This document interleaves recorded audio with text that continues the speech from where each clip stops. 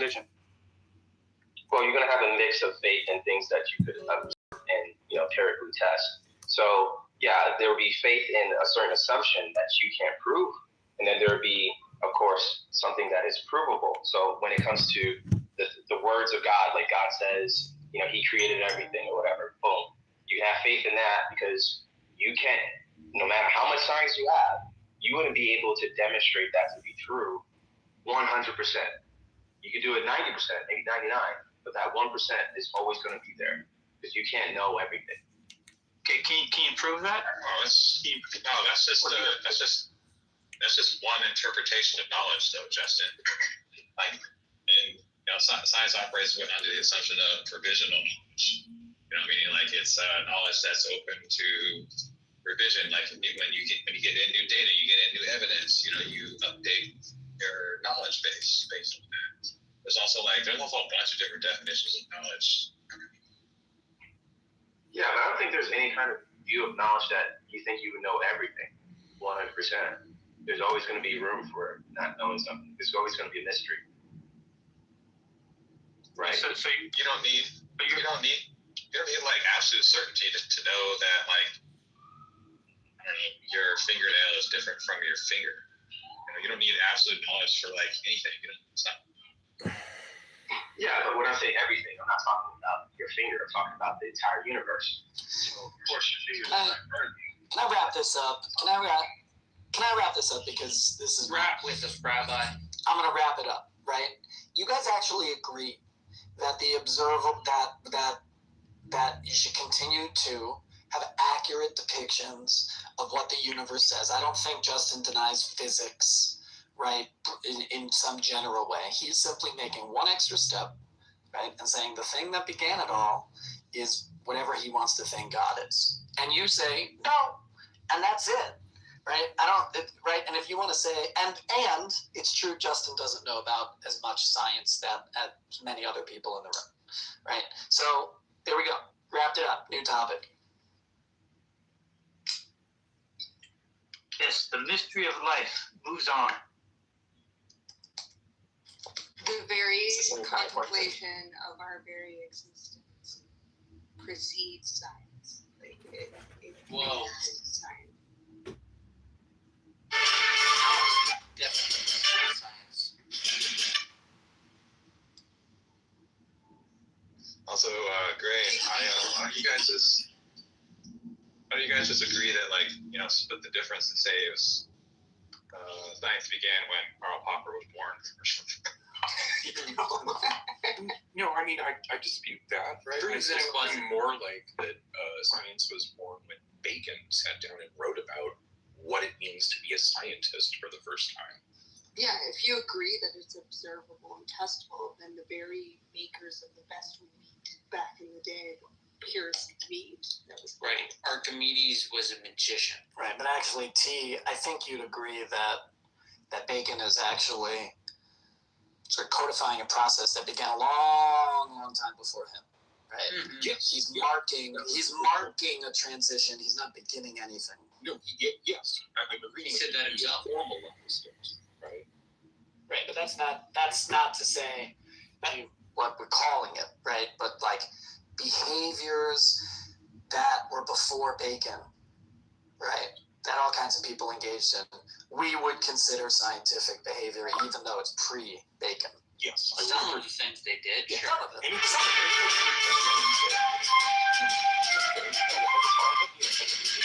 Right. That's right.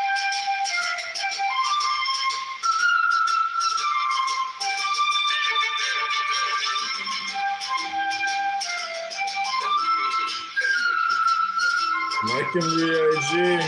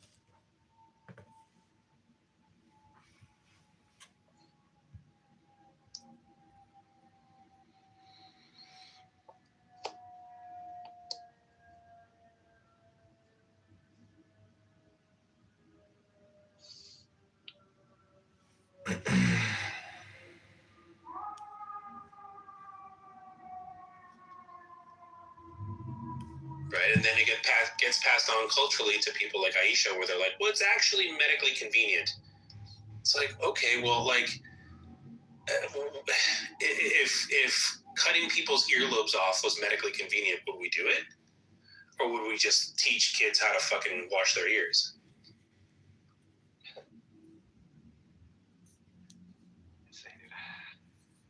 You know, I like cults, like for fun, you know, like Comic-Con, you know, as in like we all know that it's not real and that we're here to play makeup and dress up and put on a show and then go back home and, you know, live our lives, you know, without that being the primary focus of our lives. So the thing that scares me is like if I were to participate with the Muslims in doing their game, or certain Christian cults or certain Jewish cults or certain other cults, like, you know, I can still go back to my home, but like, and it's not a primary focus of mine, but the thing that just shocks me is like that they're in denial of what they're doing, and that they think that their all or nothing statements are not opinions and they're facts.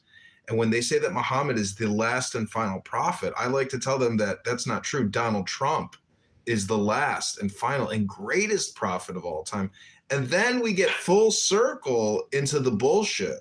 And then we can finally admit that saying one man has some type of divine existence, and that, you know, he's the last and end all be all, the greatest.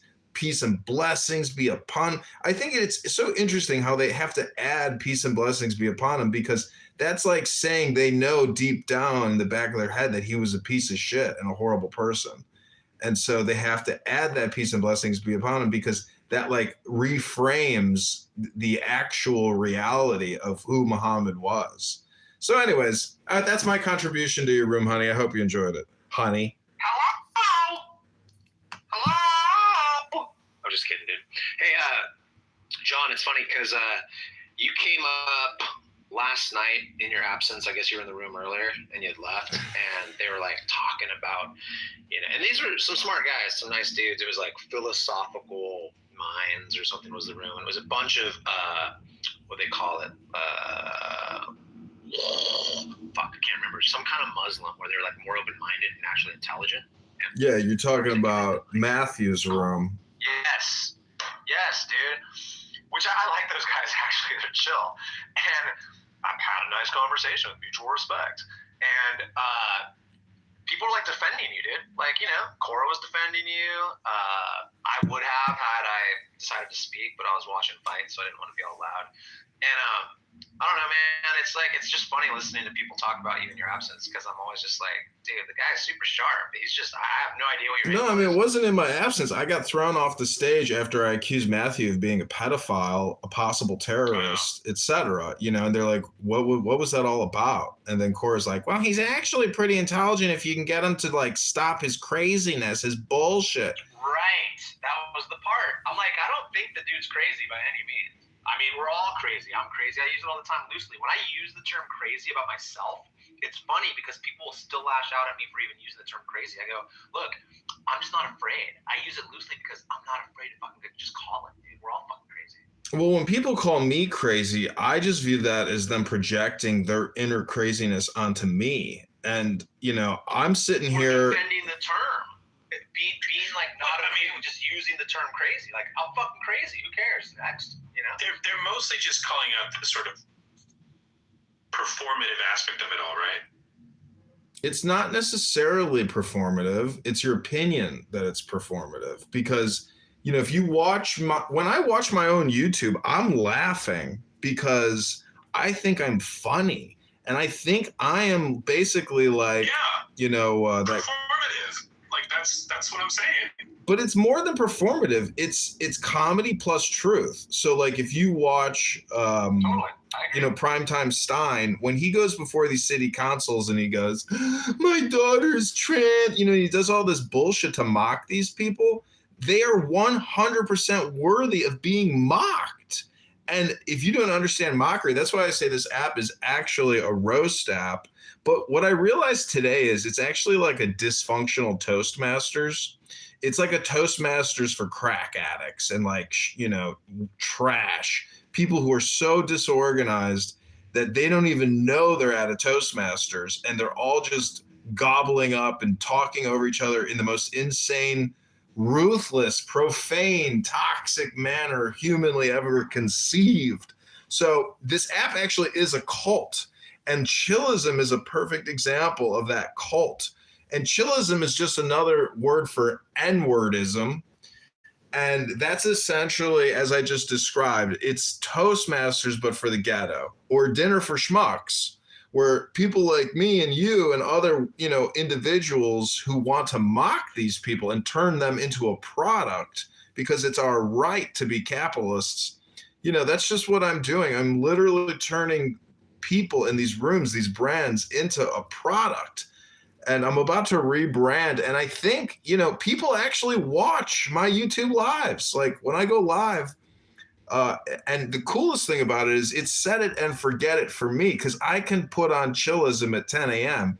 and they will go till 10 a.m. the next day without even playing copyrighted music.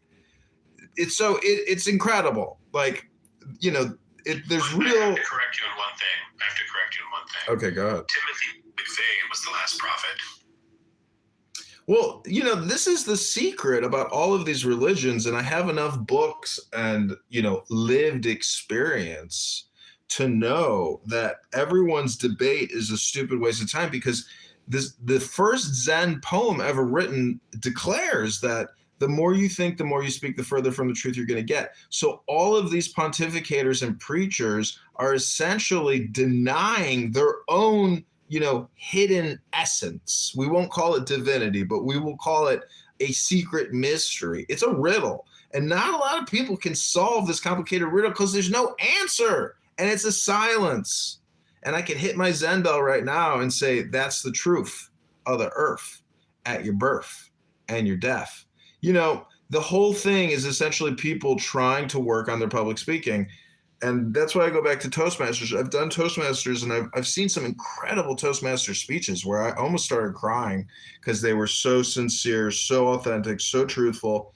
And, so I laugh because when I hear concrete and chillism, like that's like, and they're all fighting like, it's my turn, it's my turn, it's my turn to get on the mic. Shut the fuck up, it's my turn, moderator. Like, it's, essentially it's people demanding to go up on the stage to do their Toastmaster speech, and they want that rush, so I think I've thoroughly observed it and accurately diagnosed the situation. I hope my information packet transfer was proprietary, informative, and persuasive. Ding. Hey, John.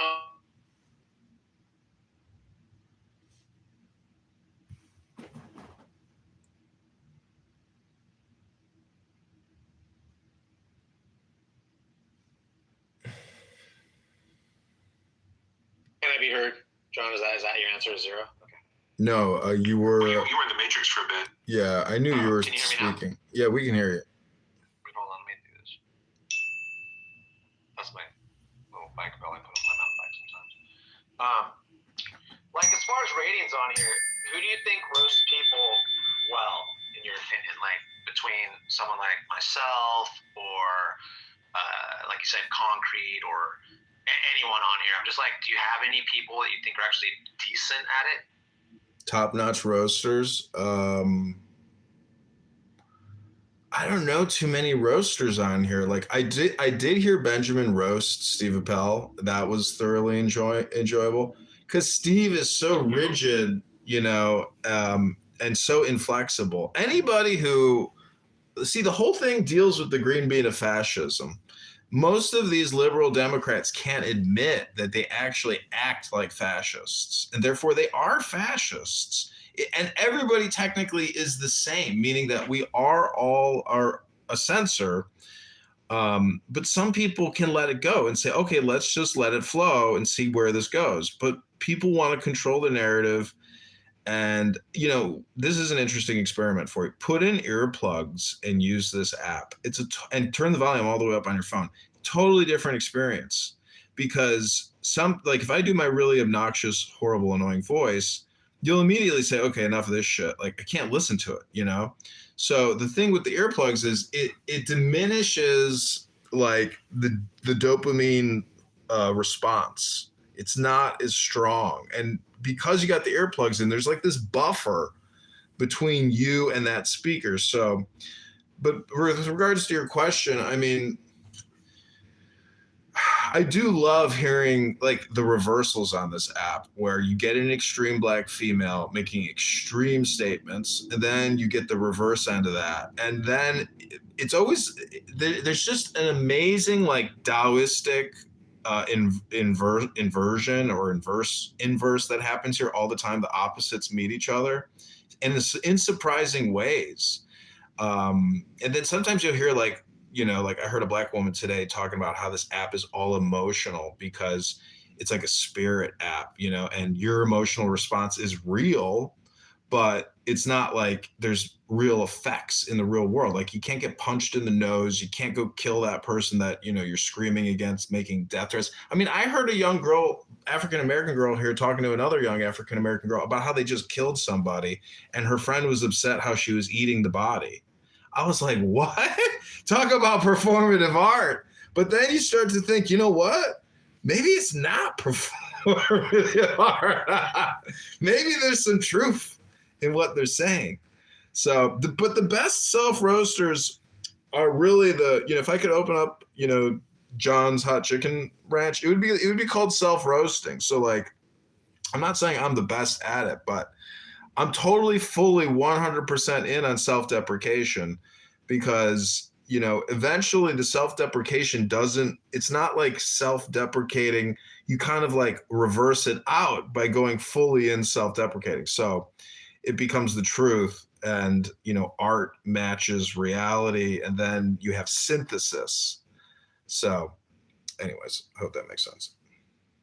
Yeah, I mean, self-roasting is fine, and I'm willing to do it. I prefer to just freaking call out the shit in a narrow bandwidth of stuff we're talking about. You know, that's all I'm doing. But you are a hypercharged individual. I've heard you talking about the ice and Penny, and like you are so charged that like it makes me think that you still buy all the bullshit. Like the truth is meditation. And I hate to be like a hippie saying you should form your own cult, but like just make it for you, not for other people, because no cult leader wants to have to deal with the incessant complaints that get generated from your occult followers. It's exhausting. Eventually you start a complaint department and you're no longer running a cult. You're just trying to solve people's situations. And so, you know, that's also the thing in these mass cult religions. Like you go to the ceremony, you go to the communion, and you can give money, but you still can't even submit a complaint. You know what I'm saying? Like, but this app is the ultimate solution to all laziness and even nature itself, because nature takes the absolute lowest form of response, meaning like the easiest response is what nature creates.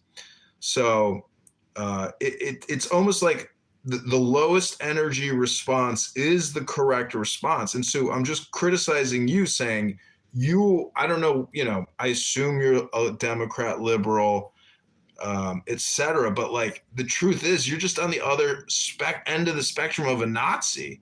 And so if you're the opposite of a Nazi, you're like a negative Nazi.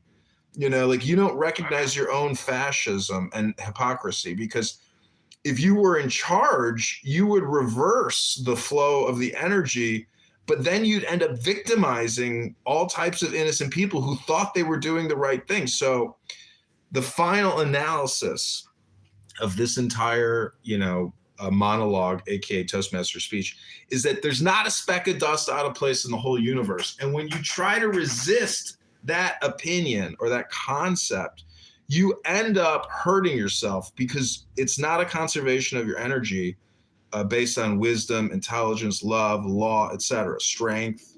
I mean, honey, let me ask you this. How do you think you exhibit virtue and strength in your life? How do you exhibit wisdom? How do I exhibit wisdom? I don't necessarily think I do exhibit wisdom. Well, don't you think that's a pretty important thing to have in your life? Define wisdom. Intelligence. Oh, how do I express it? Just by being myself. You think the self alone is an exhibition of wisdom? There's no like other ingredients to put in your soup to prove, that yourself is actually What I wisdom? think is, I find, and I've been learning this, I'm actually good at assessing myself in reflection and making sure or trying to correct myself if I think that I'm doing something wrong in my thinking patterns and stuff like that. So I want to be accurate. I don't need to be right. I'd rather be effective. Stuff like that. Okay, so if you took a college course on ethics, morals, and virtues, could you describe to me possibly what the professor of that course would teach, the students in a course about morals, ethics, and virtues? How would they spend their 3 months together, learning morals, ethics, and virtues? I took that course when I was like a freshman. I would think that I think it would focus on sentience and who can even assess these items, because without that, I don't know what we're even talking about. That'd be the first thing. And then wrapping our heads around where we fit in that and understanding that we all have our own perspective. So starting with being able to kind of like apply, I guess, a sense of wearing the shoes of the other. Mm-hmm. That if you were the professor, that's how you would do it. That's what you would lead the 3 months. I'm just coming off the cuff. Yeah, I mean, I think that would be one piece of it. Yeah. Okay, well, see, my critique is if you look at my PTR, I have a magazine. It's not quite a book, but it's technically a magazine. It is a book. But if I was the teacher of a course on morals, ethics, and virtues, I wouldn't offer any. See, I would just call it the book club. And, that's my critique of this app is our information packet transfers suck. But when I read a book to you, my information packet transfer goes way up in value. And so I'm just saying that if I was the teacher of a course, I would say, here's the reading list, everybody, 10 books, 1 book a week, and this is a 10-week course. Each week, at the end of the week, you have to have a book report, and we discuss the book. And that's the whole course, because otherwise you end up with a clubhouse room, which is what you just described, where the leader, aka the green bean person, tries to do this type of rationalization education as opposed to a reading list with book reports. And that's just my critique of the education system, of conversation in general. If you do meditation, you pretty much you tend to keep to yourself more. Like you're not totally interested in doing Toastmasters every single day, limitlessly. Like you put boundaries on what you're talking about, and you actually read a table of contents, tell people what you told. If you've ever done public speaking, I'm just saying that like this app is, it's toxic because people here just basically have no guardrails, no boundaries. Like even Rabbi Caleb and these supposed religious certified leaders, to me, they're not doing what I just described, which is here's a reading list, let's talk about it. They're coming here to talk about political issues, LGBTQ, CRT, BLM, DEI, LGBTQ. Like, okay, cool. But, I just did an interview with the news about my candidacy, and I said that Republicans and Democrats are actually all just libertarians, but they're all divided on political opinions. And everybody loves liberty.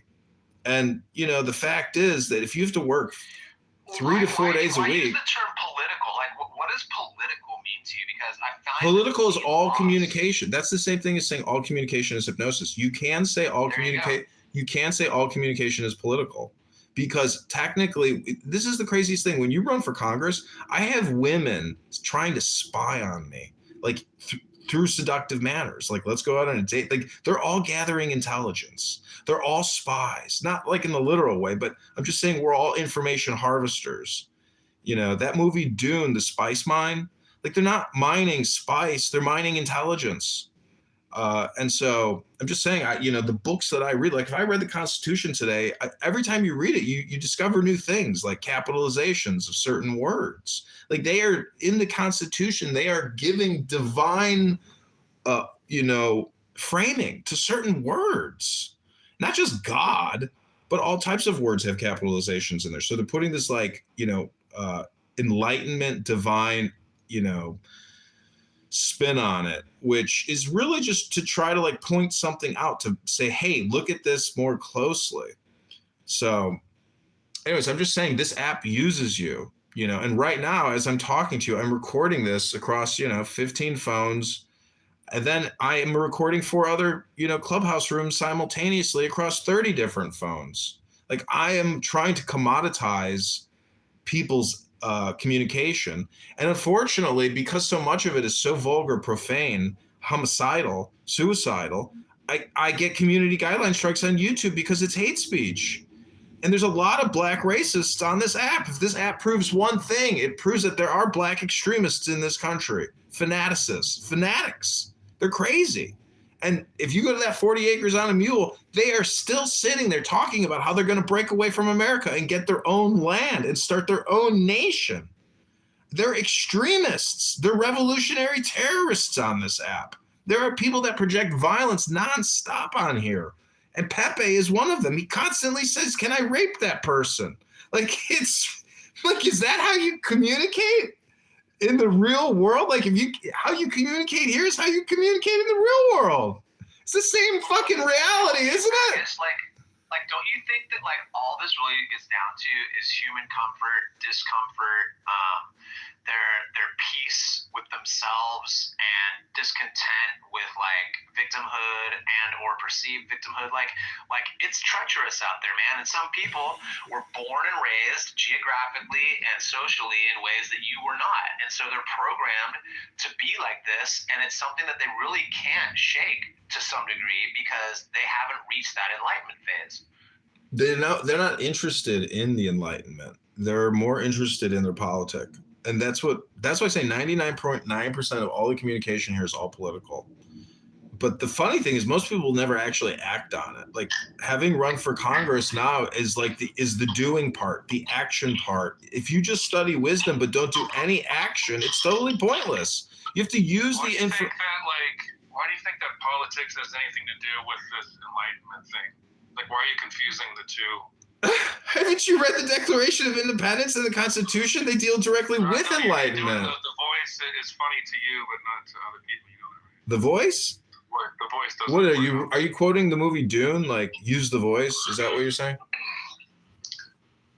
So the reason why I think you're completely full of shit is that I don't think you really understand any of this esoteric crap that you read, this Crowley, Alan Watts nonsense, and then you're like doing this like political troll thing. Like, what are you actually doing with your life that makes any fucking sense? I mean, well, I can describe to you my environment.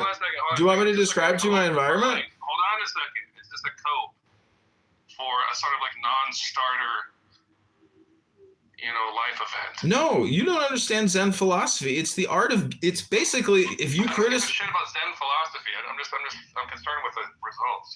Yeah, I know you're concerned, but again, I would just say it's your opinion, and life is opinion. That's okay. I'm entitled to my opinion, aren't I? You're wasting your time with this like Congress thing that isn't going to go anywhere. So it's like, you're concerned about my time, and see, this is one of the most important. I'm wondering. You're not concerned about my time now. Okay. What about you isn't a waste of time? Oh, I see. I'm worthless, is what you're saying. So I have no value. Okay. Well, again, I'll just go back to saying that's your opinion. Is it your opinion? Hello? Hello? Hello? Is this a conversation? Hello? Everything I say is my opinion.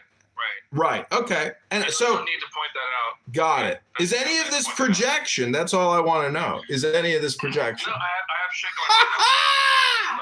No, it's not projection. That's an opinion. It's not projection. It's just your opinion. Okay. Well, thank you very little. I just wanted. Do you have an answer for that? Like, what do you actually? Oh, what are you asking again? Because I just heard criticisms and complaints. What was your question? What was your question to the congressional candidate? Okay, what was your question? I couldn't hear it because I was too busy trying to answer your question. Go ahead. I'm saying, do you have anything significant that you're doing, like in reality? Yeah, I'm an artist. I'm creating a video right now. I'm the famous video artist of YouTube. You spend tons of time making YouTube channels that no one watches. Really? People are watching this conversation right now. I think the N-O-W! is N-O-W! I know N-O-W! N-O-W! I don't think you're smart at all. Projection alert! Yeah, Projection alert! I don't think you're smart at all. I think I heard them all now. I've heard all the projections. I'm your punching bag, Roivas. What else don't you like about yourself? What else don't you like about yourself? Go ahead.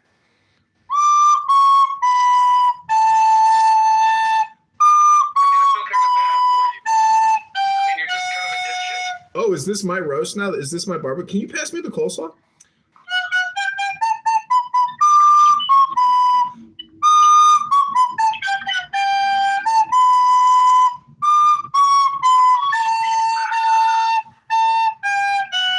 Oh, did I tell you I'm also... The internet is undefeated! We did it again. Go to johnforcongress.com. That was Roivas's self-deprecating roast or roast of John Kitover. I hope you enjoyed it.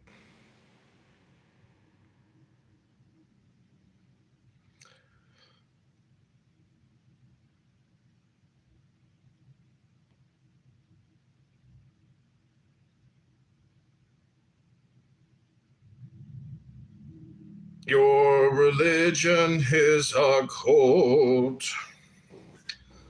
And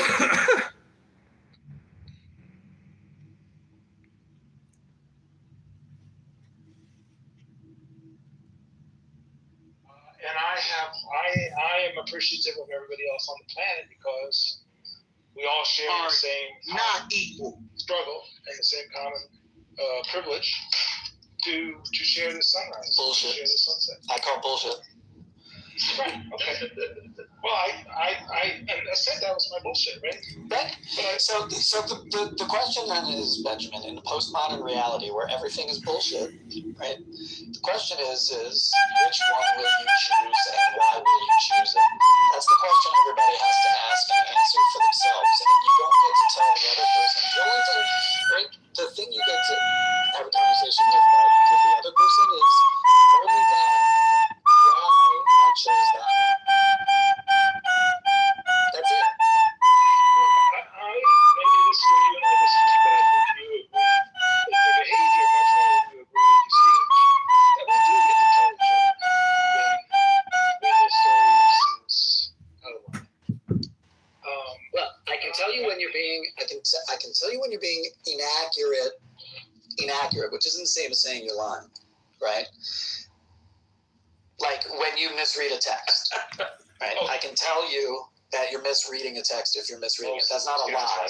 That's not lying. Well, we're mostly just gaslighting when you say I'm misreading the text, right? No, I usually just read it verbatim.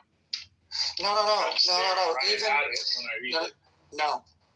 Even when you're reading it verbatim, you have to employ various kinds of. No.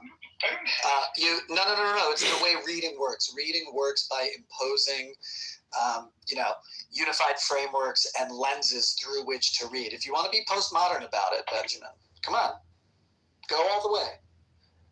Don't be afraid. I'm actually quite critical of postmodernism. I'm sure that you are, right? But you said that we're living in that reality. You descriptively, I think, accurately said that's where we are, and so therefore. Your bullshit is just and so therefore your bullshit is no more valuable or less valuable than my bullshit. My framework doesn't say that. My framework says that some stories are better than others. I think that some people in the middle of the 20th century. But you have to give a rationale for why are some better than others. Because everybody believes that some are better than others. Everybody. Yeah, but why are some better than others? Some have evidence, some don't. Okay, that's one reason. Some have evidence, some don't. Why else are some better than conducive to others? human flourishing. Some. Okay, great. That's great. So again, but you have to admit, Benjamin, as you just did before, that even that explanation of why your story, your bullshit story is better, is still bullshit. Now, it might be better, right?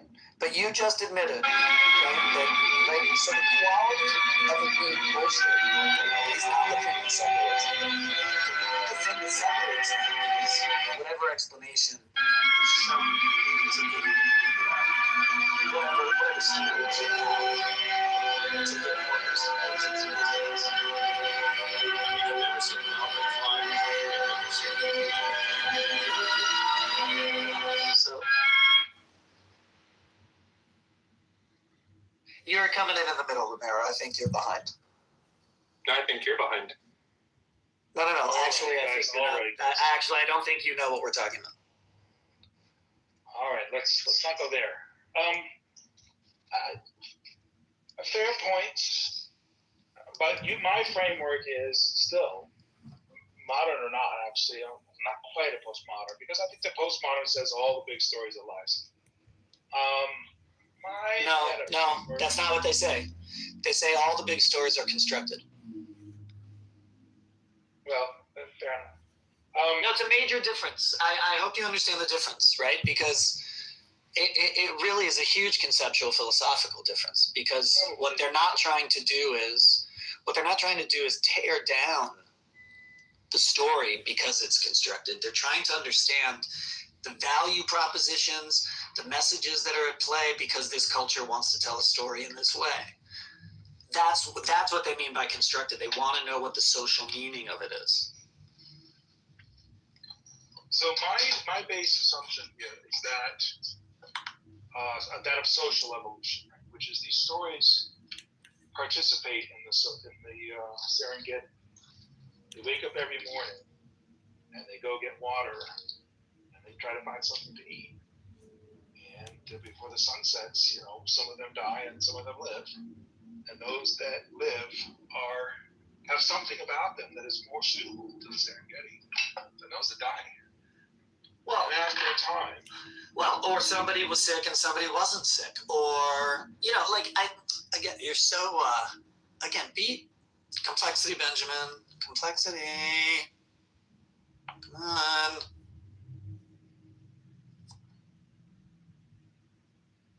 The stories that win are the stories that inspire people to work towards each other's flourishing.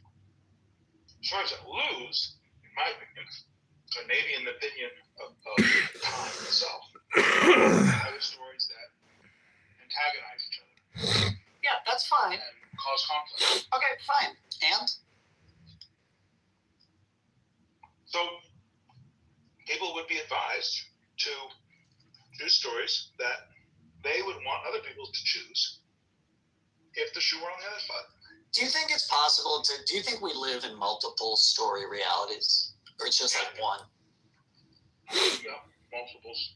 Right. So not all of those stories are of the same consequence as the other ones. And so I don't necessarily have to give those up because they don't weigh as much.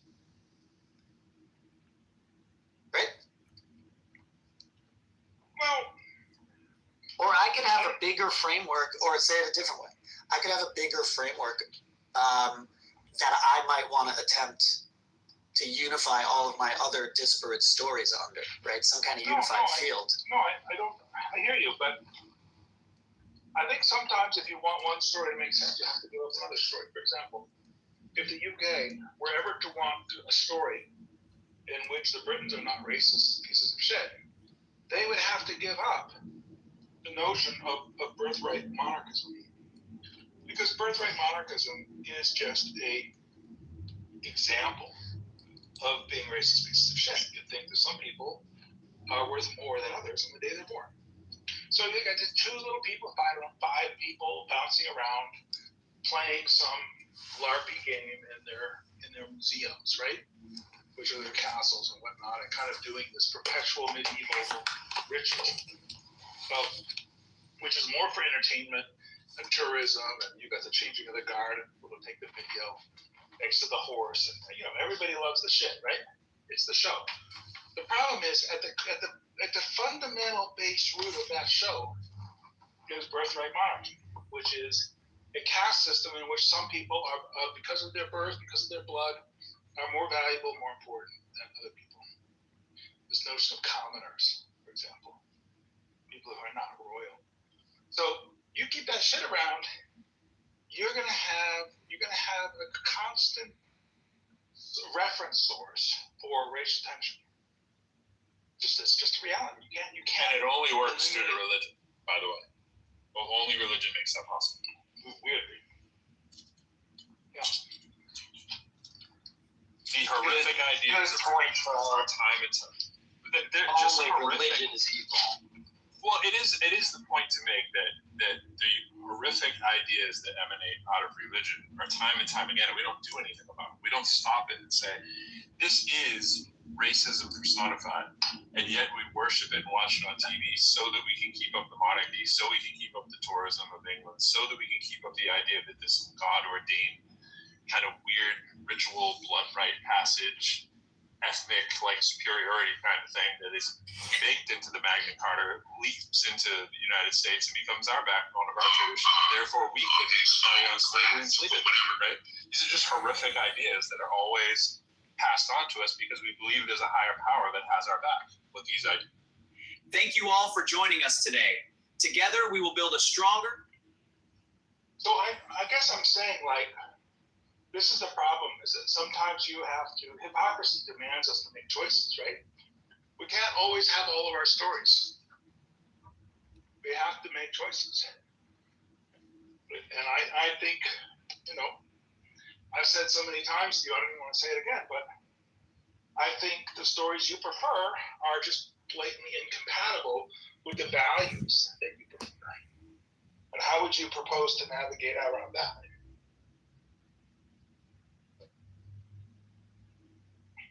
By just saying, well, it's this, but it's also that.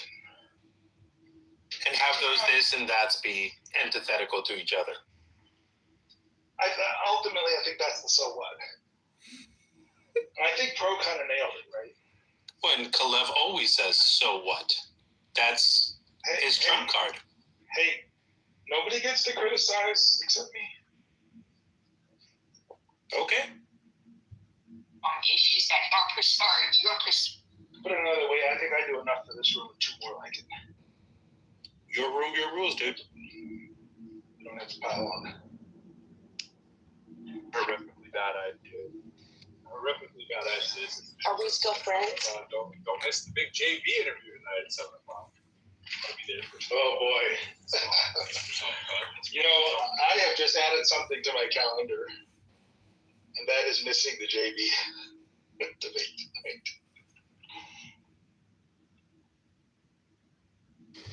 I just want to just say thank you for allowing me back on stage, and I'm not going to apologize for how I've been. I just think people are ignorant in some views, and sorry if I get a little overwhelmed, but thank you for your patience. No need to be sorry. Just manage everybody where they are. There's no need to be sorry. Just try. Yeah, no, that's what I'm saying. I'm not apologizing for it. I'm just saying thank you.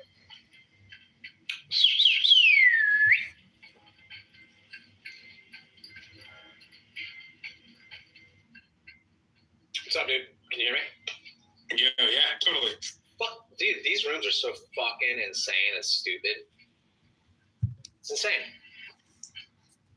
Like, what the fuck, dude? Benjamin and his dumbass fucking playing guitar shit. Like, is he just like sitting around barefoot, fucking with like a ponytail or something? Yeah, that's what I thought. Yeah, I mean, he's once you accept him as a cartoon character, he's quite amusing.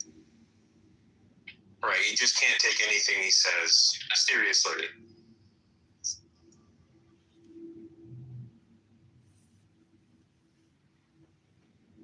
So it's just styles, dude. Styles make fights, and I just sometimes people's styles in here are just like kind of grody to me. Yeah, totally. And I'm not even talking that much back. I mean, honestly, it was fun earlier, but then like Aisha trying to fucking like what? It's like these power trippers, bro. Aisha gets really pedantic, right? She's like, you didn't use the right word. It's like, oh, fuck off. You know exactly what I mean. Like, is she like just thinks she's some hot chick or something? Like, what is this? She's just like a model or what? Full professional or some shit? I don't know.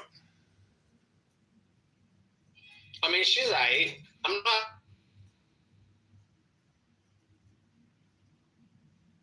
Fuck, bro. Like, we couldn't even get past dick talk. One was on their period today. Yeah, wild. Yeah, I just like Alvin. I understand your fucking.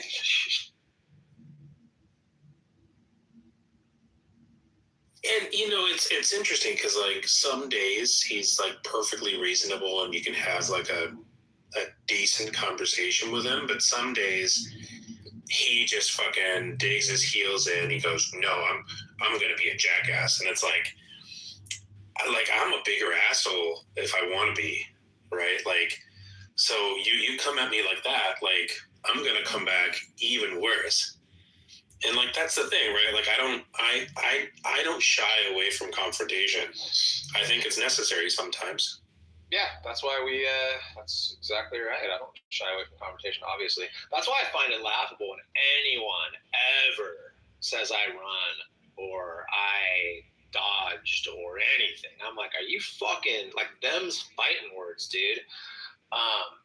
It's amazing. I'm just tripped out, dude. These people in here are like, sometimes, like Alvin, like you said, what I think is going on there is he's just exhibiting exactly what we're talking about. Like, this is why religion's dangerous, because of what you're freaking doing right now, live, in real time. Well, his whole deflection of like, oh, this only happens in third world countries. It's like, well, no, it fucking doesn't. It happens in Georgia. It happens in Missouri. It happens in fucking, Utah. It happens in Texas. Like, it happens in certain parts of California. Like, religion is a weapon that is used to hurt people. It might have been a good idea 1,000 years ago, right? For the sake of building civilization or small communities or whatever. Like I can concede all that, but it's outweighed its usefulness. Yep, entirely. Yeah, it has, and it's just like, how do they not get that? It's like the fact again that they've been in multiple rooms, they've heard all the freaking retaliations and refutations of their position, and then they still like try to act like, oh yeah, it brings some extra benefit that can't be reached without the religious part. It's just insane, dude. Yeah, and in a modern world, we could build clubs and organizations that would fill the void that religion provides to some people, and I do believe that some people absolutely need religion because otherwise they're too awful. They're pieces of shit, and that's the one stick that keeps them in line. Right. And I'm willing to go there. Like, if we talk with enough people, I mean, I'm just going to hear you out, and I will literally go, okay, you know what? Feels like it's safer for my kids, myself, and the general public if you remain a Muslim. Okay?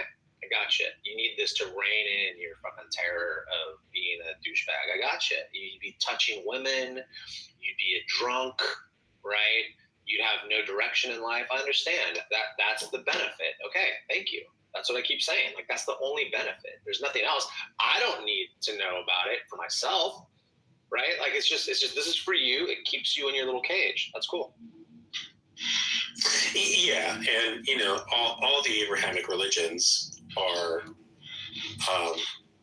really shitty towards everybody. Some more than others, right? Like, some sects are worse than others, and for the longest time, I was under the impression that, like, it went, Judaism was the most secular, peaceful one, then Christianity, then Islam. But I think it's the other way around. I think Judaism is actually one of the most aggressive and harmful, and then Christianity, then Islam. What was the order again? So when I was young, I grew up with a sort of idea that, like, from least harmful to most harmful was Judaism, Christianity, and then Islam.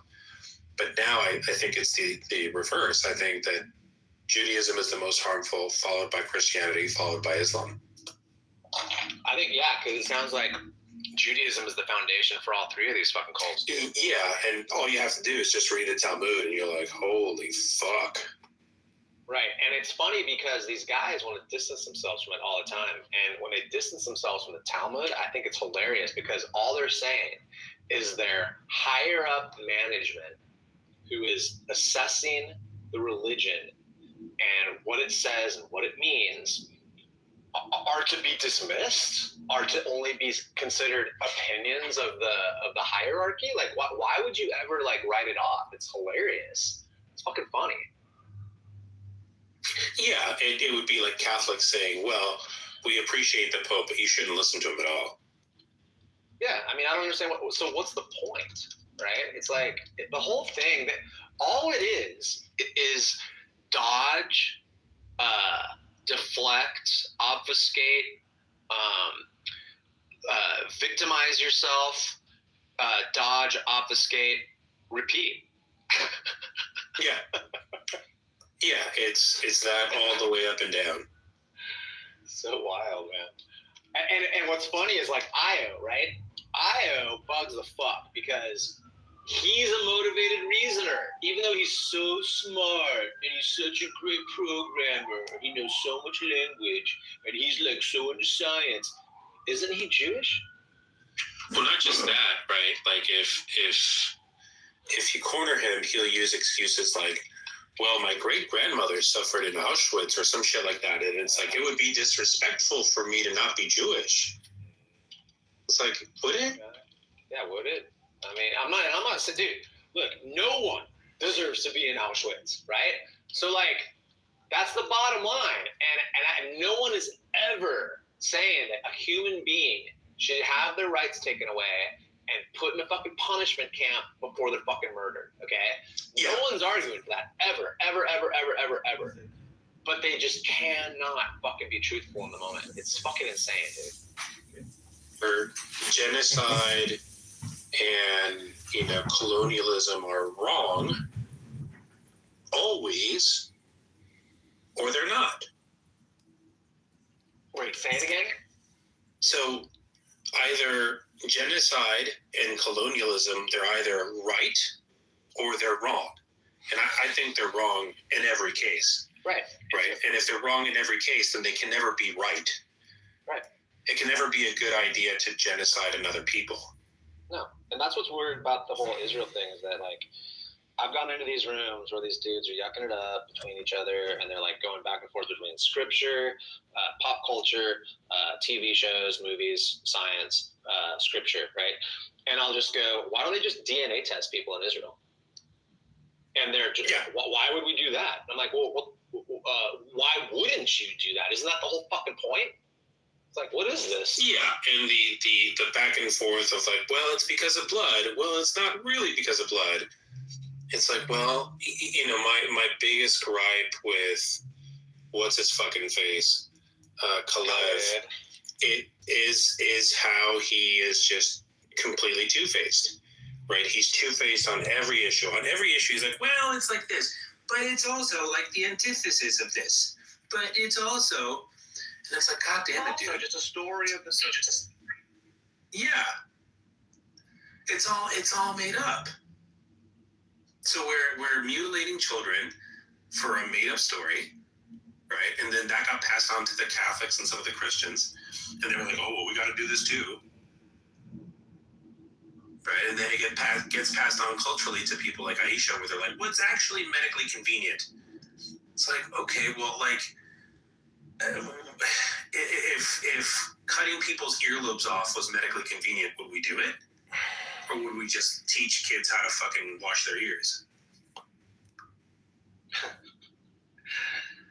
Insane,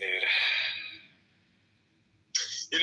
I like cults, like, for fun, like Comic-Con, as in, like, we all know that it's not real and that we're here to play makeup and dress up and put on a show and then go back home and, live our lives, without that being the primary focus of our life. So the thing that scares me is, like, if I were to participate with the Muslims and doing their game, or certain Christian cults or certain Jewish cults or certain other cults. Like, you know, I can still go back to my home, but like, it's not a primary focus of mine. But the thing that just shocks me is like that they're in denial of what they're doing, and that they think that their all or nothing statements are not opinions and they're facts. And when they say that Muhammad is the last and final prophet, I like to tell them that that's not true. Donald Trump is the last and final and greatest prophet of all time. And then we get full circle into the bullshit. And then we can finally admit that saying one man has some type of divine existence, and that, you know, he's the last and end all be all, the greatest, peace and blessings be upon. I think it's so interesting how they have to add peace and blessings be upon him, because that's like saying they know deep down in the back of their head that he was a piece of shit and a horrible person. And so they have to add that peace and blessings be upon him, because that like reframes the actual reality of who Muhammad was. So anyways, that's my contribution to your room, honey. I hope you enjoyed it. Honey. Hello? I'm just kidding, dude. Hey, John, it's funny because you came up last night in your absence. I guess you were in the room earlier and you had left, and they were like talking about, you know, and these were some smart guys, some nice dudes. It was like philosophical minds or something was the room, and it was a bunch of what they call it, I can't remember, some kind of Muslim where they're like more open-minded and actually intelligent and articulate. And like, about Matthews. Yes, dude. Which I like those guys, actually. They're chill. And I've had a nice conversation with mutual respect.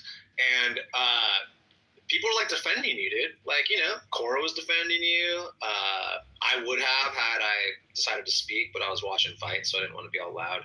And I don't know, man. It's like, it's just funny listening to people talk about you in your absence, because I'm always just like, dude, the guy's super sharp. He's just, I have no idea what your angle is. No, I mean, it wasn't in my absence. I got thrown off the stage after I accused Matthew of being a pedophile, possible terrorist, etc. You know, and they're like, what was that all about? And then Cora's like, well, he's actually pretty intelligent if you can get him to like stop his craziness. Right. And bullshit. That was the part. I'm like, I don't think the dude's crazy by any means. I mean, we're all crazy. I'm crazy. I use it all the time loosely. When I use the term crazy about myself, it's funny because people will still lash out at me for even using the term crazy. I go, look, I'm just not afraid. I use it loosely because I'm not afraid to fucking just call it, dude. We're all fucking crazy.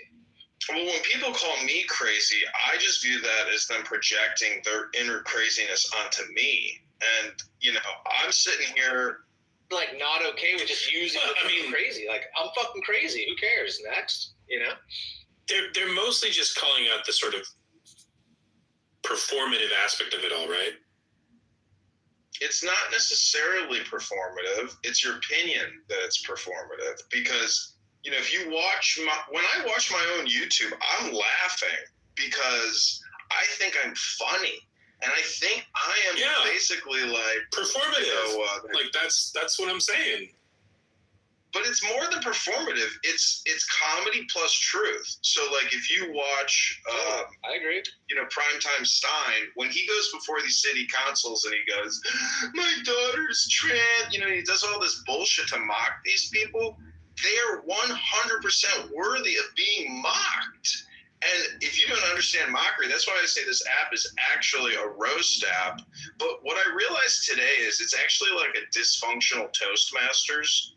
It's like a Toastmasters for crack addicts and like, you know, trash. People who are so disorganized that they don't even know they're at Toastmasters. And they're all just gobbling up and talking over each other in the most insane, ruthless, profane, toxic manner humanly ever conceived. So this app actually is a cult, and chillism is a perfect example of that cult. And chillism is just another word for N-wordism, and that's essentially, as I just described, it's Toastmasters but for the ghetto, or dinner for schmucks, where people like me and you and other, you know, individuals who want to mock these people and turn them into a product because it's our right to be capitalists. You know, that's just what I'm doing. I'm literally turning people in these rooms, these brands, into a product. And I'm about to rebrand. And I think, people actually watch my YouTube lives. Like when I go live, and the coolest thing about it is it's set it and forget it for me, because I can put on Chillism at 10 a.m. and they will go till 10 a.m. the next day without even playing copyrighted music. It's incredible. Like, But I have to correct you on one thing. Okay, Timothy McVeigh was the last prophet. This is the secret about all of these religions, and I have enough books and, lived experience to know that everyone's debate is a stupid waste of time, because the first Zen poem ever written declares that the more you think, the more you speak, the further from the truth you're going to get. So all of these pontificators and preachers are essentially denying their own, hidden essence. We won't call it divinity, but we will call it a secret mystery. It's a riddle. And not a lot of people can solve this complicated riddle because there's no answer. And it's a silence. And I can hit my Zen bell right now and say, that's the truth of the earth at your birth and your death. The whole thing is essentially people trying to work on their public speaking. And that's why I go back to Toastmasters. I've done Toastmasters, and I've seen some incredible Toastmaster speeches where I almost started crying because they were so sincere, so authentic, so truthful. And, so I laugh because when I hear concrete in Chillism, like that's like, and they're all fighting like, it's my turn, it's my turn to get out of the mic. Shut the fuck up, it's my turn, mine. Like, it's, essentially it's people demanding to go up on the stage to do their Toastmaster speech, and they want that rush, so I think I've thoroughly observed it and accurately diagnosed the situation. I hope my information packet transfer was proprietary, informative, and persuasive. Ding. Hey, John.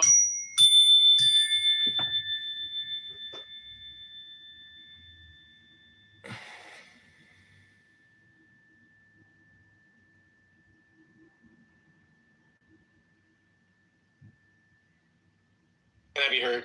John, is that your answer? 0? Okay. Well, you were in the Matrix for a bit. Oh. Yeah, I knew you were speaking. Yeah, we can hear you. That's my little bike bell I put on my mountain bike sometimes.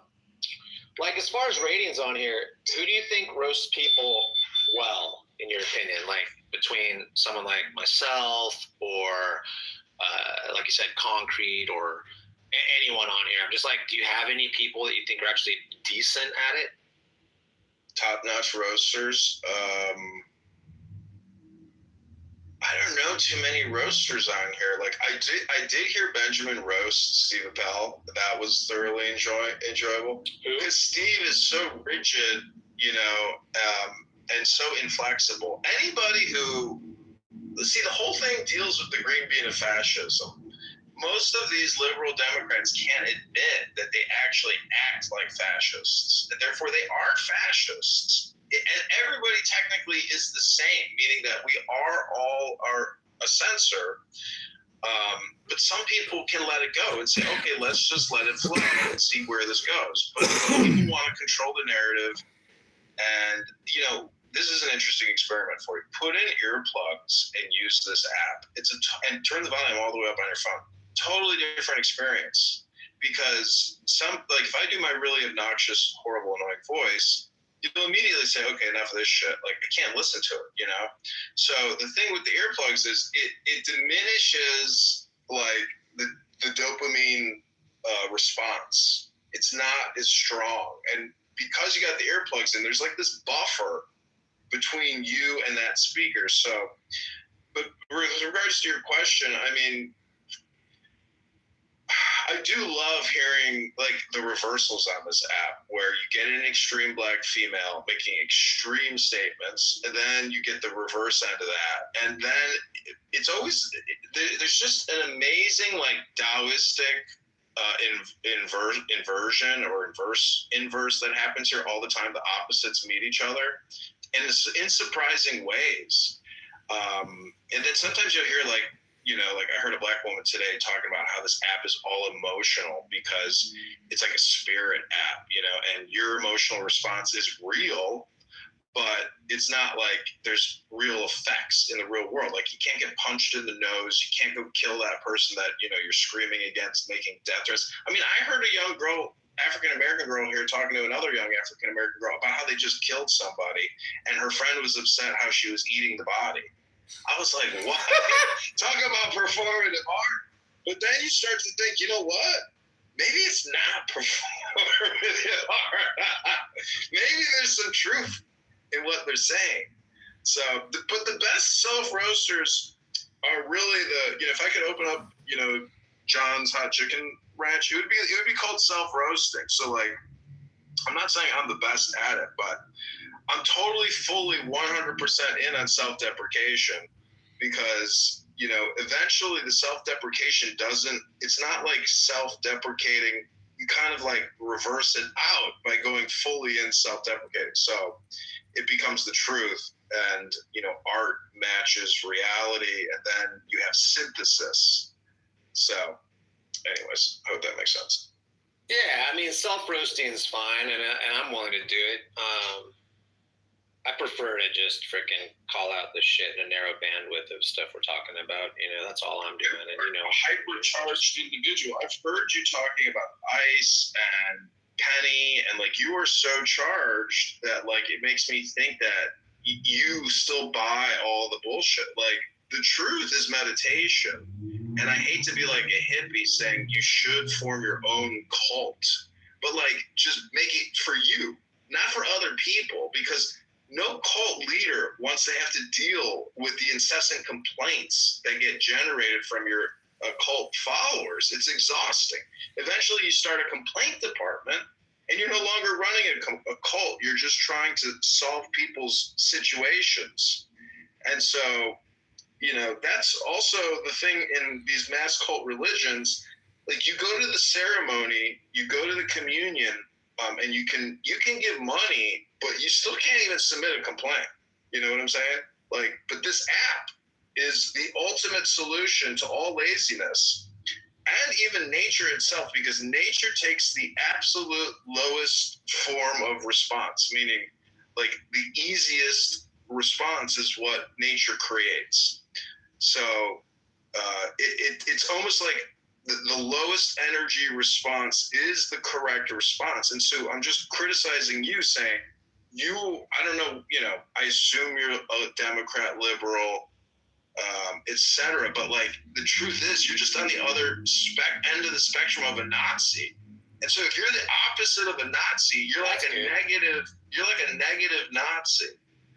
Like you don't recognize your own fascism and hypocrisy, because if you were in charge, you would reverse the flow of the energy, but then you'd end up victimizing all types of innocent people who thought they were doing the right thing. So the final analysis of this entire, monologue, aka Toastmaster speech, is that there's not a speck of dust out of place in the whole universe. And when you try to resist that opinion or that concept, you end up hurting yourself, because it's not a conservation of your energy based on wisdom, intelligence, love, law, etc., strength.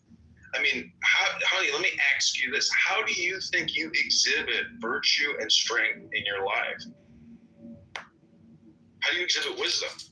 How do I exhibit wisdom? I don't necessarily think I do exhibit wisdom. Well, don't you think that's a pretty important thing to have in your life? Intelligence.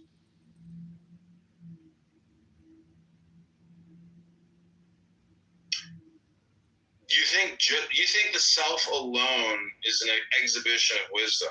There's no like other ingredients to put in your soup to prove, that yourself. No, what I think is, I find, and I've been learning this, I'm actually good at assessing myself and reflection and making sure, or trying to correct myself if I think that I'm doing something wrong in my thinking patterns and stuff like that. So I want to be accurate. I don't need to be right. I'd rather be effective. Stuff like that. Okay, so if you took a college course on ethics, morals, and virtues, could you describe to me possibly what the professor of that course would teach, the students in a course about morals, ethics, and virtues? How would they spend their 3 months together, learning morals, ethics, and virtues? I took that course when I was like a freshman. I would think that I think it would focus on sentience and who can even assess these items, because without that, I don't know what we're even talking about. That'd be the first thing. And then wrapping our heads around where we fit in that and understanding that we all have our own perspective. So starting with being able to kind of like apply, I guess, a sense of wearing the shoes of the other. Mm-hmm. That if you were the professor, that's how you would do it. That's what you would lead the 3 months. So yeah. Okay, well, see, my critique is, if you look at my PTR, I have a magazine. It's not quite a book, but it's technically a magazine. It is a book. But if I was the teacher of a course on morals, ethics, and virtues, I wouldn't offer any. See, I would just call it the book club. And that's my critique of this app: is our information packet transfers suck. But when I read a book to you, my information packet transfer goes way up in value. And so I'm just saying that if I was the teacher of a course, I would say, here's the reading list, everybody, 10 books, 1 book a week, and this is a 10-week course. Each week, at the end of the week, you have to have a book report, and we discuss the book. And that's the whole course, because otherwise you end up with a clubhouse room, which is what you just described, where the leader, aka the green bean person, tries to do this type of rationalization education as opposed to a reading list with book reports. And that's just my critique of the education system, of conversation in general. If you do meditation, you pretty much you tend to keep to yourself more. Like, you're not totally interested in doing Toastmasters every single day, limitlessly. Like, you put boundaries on what you're talking about, and you actually, read a table of contents, tell people what you told. If you've ever done public speaking, I'm just saying that, like, this app is, it's toxic because people here just basically have no guardrails, no boundaries. Like, even Rabbi Caleb and these supposed religious certified leaders, to me, they're not doing what I just described, which is, here's a reading list, let's talk about it. They're coming here to talk about political issues: LGBTQ, CRT, BLM, DEI, LGBTQ. Like, okay, cool, but I just did an interview with the news about my candidacy. I said that Republicans and Democrats are actually all just libertarians, but they're all divided on political opinions. And everybody loves liberty. And, the fact is that if you have to work. Well, why use the term political? Like, what does political mean to you? Because I find that it's political is all communication. That's the same thing as saying all communication is hypnosis. You can say all communication is political. Because technically, this is the craziest thing. When you run for Congress, I have women trying to spy on me, like through seductive manners. Like, let's go out on a date. Like, they're all gathering intelligence. They're all spies, not like in the literal way, but I'm just saying we're all information harvesters. That movie Dune, The Spice Mine, like, they're not mining spice, they're mining intelligence. And so I'm just saying, the books that I read, like, if I read the Constitution today, every time you read it, you discover new things, like capitalizations of certain words. Like, they are in the Constitution, they are giving divine, framing to certain words, not just God, but all types of words have capitalizations in there. So they're putting this, like, enlightenment, divine, spin on it, which is really just to try to, like, point something out, to say, hey, look at this more closely. So anyways, I'm just saying this app uses you, and right now, as I'm talking to you, I'm recording this across, 15 phones, and then I am recording 4 other, Clubhouse rooms simultaneously across 30 different phones. Like, I am trying to commoditize people's communication. And unfortunately, because so much of it is so vulgar, profane, homicidal, suicidal, I get community guideline strikes on YouTube because it's hate speech.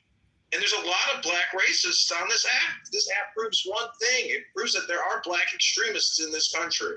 fanatics. They're crazy. And if you go to that 40 acres on a mule, they are still sitting there talking about how they're going to break away from America and get their own land and start their own nation. They're extremists. They're revolutionary terrorists on this app. There are people that project violence nonstop on here. And Pepe is one of them. He constantly says, can I rape that person? Like, it's like, is that how you communicate in the real world? Like, how you communicate here is how you communicate in the real world. It's the same fucking reality, isn't it? Like, don't you think that like all this really gets down to is human comfort, discomfort, their peace with themselves, and discontent with like victimhood and or perceived victimhood? Like it's treacherous out there, man. And some people were born and raised geographically and socially in ways that you were not, and so they're programmed to be like this, and it's something that they really can't shake to some degree because they haven't reached that enlightenment phase. They're not interested in the enlightenment. They're more interested in their politic. And that's why I say 99.9% of all the communication here is all political. But the funny thing is most people never actually act on it. Like having run for Congress now is the doing part, the action part. If you just study wisdom but don't do any action, it's totally pointless. Why do you think that politics has anything to do with this enlightenment thing? Like, why are you confusing the two? Haven't you read the Declaration of Independence and the Constitution? They deal directly with you're doing enlightenment. The voice is funny to you, but not to other people. You know that, right? The voice? The voice doesn't work. What are you? Are you quoting the movie Dune? Like, use the voice? Is that what you're saying? So the reason why I think you're completely full of shit is that I don't think you really understand any of this esoteric crap that you read, this Crowley, Alan Watts nonsense, and then you're like doing this like political troll thing. Like, what are you actually doing with your life that makes any fucking sense? I mean, is this all just like? Hold on a second. Is this like a cope for like? Hold on a second. Is this a cope for a sort of like non-starter, life event? No, you don't understand Zen philosophy. It's the art of. It's basically. I don't give a shit about Zen philosophy. I'm concerned with the results. Yeah, I know you're concerned, but again, I would just say it's your opinion, and life is opinion. That's okay. I'm entitled to my opinion. You're wasting your time with this like Congress thing that isn't going to go anywhere. So it's like, what's the? You're concerned about my time, and see, this is one of the most. I'm wondering, like, why you're not concerned about my time. What about you isn't a waste of time? I see. I'm worthless. Is what you're saying. So I have no value. Okay, well, again, I'll just go back to saying that's your opinion. Or you can say, everything I say is my opinion. I mean, that's Hello? Everything is my opinion, right? Right. Okay. You don't need to point that out. Right. Got it. Is any of this projection? That's all I want to know. Is any of this? No, I have shit going on in my life. It isn't. No, it's not projection. I don't think you have much outside of Clubhouse. It's not projection. It's just your opinion. Okay. Well, thank you very little. Thank you very little. Do you have an answer for that? Like, what are you actually doing? Oh, what are you asking again? Because I just heard. Well, since you were interrogating Honey about like how he imparts wisdom. What was your question to the congressional candidate? That's my question for you. Okay, what was your question? I couldn't hear it because I was too busy trying to answer your question. Go ahead. I'm saying, do you have anything significant that you're doing, like in reality? Yeah, or you just waste your time? Do you have like? Hold on a second. Do you have like a bunch of these like stupid like alt accounts? You spend tons of time making YouTube channels that no one watches. Really? People are watching this conversation right now. I think the point of like enlightenment is N-O-W. I know you're really annoying and stupid. N-O-W. Unlike Honey, I don't think you're smart at all. I don't know why. Yeah, this is a band limited thing. It's not as annoying as you think it is. Right. This is a band limited thing, so we're not getting all the high frequency. What else don't you like about yourself? What else don't you like about yourself? Go ahead. I mean, I feel kind of bad for you. I mean, you're just kind of a dipshit. Oh, is this my roast now? Is this my barbecue? Can you pass me the coleslaw?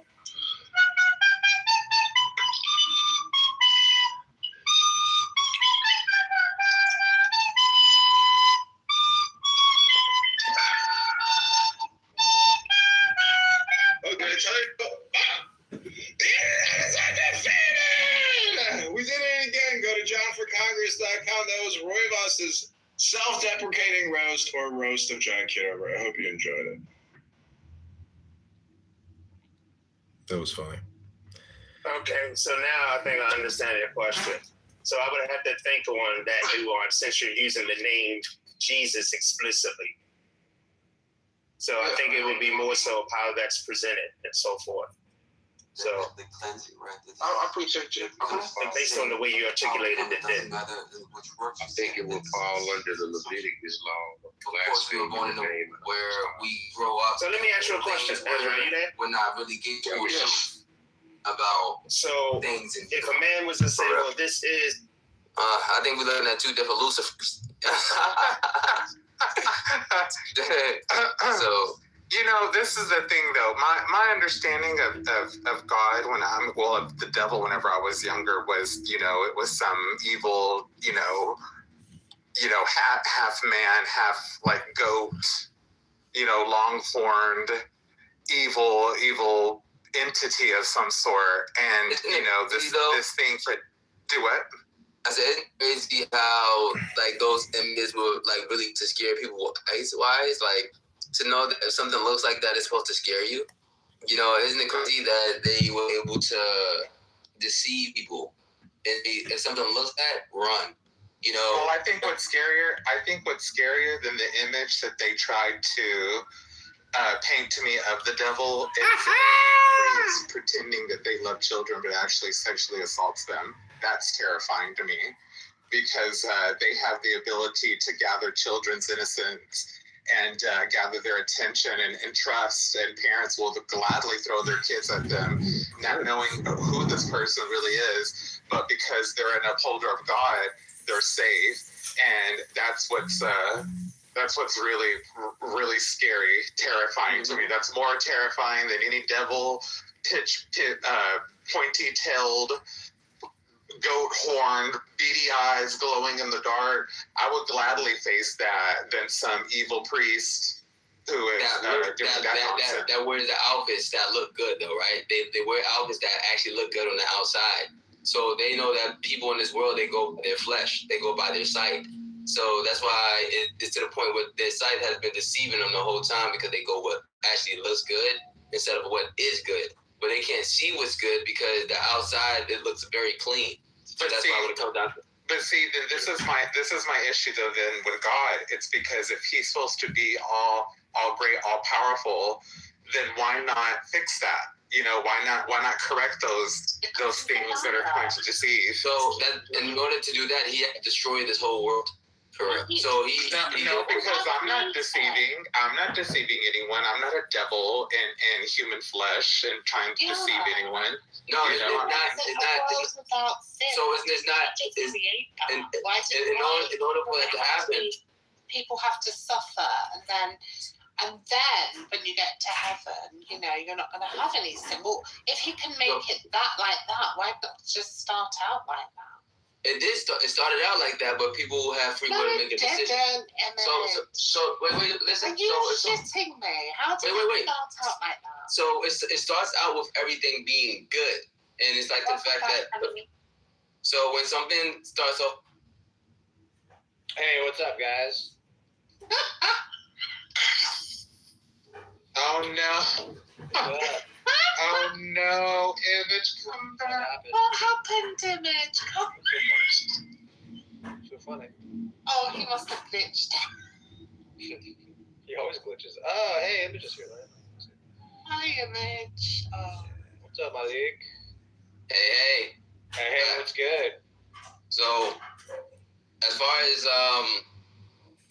I was saying, we start off with good parents, but we go against. I'm talking about that's when someone leaves wisdom. So when we leave the parent that is good. Sorry, what do you mean we start off with good parents? We started off with a good parent. That parent. Some of us do. Nowadays some of us do. Always. No, I'm saying. Are we talking about Adam and Eve here? Can we be a little bit more specific about? So if we want to bring the foundation to the, I don't mind going to the Bible just so we can have a foundation. Image, say what you mean and mean what you say. No, I'm saying I can speak about different foundations. I don't mind, but No, we're I going want to talk about different foundations. I want Okay, to so talk about surface level shit. So we're going to talk about the Bible. So as far as we speak about this foundation of the Bible, so in the beginning it was Adam and a woman, and they both was under wisdom. They both was listening to someone that had You wisdom. always throw out this goopy, freaking loaded language, bro. Can you just like get to a fucking point? Gotcha. So basically, they decided to go against wisdom, and they. What do you mean? What do you mean they decided to go against wisdom? They didn't have wisdom. They did have wisdom. No, they didn't because they hadn't eaten from the tree of knowledge. So this is what I'm saying. Wisdom is the one that told. So wisdom is just like intelligence and experience. You have to have. They didn't have any experience. But they heard somebody speak experience into them and said, "Hey, don't." The image. It doesn't matter if you hear someone speak. You have to have personal experience to be wise. Adam and Eve were not wise people. They were like little babies. Exactly. But the thing is, so Image, do you understand how they did not have wisdom? But they had somebody that gave them wisdom. No, Image, someone can't give you wisdom. Dude, we're not like the people in those dipshit rooms you're used to, bro. Fucking get over it. Fucking get real. Image, no one can give you wisdom. You can follow wisdom. You can't follow. No, wisdom is intelligence plus experience. You gotta have this. He keeps fucking trying. So my definition of wisdom, you can't get it from somewhere if you don't have the experience. He's like back against the wall right now, dude. He's like, boom, boom, boom. He's like throwing spaghetti and shit. So example, Image, if I was to say to you, I'm older than you, okay? I've lived life a little bit longer, and I can tell you that living without a religion, in my wisdom, is better for you. Your mental health is better for your physical health, is better for a whole plethora of things. My wisdom, is that going to be the same as your wisdom? If I don't have wisdom and I'm looking for wisdom, and you're basically saying that you're do you have wisdom? Yes, I do. What are you wise about? I understand what's going on in this world. Okay, what is going on? Yeah, give us an example. People deny wisdom. Oh my God, dude. I know. Come on, Image. You got to be better. People deny following the one that has the truth. They feel like they have the truth. You got to say something meaningful. That means a lot. No, it doesn't. They deny the one that knows what to do. They deny the solution. Can I just say, if God knew what to do, why did he fuck up so many times, regret creating humanity, and have loads of temper tantrums? He didn't. They messed up. No, he messed up. He was the creator. He fucked up his creation, according to the story. I don't believe in God. Oh, so think about it like this, Emilio. So imagine if you have a child, and you say, "Hey, don't touch that stove." And they say, "I'm gonna touch that stove." Wait. You are not the people in those rooms with 400 dudes screaming at each other about scripture, bro. We're not impressed. You have to raise the fucking level, dude. Mm-hmm. So this is what I'm saying. Do you want that person to cut your neck off right when you go into that stove to touch it anyway? So I have a question for you, Image. Who gave the wisdom to God? God was wisdom. God is wisdom. So God was wisdom. God is wise. God understands and knows everything. Why then did he create something? $1,000 per second child and third child after the first child. And is it working? Not really, no. No, it's not easy to incentivize people to procreate. No, But that's what I was bringing up Hungary as an example. Because if there's any group of people that I think would feel the need to, I mean, Hungary's part of the EU. They can easily end up getting replaced pretty quickly. Doesn't Hungary occasionally have a suicide epidemic? I'm not aware. But they did do a study a few years ago where they looked at the native-born British population, and they selected for people who were descent of the British Isles, and they did show that there was the people that were having the most kids did have lower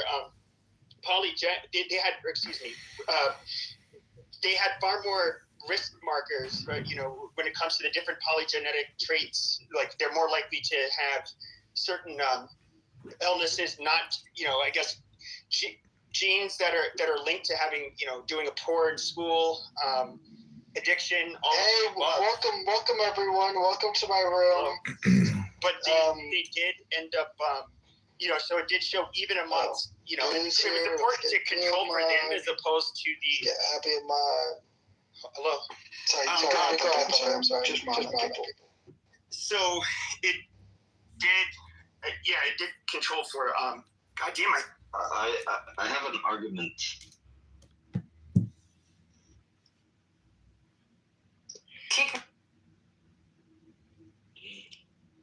Wow. The power of Gulani. Everyone's been replaced. Oh my God. Pepe! Get up here, Pepe! This was Pepe's room, wasn't it? Or was it Prince's room? You've all been replaced. Thanks, Goo. A loyal foot soldier. A loyal foot soldier in the cause. We're going to update this room title as well. This is very exciting. The power of Gulani. The power of the Gulanis. Bring up Keegan. Raise your hand if you want to come up. Sorry, you've all been a victim of replacement. Not just the theory. That was replacement in action. That was not theoretical. That was replacement. Isn't it interesting? Pepe was going on his speech about something about the British. Let's find out. Go ahead, Pepe. Finish what you were saying. No, she's saying that the British people that are having children, they have their polygenic scoring shows that these are people with you know, things like they're more likely to have ADHD, low intelligence, behavioral disorders, addictions, that kind of stuff. So like it's kind of like the idiocracy thing. I don't want to sound cruel, but you know, people hate it when you talk about genetics. But you will. But I don't know what to say. It is important though. I mean, you know, all of those things are tied to your genes. Fatima, join it. Okay, so, you know, if you want to go create another room, just go create another room. But, you know, you're all part. Just to say it. You're all part of replacement theory. The hottest. The only time you can get a room is when you. Rico, do what you have to do. Keegan wants that. Do what you want to do. Move him down, Rico, lock me up. Okay, he's been moved to the audience. Thank you. Also, Abby, we're going to put you down there because you're being extra annoying. Go ahead, Pepe. What else would you like to talk about in replacement theory? What's concerning you? Like, do you consider what you're talking about political, or do you consider it science? Like civilizational. So you're interested. Making conversation. Civilizational, because it's Is that a word? Yeah. It's and pertaining to civilization. Mm-hmm. Yes. In other words, like right. he was basically talking about the total fertility rate and how there's a correlation. I don't know. It just seems to indicate your country's globally. doing well. Migzad, please mute up. Migzad, wait till Pepe's finished. Continue, Pepe. Yeah, this is a global-wide problem, or worldwide problem. So, yeah, we're talking 20. Oh, wait, let Yakov, please, wait. Yakov, there's a queue here. Yakov, mute up. I just already said what I was going to say. So, mute up. Ahmad is speaking. Let them interrupt freely. Ahmad is speaking. I'm talking. Ahmad is speaking, and when Ahmad is speaking, thou shalt not speaketh. That's not on the Ten Commandments. How many times have you heard that on Clown House? So let's just summarize what Pepe just said. Pepe, give us a summary of what you just said. Go ahead. I already said it. I know, but give us the summary of what you said. Compress it more. Try to compress it more. Ahmad is speaking. Pepe, try to compress it more. The more money people make, the less kids have. The more money people make, the less kids they have. Yes. So Yes, that's called an inverse correlation. an inverse correlation. In statistics, an inverse correlation is an important concept. What are some other inverse correlates? Go ahead. That was the main one. By far the most important one. Where do people make the most money? In developed countries like East Asia and the West, and they're having the least amount of fucking kids.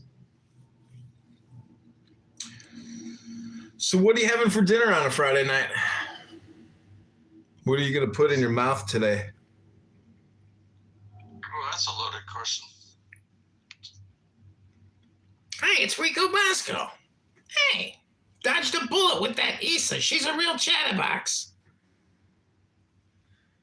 Welcome to Replacement Theory. I told the less people shag, the fewer kids they have. Well, Gen X and Gen Z are not having a lot of sex, so. I thought Gen X had a lot. I thought that was. Hey, Magus, I don't mind you being the mod, but this was my room, and you kicked me out. Temporarily, it was your room, right? Wasn't it? No, we are modding together. No, we can mod together. No, I'm not giving you a green bee. I'm the Magus. The Magus has taken control of the room, and you've been replaced. Pepe is king of Clown House. That's the new name of the room. Take it over. Yuck, yuck, yuck. We're gonna yuck it up. Okay? So you know, people can't take not having the control, but the truth is they're just fascists, you know. And I'm not a fascist. I will prove to you beyond a reasonable doubt that I'm not a fascist. But I'm a green beaner. What is a green beaner really to you, Pepe? What does a green bean mean?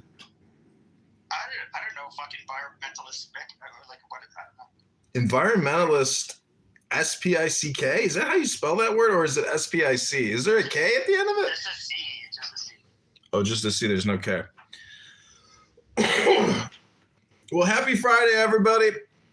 Pepe is king of Clown House for many reasons. And we're going to find out today exactly in a one-on-one interview with Dr. Pepe what makes Dr. Pepe think. What is it that motivates you most in life, Dr. Pepe? Hello? Dr. Pepe? Oh yeah, go ahead. Entertain us. What motivates you, Pepe, in life? Like, what do you like in life? Like, to me, I love a fucking great ass. Kick me, bald-headed. Kick me from the room. You want to get kicked? Yeah. Okay, Pepe, the question to you is what motivates you? Like, what do you desire? Like, what is attractive to you? You are. Not a whole lot. You are attractive. Not a whole lot?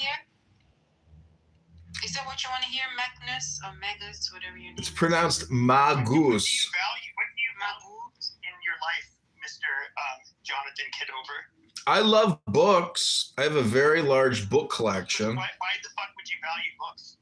Because it's intelligence. Basically, they're like little computer systems. And, you know, when I read a book, that's like taking a software program and uploading it into my brain. So you value some utilitarian thing like having intelligence because it can help you figure things out, or I don't know what is it? What does that do for you? Part of it is just like joy. Like, have you ever been to a water park and had the greatest day of your life, or been surfing and been like, wow, this is the greatest day of my life? So in other words, you just like what's important for you is just enjoying life. That's all the meaning you have for it. Well, not necessarily. The fact of the matter is there are some truths that people have a very hard time comprehending. For example, is time a concept?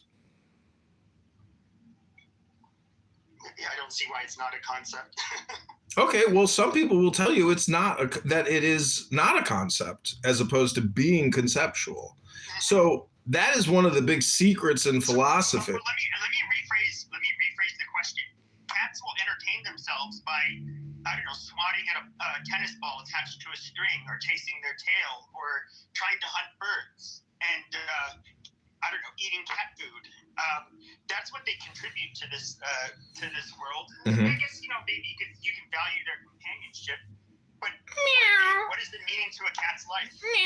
You know, sometimes I think. In other words, what is the difference between your life and a cat's? What importance is it? Well, you know, sometimes when I lay around in the sun and I do yoga and I rotate my hips and I do deep breathing, I actually sometimes think I am a cat, you know, or a dog. So what's the purpose in your life? Like, what is your purpose? My purpose right now is to moderate Pepe is King of Clown House in the most expeditious and intelligent way possible with as much love and kindness as possible, because the truth is I'm going out on a date tonight with a perfect 10 and I got to psych myself up to go out on this date because I don't want to go into the date without love in my soul, without love in my heart, because then I'm not going to get laid.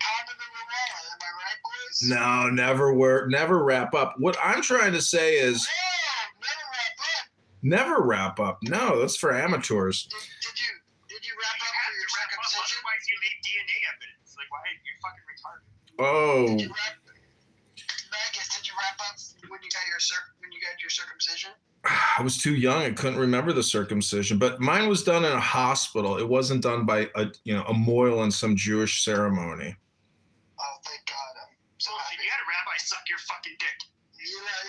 Okay, let me ask you this. What is weirder, okay? In Iran, if you are gay, you can't suck a dick legally. But if you have your dick surgically removed and become trans, it's legal for you to suck dicks. They've been doing that for decades. I don't know what their logic is. So, well, what's worse, that cutting off a dick to suck a dick, or a rabbi who performs a circumcision using a surgical instrument tool and then takes a little plastic tube and touches it on the tip of the dick? What's worse, that or that? Which one's worse? Hello? To all the Shia Islamists, does Iran have a Muslim problem?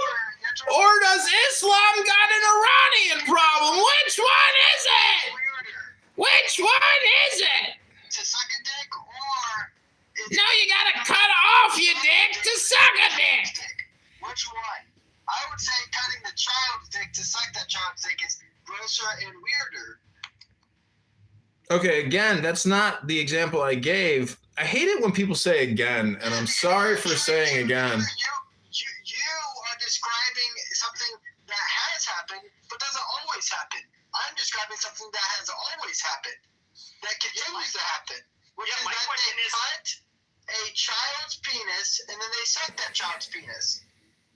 Why would you? So knowing today, because I can understand centuries ago, and I forget in reality there is something that when that happens, when they put their lip on it, it will it does cause some kind of help it heal. I don't quite know what it is. I don't really care to look, but we know today that, for example, most people have cold sores, or the vast majority of people, not all of them get the cold sores, but they have I don't know if it's, I forget which herpes simplex virus it is, but babies actually die from that. Yeah, listen, there's no debate here with your moderator. There's no debate here with your moderator on that practice. If it's not hygienic, it's obvious that it's illegal and they should be arrested. It's just obvious. But there's bigger issues at play here. Is a late-term abortion, let's say you go downrange and you go to Afghanistan and you're defending the gate before the final plane takes off from the final withdrawal and a jihadist blows you up and you die. Let me ask you this. Is that just a late-term abortion? Was that just a Joe Biden late-term abortion, the withdrawal and, the final attacks? Anyways, I'm just saying, gentlemen, we have to be progressive.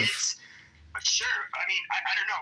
Ask Israel and the 20 or 30,000 kids that they ended up killing. I don't know. Was that? What did they think it is? How many times? How many? Being against abortion is being against Judaism. That is murder of children. Let me ask you this, Pepe. Do you think you've ever fucked a girl, got her pregnant, and then she decided to have an abortion of your child? I know that happened. Ooh, that must be painful to know. No, it wasn't. Well, when I look at your PTR, I could just see you with a son or a daughter who's been murdered. And so, you're technically, what is it called when an adult has a son or a daughter that's been, you're a Gold Star abortion victim family. You're a Gold Star family. I don't think we should just do Gold Star family awards for like victims of illegal alien murders. I think we should start doing like Gold Star family, like abortion survivors. Like if you have lost someone to the abortion industrial complex, you should get like a presidential, award of freedom. I think that's what we should do. Yeah, that makes sense. I think Congress should put through an act declaring that if you've been victimized by the abortion industrial complex, you're entitled to a reparation. That's what I think. Because, what's worse, murder or race? Because if everything is black and, have you guys been to the 40 acres and a mule room? I've been listening. Are you asking me the question? Like, do I think it's good that black women have aborted like 60% of their babies? Entirely. Well, I'm not going. I'm not even saying that in a joking manner. No, I hear you. That's the one thing that is not really talked about all that much is that we dodged a bullet here. What I'm trying to say is in literature, just like in television, sex is actually more controversial than murder and war, which is the most ironic of all ironies because the medium or the content, sex and love is beautiful, appropriate sex and love is beautiful and wonderful. But murder and mayhem and chaos and anarchy and sadomasochism and terrorism and rampant murder and crimes, of all types, that's the real blasphemy, the real heretical behavior in society. And it's just ironic that that it's everywhere. It's in the media so much, whether it's the news or the action movies, etc.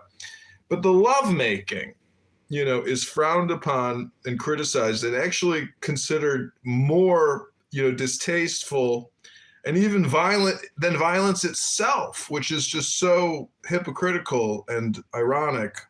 But all I'm trying to say is that Pepe is king of Clown House. And for many years here, Pepe has used me to jumpstart my rooms or his rooms. He will bring me up. Maybe he'll even mod me for a brief second. Maybe he'll just let me give some opinions, and then he'll call me an idiot, an F word, and then kick me to the goo. And then Mon comes in with her little blue square PTR.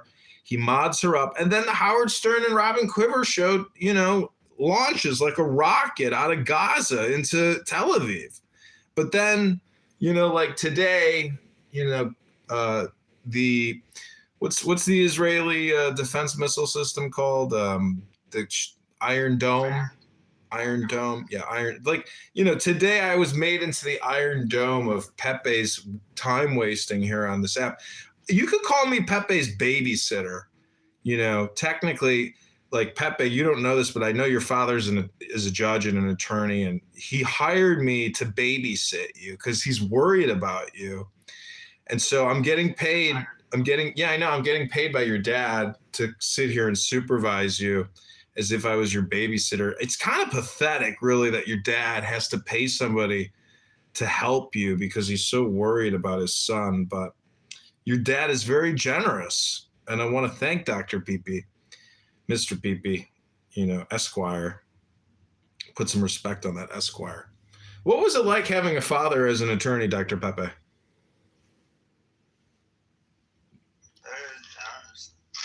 fucking childhood.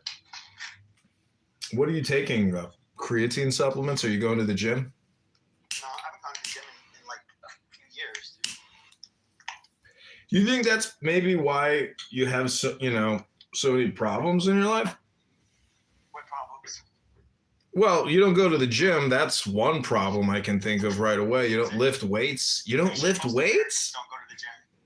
Really? Because I'm going to go to the gym, and I went to the gym yesterday, the day before, and there were hundreds of people there working out, lifting weights, running, stretching. I don't get fat, and like I'll occasionally do like body weight workout, but like once a month maybe. But like I was working out my whole life. Like the strength and shit comes back. Like I'm not. I know, but it's a lifestyle. Right now. Like, don't you want to live your best life? Really? Yeah, really. I mean, I'm an optimizer over here. I got fucking, I'm recording 4 rooms across 30 phones right now in 4 different recording studios. And I'm recording this conversation. Yeah, I'm organizing the organizing. I'm organizing the disorganized, technically. That's why your dad hired me to babysit you. The more you shag, the less you have to go to the gym. Could be true. Every time I shag, the next day my body feels like I've been, like I had adrenochrome or something. Like Hillary Clinton sent me an adrenochrome. I think it's because your testosterone from a sexual experience, so much gets created.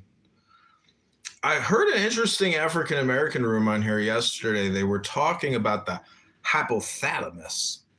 And then, of course, you can't hear an African American not bring up a certain medical condition. Do you know what the biggest medical condition in the African American community is? Like what they're... How did you know? Holy shit, how the fuck did you know that? Holy shit, I can't believe it. Amazing. Yeah, who would have known that? Yeah. Well, you didn't say it right. First of all, you didn't say it correctly. Can you say it correctly, please? Sickle cell anemia. There you go. You got to say it right. Otherwise, it doesn't have the same type of emphasis and effect. But the real way to say it is sickle cell.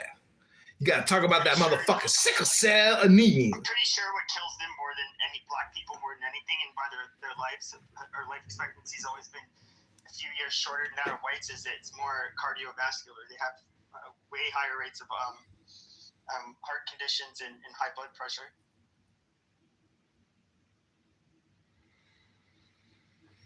Well, Navid, I'm not sure if you know who Dr. Peepee is out of Scottsdale, a truck driver rapist, AK former, psych ward attendant. He used to have to clean up all the diarrhea and piss and vomit and shit that was all. I never had to.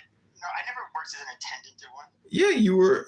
What was your case worker? A case worker. A case worker. You got a case? He's a worker. You got a case for Dr. Pepe? He's a worker. This guy's a worker bee. What a busy bee he is here on Clown House. Spending all this. What was the last book?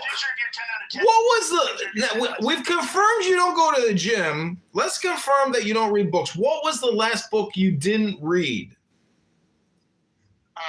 Steven Pinker's Blank Slate. What was that? What was that about? It's about the idea. It's a kind of an older book, but When did you read it? First of all, when did you read it? Like a few months ago. Few months ago. So it's been about 3 to 4 months since you've touched a book. Amazing. Yeah, that's fine. And at least 3 to 4 months since you've touched a woman. What was the last time you touched a woman? Tell us the truth. I raped your mom. Raped my mother. Okay, Dr. Peepee, you can't answer a fucking straight question, can you? When was the last time you touched a woman in a romantic, loving way? Tell us the truth. I don't know if your mom thought it was romantic. Stop talking about my mother. Take my mother's name out of your fucking mouth. Now answer the question or I'm putting you in the goo. It won't happen again. Listen, Pepe, tell us the truth. It's been 3 to 4 months since you read a book. Many years since you've been to the gym. I'm willing to think you haven't touched a woman in 2 to 3 years. Am I correct? No. More? 5 years? 6 years? 7 years? I can't be any more clear. Wow, 10 years it's been since you touched a woman in a romantic, loving way? Is that not the definition of incellularization? Are you an incel? Yes or no? No, because I voluntarily, got laid with another person when it was involuntary for them. So you had involuntary sex with a partner? Is that gay? You're gay? Oh my God. The fewer women you shag, the more gay you are. Involuntary intercourse. Amazing. Oh, I see. That's what he's calling rape these days. Good one, Dr. Peepee. Oh, this has been a lot of fun. Dr. Pepe is king of Clown House. If you don't know who this young comedian is out of Scottsdale, he's been endorsed by Jay Leno at the Piccolo Comedy Celebration out of Charleston, South Carolina. What was it like, being nominated for Comedian of the Year, Dr. Pepe? Never happened.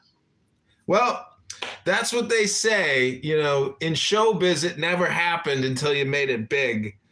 And, Dr. Pepe is a very consistent individual here on Clown House. Many of you know him from some of his incredible comedic rooms, such as N-word times a trillion or N-word times a billion. He's even had N-word times 100 million. Big N-word rooms, just nonstop. But what's the most interesting thing about Dr. Pepe's room is not what Dr. Pepe said, because that's really not what's interesting. It's what the other people said. The people that came in the room with the death threats. Do you remember all the death threats, Dr. Pepe? Yeah, they were kind of funny, honestly.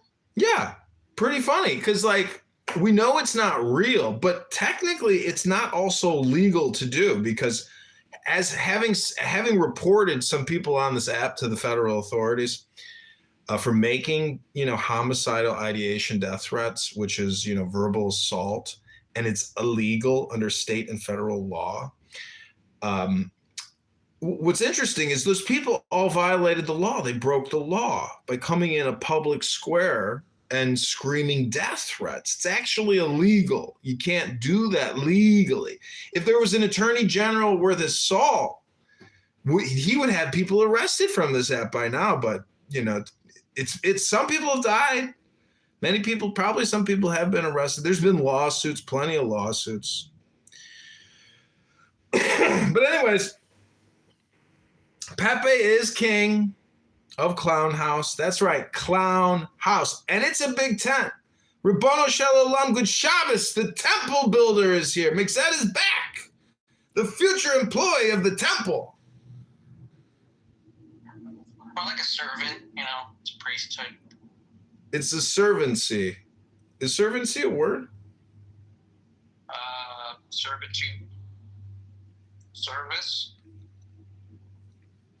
What advice would you give young Dr. Pepe here who, in my opinion, wastes a lot of time on this app, Mixed? How about always do better? So how do you do better in your life, whether it's on this app or, working the courts? Well, you always got to have a basic operating definition of the good. How you partake of it or fail to, and then always aim for better. So you're just quoting Jerry Seinfeld when you say, whatever it is you're doing, try to do it better every day. That's all you're saying. I guess. I feel like McConaughey also said something similar, right? He said he was chasing his image of greatness from 10 years ago or something like that. Matthew McConaughey said that? Yeah, when he won for Dallas Buyers Club. He said a thing. Go look it up. It was weird. They probably should have played the music. He's not Okay, McZed, let me ask you this. What are some of the primary philosophical dilemmas? I mean, some books I've read, they say some of the dilemmas are time is a concept. Do you think time? I'm not sure time really makes sense. I don't think anyone has a really great explanation of philosophy around time. The trolley car problem. Trolley car? Which? The 5 people, 1 people? Or the time travel paradox of 5 people. 5 people, one person. Why is that a paradox? That just. I thought he said one a moral quandary. Yeah, but that's not a paradox. That's just a trap. No, I just heard him say. I thought he said moral quandary as opposed to. Okay, does that strike you as an amazing moral quandary? Yeah. Why? Because it separates. I think it's a good question to see what people think about. Would you really? It just seems there's a standard answer, right? But what I'm saying is, it's a dilemma. and it reveals some of the issues at play in legislating legal principles. But in the end, it's just a tragedy, right? There's no moral solution there. It is. I think there was a I really don't like Ted Danson, but he was in some TV show where he said, well, I would just drive and hit the 5 people and stick a pole out the window with a knife on it and chop off the head of the one guy and then kill them all. Okay, point of order, moderator. Let me ask you this, Mixed. If you were a professor and you were tasked with having to teach a course on morals, ethics, virtues, philosophy, etc., and you had 10 weeks to teach it, how would you teach your students, your students? It's a good question. How to teach someone ethics? Well, I would probably lean a bit on ChatGPT. I would negotiate with it for a bit, work on the syllabus. But I would start with, philosophically, you'd want a basis of consciousness and psychology. So someone has a sense of self, and a philosophical underpinning of truth, and then from that, notions of good. And then based upon that, the moral imperatives that they feel are true based upon their answers to the first 5 weeks of the lecture, setting up the basis for a moral philosophy. So, once they have set up an epistemology, a sense of right and wrong, then they would determine what were their moral precepts and prohibitions. And then, you could explore what they think is on that list, why and why not. And then what goes into a good moral theory. Okay, so you just presented your syllabus, correct? Yeah, you said a 10-week course, so I assumed the first 5 weeks would be setting up the basis, some of the options available, the epistemology, the psychology, the sense of consciousness and being, and then after those 5 weeks, then play with what people can set up as their moral precepts. And then see how well they live by them, whether or not that's a problem to their moral precepts or whether that's part of their moral precepts, Okay, so. But, that's all regalachas if you put a gun to my head and told me to make a syllabus like this. That's what? Al regalachas, it's an old expression in Judaism, meaning on one foot.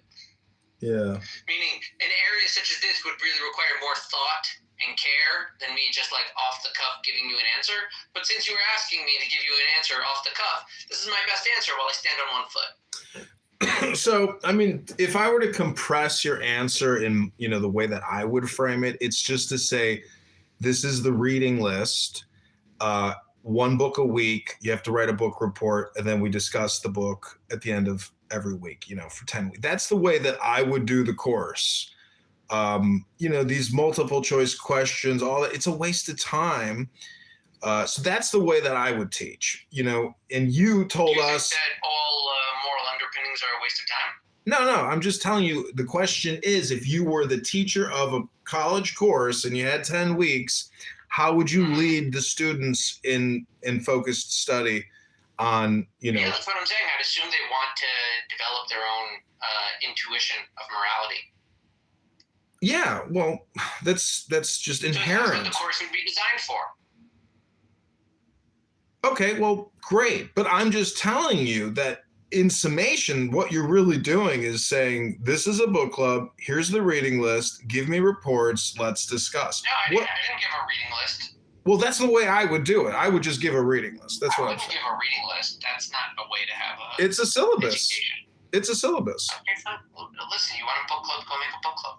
Well, anyways, see, this is kind of like a diagnostic question because I asked some people earlier, if you were a teacher, what would you do?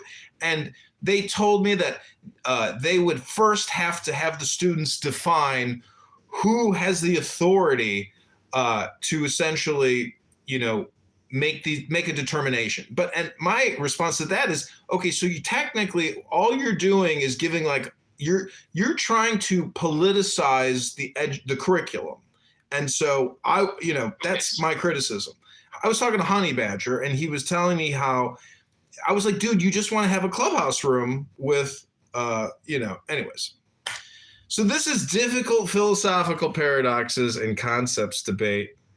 We've got some critics in the chat. I saw Rayabia. He posted, Edmonds, you're the biggest clown on here. I think he meant to say. We also talked about sickle cell anemia. Anyways, Mixed, I was just saying that, you know, too much of academic time is wasted on political content as opposed to like studying the masters. And there's so little time and there's so many incredible books, you know, throughout human history that so much of college is such a horrific waste of time. And even the working world, you know, is so much form filling and no real work. Well, you know, I didn't go to college, but I think university is still worthwhile. I think it's just a better approach to the right way. What do you mean you didn't go to college? I didn't. I went to yeshiva for 4 years. But aren't you a member of the bar? Don't you have a? I am. So you don't have a JD? I have a JD. That's a post. Oh, I see. So I didn't know that. What I'm saying is I didn't go to a university or college. I went to a yeshiva for 4 years. Right. Got it. I mean, what's the difference really, right? You know, what's the difference? Well, to lawyers, not so much because there's no real prerequisites of like math or English or physics. Well, if you take the LSAT, I mean, that's what they're testing. Take the LSAT. Exactly. I took the LSAT. I practiced for the LSAT. I took the LSAT. What did you score on it? For the last one, I think I got 169. How many times did you take it? Twice. Oh. You know, it's fun. I took it, and it's so funny when after you take it, you get bombarded by all these law schools you've never ever heard of, in all these far off places, and so it's like a lead gen test for all these for-profit law schools. Yeah, I ended up not doing it. I couldn't get the GI Bill to continue giving me any benefits. That's odd. Why? I exhausted the benefits for my undergrad. I couldn't get the post 9/11 bill benefits because I didn't deploy to conquer ancient There was a guy in my law school class. Babylon. He was the captain. What do you think the most magic words are, you know, that human bodies can utter or make? Like, what to you do you consider sacred words? I guess the ineffable name of God. Which is? It's ineffable. You can't really say it. It's silent, though. It's kind of silence.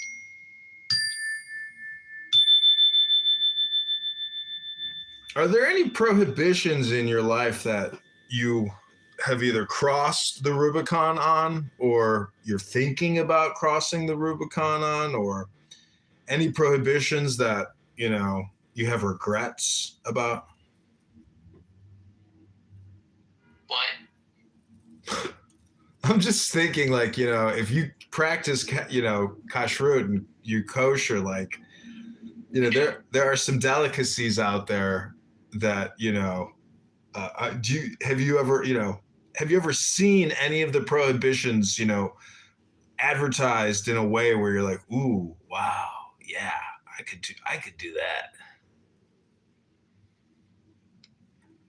What, like, have I seen non-kosher food that looks tasty? Yeah, like a free ham sandwich. Yeah, plenty of food looks tasty. I just don't eat every food that I see. Is there any? Not like the hardest existence man has had to suffer. So wait, did you follow the same educational footprint as your father?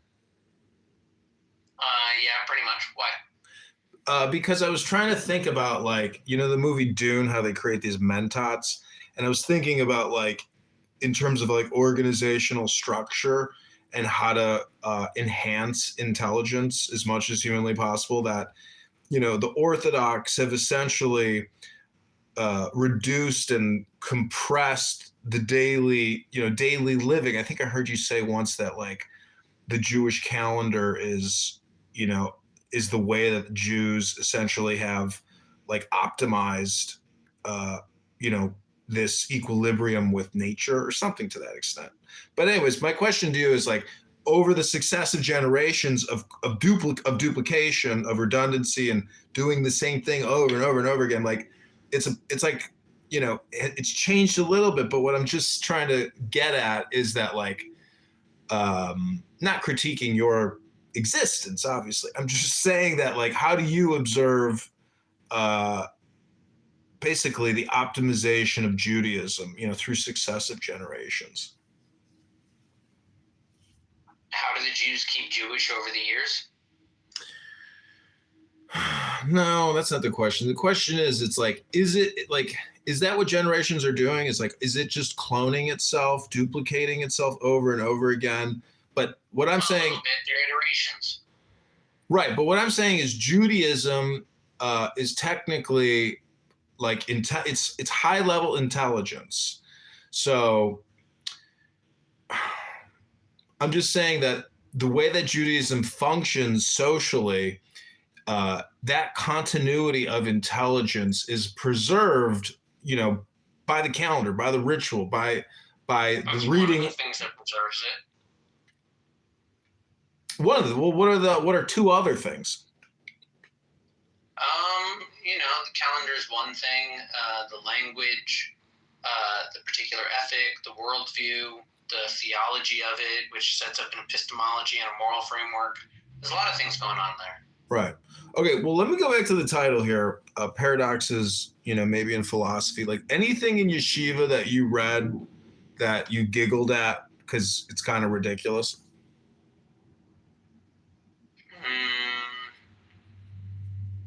Not in yeshiva. I'd say outside yeshiva, I have my question about God trying to kill Moses at the inn in Egypt.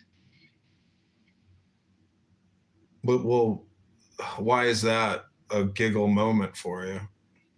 Oh, because it's like super weird. Like, why is he doing that? He's literally like doing what God told him to do, and now he's just trying to kill him. But doesn't that just deal with, you know, like the weather, meaning hot and cold, hot and cold? I mean, it's constantly in a flux. Doesn't make sense, no, because God negotiates with him for like 3 days saying, definitely go in there, and then he just tries to kill him like day one. So what else in, I guess, philosophy or religion, what are the difficult concepts to comprehend, you know, that maybe you had difficulty comprehending, like, and you had to reread it, and then you had a deeper understanding? One of the fun things about philosophy is that it has a preference for simplicity. So, you know, you can evaluate the more complex, complicated ideas, but they're usually rejected because they're not as simple, and thus they're simply not communicable, and then they're not expressed as well, and then they're not proliferated, and then they're abandoned, even if they're closer to true, right? Simplicity just wins, paradigmatically in human conversation. It's irrelevant whether or not the laws of reality are in fact simple. Simplicity is still the way we're going to express it to each other for the means of communication, right? Like gravity. You could say it's a very complicated interaction of all matter within space, or you could say gravity. So we're going to simplify it. Are you familiar with the term supernormal stimuli? No. It's a book by Deirdre Beret, and supernormal stimulus or superstimulus is an exaggerated version of a stimulus to which there is an existing response tendency, or any stimulus that elicits a response more strongly than the stimulus for which it evolved. For example, it is possible to create artificial bird eggs, which certain birds will prefer over their own eggs, particularly evident in brood parasitism. Some speculate humans can be similarly exploited by junk food, pornography, and Clubhouse. Oh my God. Organisms tend to show a preference for the stimulus properties, size, color, etc., that have evolved in nature, but when offered an artificial, exaggerated stimulus, animals will show behavior in favor of the artificial stimulus over the naturally occurring stimulus, a variety of organisms display or are susceptible to supernormal stimuli, including insects, birds, and humans. I feel that you are conflicted by your addiction to this app, that you feel like compelled to push people away from it so as to save people from your hell. No, I'm serious. I think that's true. Like, listen, you know, you can use the app however you want, but like, it seems clear to me that you hate this app so much. It's not true. It's not true. It's not true. Okay. I'm sorry. That's your opinion. I love it. This is just my opinion. I humbly submit it. No, I love it from a technological perspective that I can record anything I want instantaneously, immediately, with no storage limitations. Like, it's remarkable. And as a result, you can't look away. So this is the causation of superstimulus. I have a point here with regards to why I'm bringing up superstimulus. It's really like because look at the Declaration of Independence and the Constitution. You know, giving proper nouns, basically using capitalization and calling out the divinity of a concept like faith or even rationalization, for that matter. There's just. What do you think about that? Like giving words capitalization, which in essence give them like divine framing. I don't think that's what words are. And I don't think anyone thinks that's what words are. I think that's not what I'm saying. What words are? Charlatans and con men that try to manipulate people. And like, you know, you're of that ilk. You're just sort of like afraid that you're of that ilk and like believe that the best way you can impose people is by convincing everyone that you're manipulative or something. But, you know, you're just part of the problem. You're just part of the noise that you're afraid to listen to the signal within. Well, I say that same thing to everyone all the time, that, you know, the more you think, the more you speak, the further from the truth you get. You just basically reverse engineered that statement. You keep talking. That's your problem, right? You don't listen to your own advice. I know, but now you're projecting. Now you're projecting that onto me, which is what you do. I am shutting down. It is time for the Sabbath. Shabbos has come. He's hit the limit. The law has been taken into effect. Ribono Shalom, good Shabbos.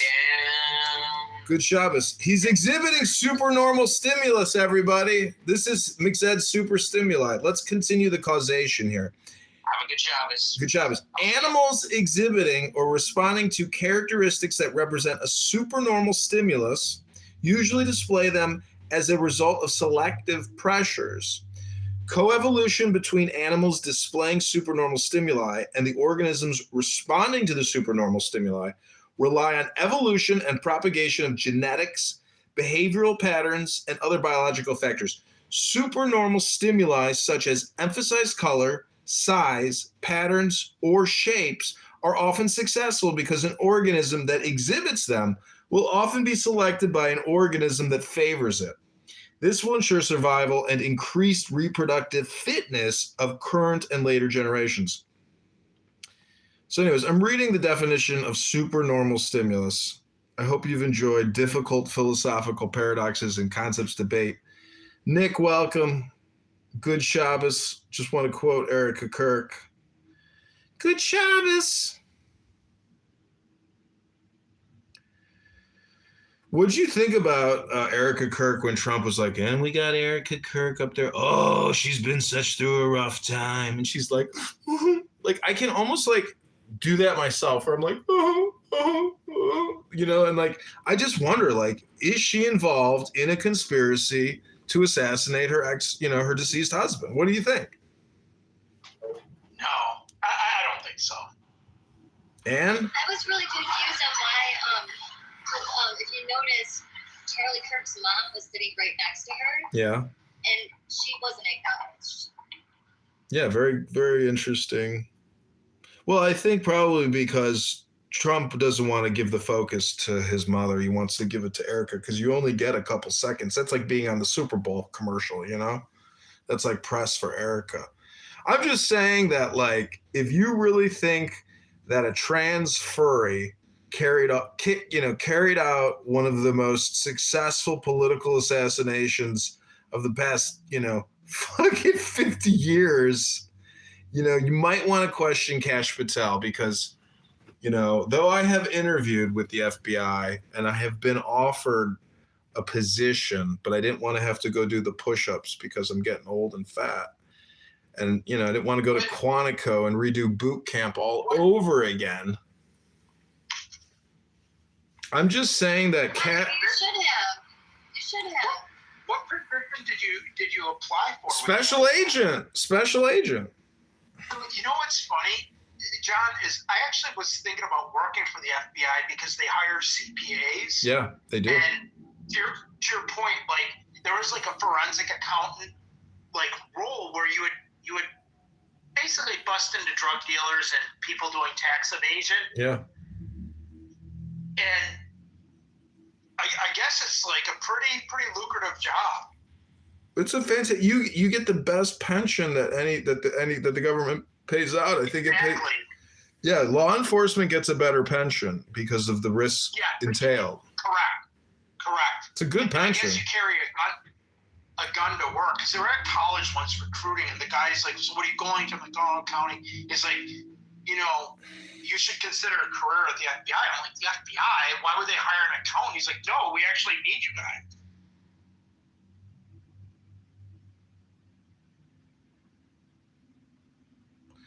Yeah. I did a tour once with a woman who was a criminal investigator at the IRS, and she was in the newspaper the day before. And I was like, oh my God, you were in the newspaper. She's like, yep, that was me. And like in the interview, she says, when I was young and I was going to accounting school, I saw an ad on a billboard that said, work at the IRS and get a gun. And I thought, oh, great, I can get a gun. So she's brought down real criminals. But I would just say that there actually wouldn't be as much crime as there is if there wasn't for the government, because the government creates all of these liabilities. And, the education is a huge fraud. These insane if these teachers were smart and the unions were smart, they would actually present themselves as being patriotic organizations so they could keep the scam going. But they're so stupid. They present themselves as being actual card-carrying, sickle and hammer red flag communists. They literally pose and look like communists, which is insane. But anyways, I'm just saying that in my opinion, the Ponzi scheme will just keep going because there's no alternative anymore. I'm going to run as a libertarian candidate next time because like the whole thing basically comes down to like trying to expose truth to people, which is no one can do what we do. See, this is the thing. A bank can fail. A bank can go bankrupt. A bank can be dissolved, but a government cannot go bankrupt, and a government cannot be dissolved because it is, the essence of the existence of our way of life. And so as long as we have our government, we don't really have anything to fear. What we have to fear is like a corporate takeover of the government, which is basically the now anyways, because the future is now. You see what? So it's a compression. There is no tomorrow. There's no free beer tomorrow. We're already totally bankrupt. But look, we're still like existing. So it's a Ponzi scheme of the most epic proportions of ever in human history, and we all get to live because of it. It's remarkable. My question still opposes this question. Do you think Massey's done? Because I think that, I'm telling you, I said this before, I think he's done. It's possible, but not probable. Statistically, he's got to have the edge because he's really well integrated. He really knows people. People trust him.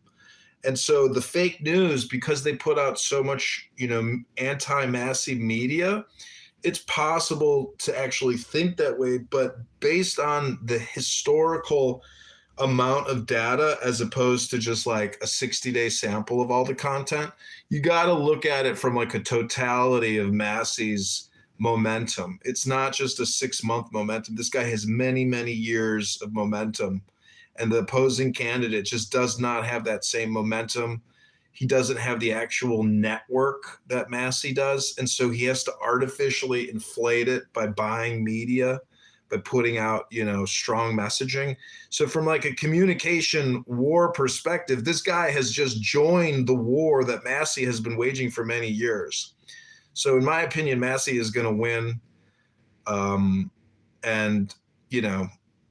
That's the way it is. But Massey has lit a fire, because I started following Massey years ago when he gave a speech at the Heritage Foundation, and he was talking about how corrupt the government is, how they do business in Congress, every little detail, nook and cranny, down to the marble flooring. And I was like, holy fuck, I never heard anybody talk about it like this. So Massey's got real power, because he's got real intelligence, and his message is getting out there, and he's got a big account, and so don't mess with Massey. He'll turn your life into a mess.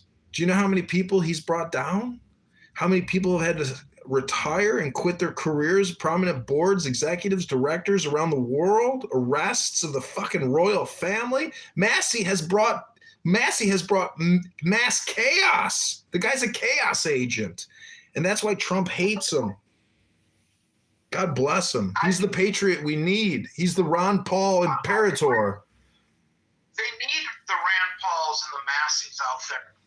But unfortunately, there's just too many rhinos. I know. There's too many rhinos and too many dinos. What do you call a Democrat? Like, what is a negative pejorative for a Democrat, like a rhino? What do we call that? Clown world? I guess so. Just John, go in the new improved Democratic Party room and see what you can come up with. Or do they always remove you, right? I mean, I get removed if I speak. But right now I have 30 phones recording 4 different Clubhouse rooms. I've like repositioned my house. I have all these recording studios now, but I'm literally recording on 30 phones, 4 different rooms as we speak in a different part of my house. Holy shit. Yep. Let me just give you a sample of which religions are cults. This is with Honey Badger and Caleb, because this is dealing with the topic of the room. Epistemological humility, as you claimed earlier. Epistemic humility, you said, right? You really do think you're smarter than me, don't you? I do. You fucking piece of garbage. Yeah, I do. And I'm pretty sure I am. And how See, Nick, this is all projection on Royvis's part. No, hold on. Give me an idea that's so big and lofty, it's just going to baffle me. All of the ideas that I've been discussing now about how. No, give me one now. No, hold on. Don't refer. I'm telling you. I'm telling you. Give me a new one. I'm telling you. Let's have this big idea. Ready? Everyone. Everyone. I'm telling you. It's very clear that you. No, tell me the idea. Don't talk about me. What do you mean an idea? What do you mean an idea? Give me an idea that's so lofty and insanely smart that I won't be able to grasp it because I'm stupid Royvis. Right? Oh, no, I don't know that I have any better ideas, but I certainly reasoned through this conversation much better than you did. No, give me one of these big lofty ideas that you No, you're missing. See, now we're talking past you. Don't have any. No. The reason that I'm smarter than you is because I understand how literature works and you don't. I understand. Oh, you know how literature works. Okay. Yeah. I didn't know it had like an inherent intelligence. Yeah. If you no. Listen, you're so obstinate here to the idea that look. I'll go all the way. The Bible is fictional. Give me the idea. I'm obstinate to. No. I'll give it to you. Yeah, I'll give it to you. Caleb, don't jump around so much. You said I'm obstinate to an idea. What was the idea of obstinate to? That you're obstinate to. You're obstinate to. No, you're being obstinate around the idea that. That creations of humans, right, art, I'm stuff like that. I'm being obstinate to the idea that. No. Look, shut up. I said the idea again. Wait, I'm obstinate. Good. Listen, you are resistant. You have to stop. Okay. You have to stop talking if you want to have a conversation. Hold on. I want you to finish that sentence. So, what was the idea? So you have to allow somebody to finish the sentence if you want to hear it. Okay. No, this is some lofty shit. If you want to hear it, you have to be quiet. Quiet. Good. You seem to be resistant to the idea that I can read stuff that other people wrote and get insights into my own human condition. You seem to be resistant to that idea. And it's very interesting that you're resistant to that because the entire field of humanities... Test that. So I'm resistant to you absorbing information and coming away with some sort of value. No. That's your big idea that I can't understand? No, you misunderstood me. Oh my God. So let's play it again, Caleb. Since you're so smart, why are you doing right? this, bro? Why are you saying this? This is now Royvis has called you out on this. You say shit, we call you, and you go, "I'm not saying that." Because you always paraphrase. Because you're paraphrasing incorrectly. Because you're not representing my view. Caleb, I'm trying to be as Steelman my view. Intelligent as you are. Steelman my view. And as wise. I get Steelman my view. Your view about what?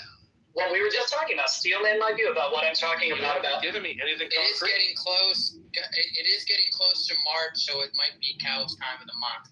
That's why he's acting. Okay, so look. We watch movies, we read books, we do that, and we like human stories. We like stories about ourselves as humans. And the reason we like that is because we identify with the characters in various ways, or we say that character is disgusting. I can't identify with that guy. That's why we create things like that. One of the reasons, right? To express, right? And so I'll concede the Bible's totally false. It's all fiction. But as a story, just like other stories, it has value in the sense of it's a story about humans. And I might be able to identify with some of the characters as a father, as a son, as a brother. I might be able to see myself in the story. And if I understand the moral of the story, the messages of the story, I might want to integrate some of that into my life. You do not need religion in order to do that. I think religion sometimes is a technology to do that. And I happen to be very close to one. Do I think it's the right way for everybody? No.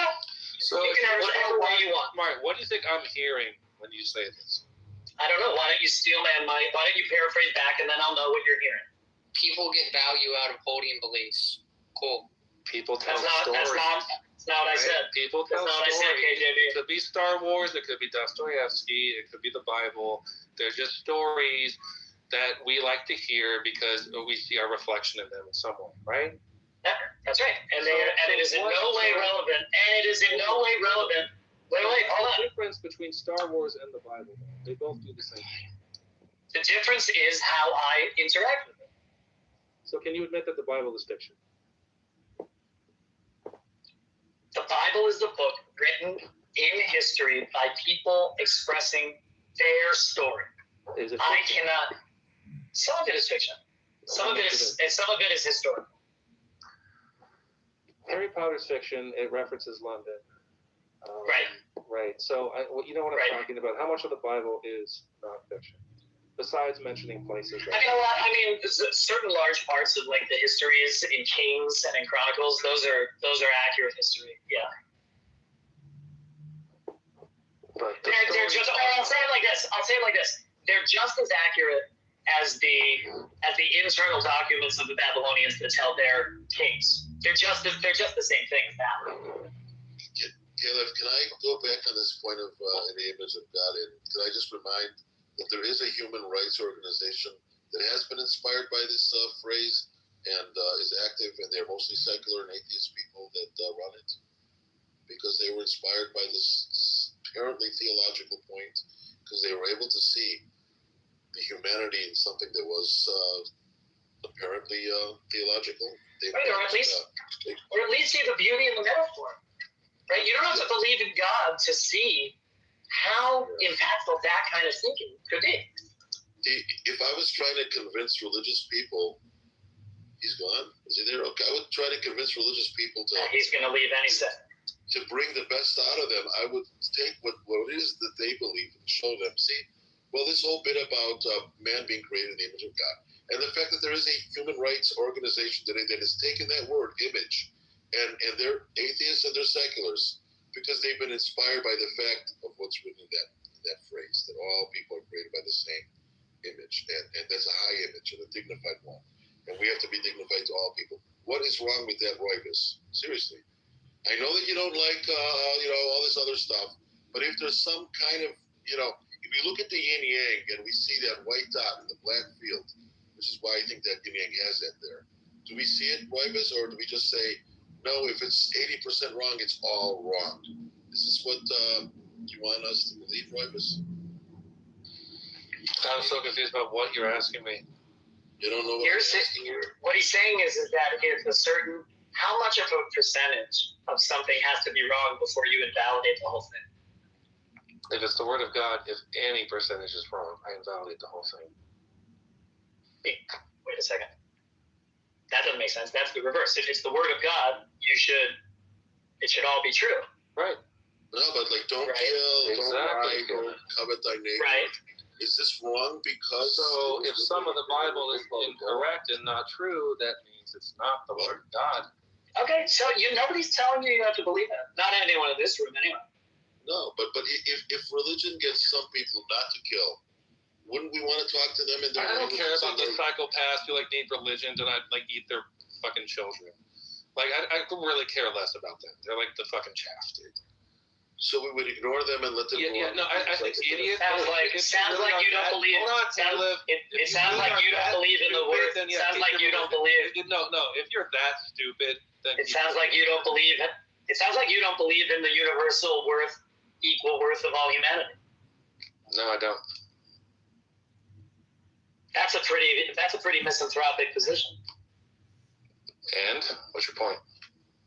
Well, I mean, that just makes you anti-human. That makes you my enemy. Okay.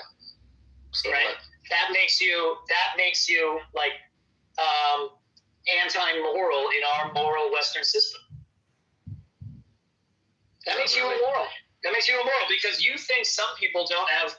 Do you think everybody's entitled? You don't agree. Do you think be immoral? Yes, it does. There's morality in prison systems. Do you think that every human being on the planet is entitled to equal human and civil rights? Entitled to it. By virtue of being a human being.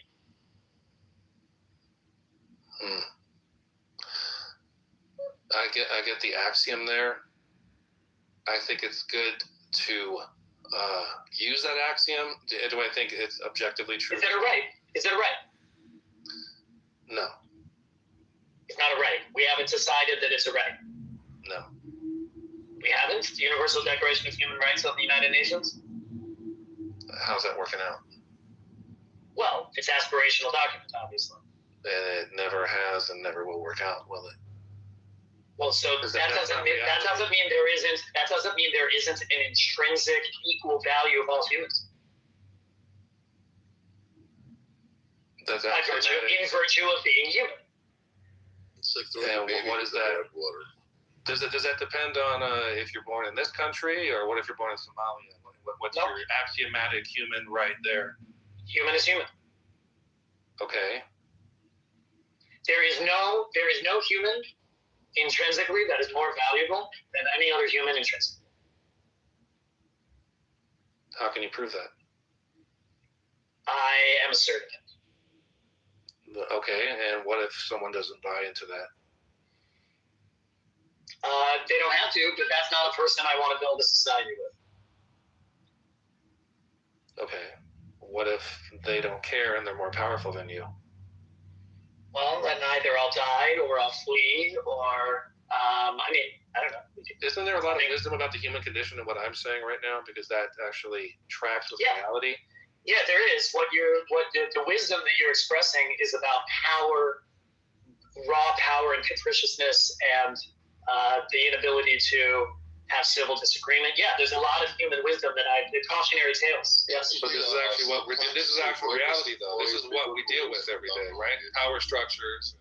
Yeah. And I want it, right? And so when I read all kinds of stories, whether they're historical or not, about how that works out, I learn about my contemporary time, right? That's what we do. That's what all people do all the time. We're looking back, reading our history, reading our novels, reading our stuff, and that informs. All of that is part of the fabric of a society that we're co-creating together. So I don't think that I have some intrinsic right to anything by being born.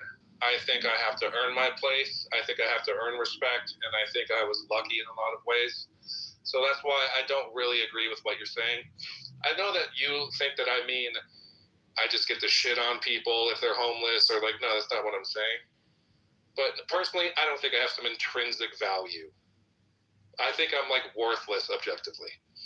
And the only reason why people see me as having value is what I can provide for them, right? What I can do. I think that's sad. How is it sad? What's my intrinsic value? You're a human. What is it? So being human. Being human, and I'm human, and I identify with humans. What's the fucking difference? You have a different value as a cat. It's right. It's you're not me. You're not the same as me. So I value you differently. You're just saying it's just tribalism then. Yeah, human tribalism. That's called the human tribe. I think that's lowly morals. Tribalism is just. It is what? It is the basis. Like, what if I'm a white power? What if I'm a white nationalist? No, that's not what no, it's not the same thing. I just like my culture. I just like. No. Again, now you're strawmanning again. Viking background, you know. Now you're strawmanning again. Okay. It's the same fucking thing, dude. No, it isn't. No, it isn't, because when you're trying to have a unified field that says all of humanity, regardless of the culture, right? That's the whole point. The entirety of Western modern liberal ethics is based on the notion of the equality of humanity in virtue of simply being human. That's the entire idea of citizenship in the modern world. Yeah, you have a right to be homeless and cast out as well in this country. Right, but that doesn't mean that as a human, you are intrinsically less valuable than me. You might be. Intrinsic value do for them? Hopefully, it allows people to create systems where we minimize homelessness. Because we believe in human dignity. Do you believe in human dignity? You believe in human dignity as long as it falls into your tribal beliefs. That's not true. I believe in the same human dignity to everybody. But more so to your own people. No. Where does it say that in all people? Oh. Do you really need to strawman me in that way? And I'm answering you directly and honestly. No. Injuries okay with outsiders, but within your tribe, you can't do that, right? So that's one example. What do you mean? I didn't hear the first part. Usury. What about it? Okay with foreigners, not okay with inside the tribe, right? That's the same. Right. That's the same Christian law too. Oh yeah, I'm not Christian. Christians do it too. Right. So we don't live. So Roivas, there are no communities on the face of the planet that live according to the strict reading of the Bible. Right. Why should you be any better? I'm not saying we are. I'm saying we have a tradition that's ours. Don't be so pissed that we have our own tradition.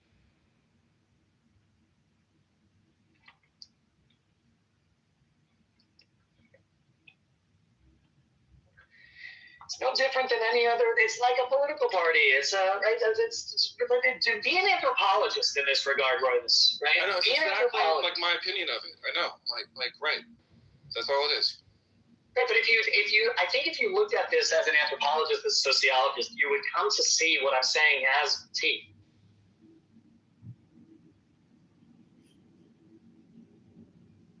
Why are we angry at the Jews? Nobody's angry at the Jews. Roivas is angry that religions exist because you can get everything you need from religion in some other way. So why should we teach, fanciful fiction stories to kids? I mean, the issue with what he's saying is that you're making some claim of truth that actually is not really proven. Correct. Roivas is confused about what subjective and objective means. The Scandinavian countries. How so, Caleb? How did I demonstrate being confused about what objective and subjective is? Or maybe KJB was confused about that because he said. Why did you cast that aspersion towards me, kind of nonchalant? Roivas, I misspoke. Sorry. I mean, that's kind of an icky personality trait, isn't it? Well, I think the good personality trait is when it's pointed out in the moment. You say, "I apologize, I might have misspoken," instead of being a dick and saying, "Oh, a small mistake I'm going to take great umbrage to," and make a whole big thing about your personality traits. God, you cry a lot, dude. I don't see any crying. At the end of the day, it's kind of like very clear that like there's like little like cuts being taken. It doesn't really need to be that way. Like, be sincere and you get sincerity back. I've been very sincere here and I've not gotten that back. Yeah, like I don't understand why when people don't agree with like whatever the statement is, we get into like these little circles and then we decide that we're gonna go after one each other, like non-stop, as if the person honestly they don't agree with you.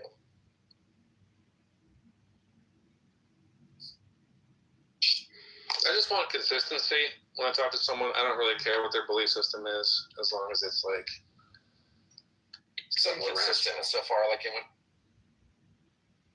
The kind of consistency you're after is best described as consistently inconsistent. And also, what did I say that wants you to be inconsistent?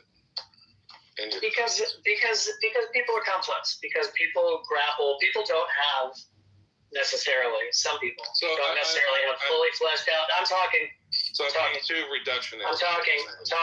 Caleb, I'm not impressed with I'm talking now. I know you're annoying. You are. I'm talking now. So, yeah, I was talking. What you don't do is fucking mute me ever. You fucking piece of shit. I will grind you into the ground with my fucking boot, dude. No one fucks with me on this app. Why did bro want to be Dark Dogging so bad? I don't fucking know, dude. Unbelievable. These dipshits, they get all fucking uppity, you know? It's crazy. You were saying, Philip?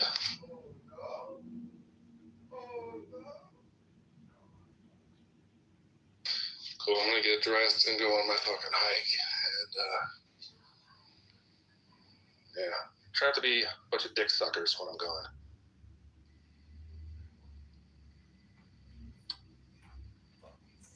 Yeah, it's probably going to turn into a circle jerk, so I'm probably just going to head out now.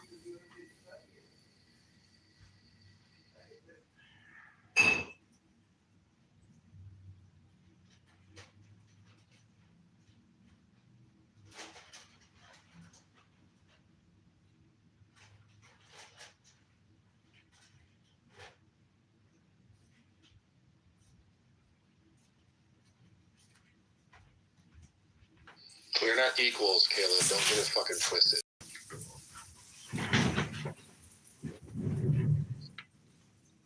Are you still there?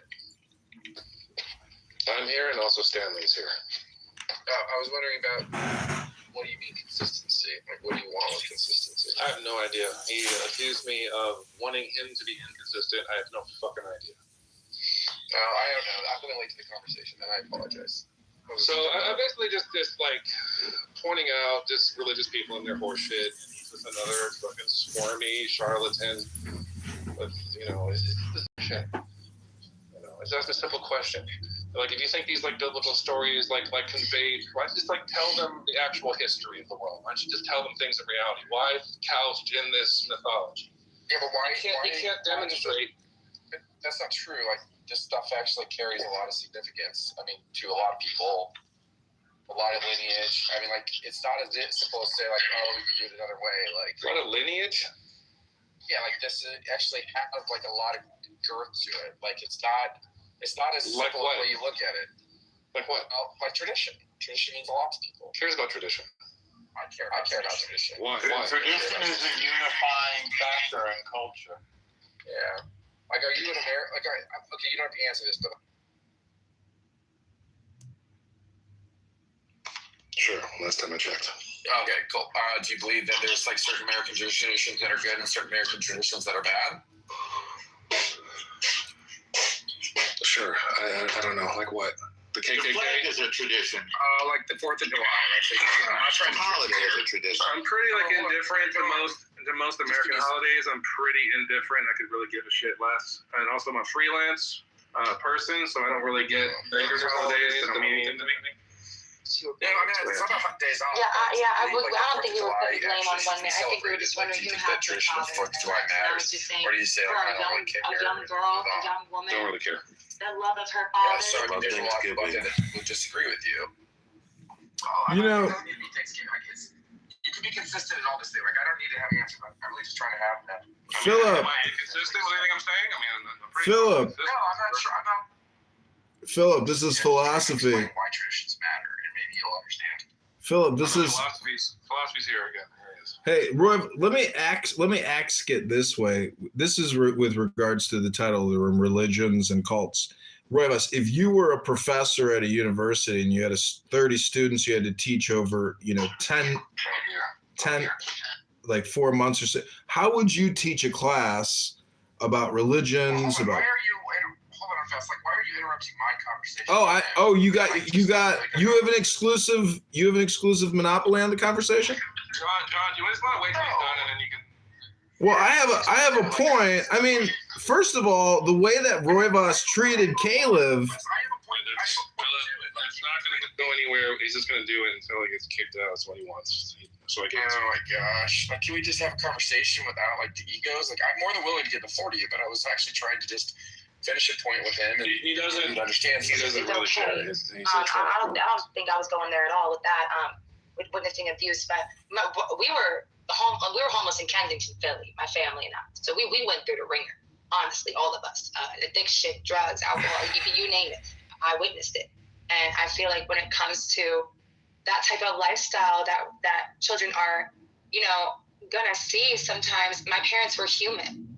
There was no way that I could save them unless they wanted to save themselves. And unfortunately, it was traumatic watching them do that to themselves. It was traumatic growing up. But as an adult, dude, I understand humanity. I understand more than I think I ever would have if I never saw it. Honestly, I see people in a completely different light. I see addicts on the street in a completely different light.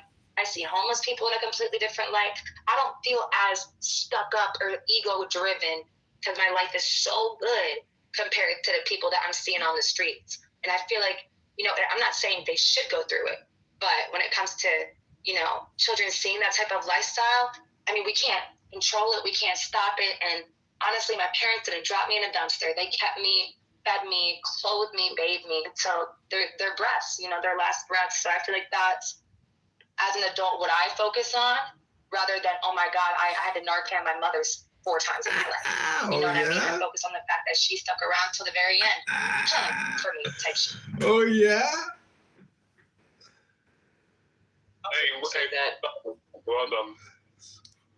I also want to say that I don't know that.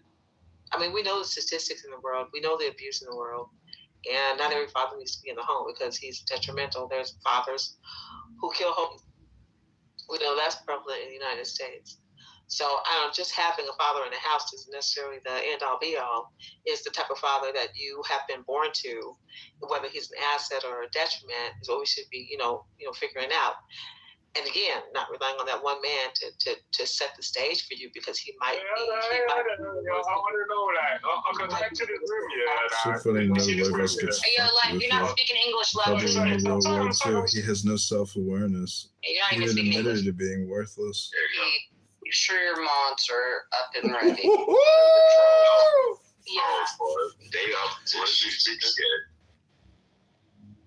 I agree, Kia, though. I agree that, just because the father's there doesn't mean he's a good one. I agree with that 100%. Like you, I had many uncles and, cousins and shit like that. And as an Italian family, Sicilian family, you already know, pretty big village. But sometimes that village can be dumb. So it's just like sometimes, it takes the village to raise a kid, but sometimes that village is stupid as hell. Sometimes that village can definitely be a detriment sometimes, and so it just, you're so right. Even if we have the village or we have both parents, it may not be good for us.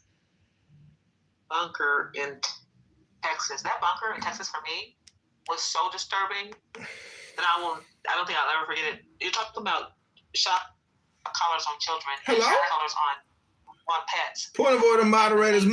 Point of order. Put me in the queue because I want to talk about my daddy. I'm from the ghetto, and the most confusing day. The most confusing day in the ghetto is Father's Day. Nobody knows who the daddy is. Hello? Hello? The fact that those children in those bunkers were being held hostage and treated like that by their parents. Oblige me, philosophy. Yeah, so, I mean, listen, religions are cults. That's just obvious. If you've ever participated in a ceremony or some type of a communion with a collective group effort, that is most definitely cultish behavior. But to not see the symbolism in it, and to see, because it's a little bit like tea ceremony where you just enjoy the beauty of the moment. You don't have to really sit there and say, is this stupid? Is this pointless? It's art. And so the divine artificer, if you're a musician, music is like magic. And so Roivas, when he calls me a troll, or he says I'm stupid, or I'm worthless, that's why I say this app, if you have some self-awareness, you realize that people are projecting their own, inferiority complex, their own self-esteem issues onto some random voice of some loser troll. But my point is, you're not reading any books. If you don't know the words, you don't know the concepts. And if you're multilingual, that means you've got a bigger library of concepts to contend with for good or evil. It's up to you. But Roivas, I don't know how you go through life. You just admitted to Caleb, some pretty serious shit about yourself. I mean, and casting it onto other people. I'm just wondering, how unaware are you of the self, and what does the self mean to you? Because when I'm talking about self, I'm talking about the capital self, the big S self, the divine self, the secret self. There's something mysterious. And there's a riddle which is indistinguishable. It's almost impossible to pin down. So, people do these religions and cults not because they necessarily even want to. A lot of people would rather just sit at home on Netflix and pick their toes in Poughkeepsie. But some people put on tefillin. Some people read sacred books. A quote from French Connection? Yeah. Rest in peace, Gene Hackman. Yeah, and look how he died. That's your fate. That's my fate. Death is the ultimate equalizer. I'm gonna die. I'm gonna jump into a giant. I'm just gonna jump into a wood chipper, I think. Fuck that. Yeah. Brutal. Savage. Oh, the 8 seconds of ecstasy as it's chipping you up. Legs first, right? You don't want to miss out on the visualization of yourself being splattered. Like sucked into it, like the fucking. Oh my god. Well, people really went through. Imagine working at a Crayola factory and falling into the Crayola tank. It's not pleasant. Life, is we all know where we're going. We're all going through the same door. Some of us are going to have a death rattle. Have you ever heard a death rattle? Yeah, a few times. Whoop. Whoop. Did you just go? Whoop. That's what I heard. Whoop. What?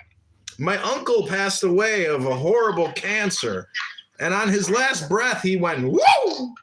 That was it. Woo!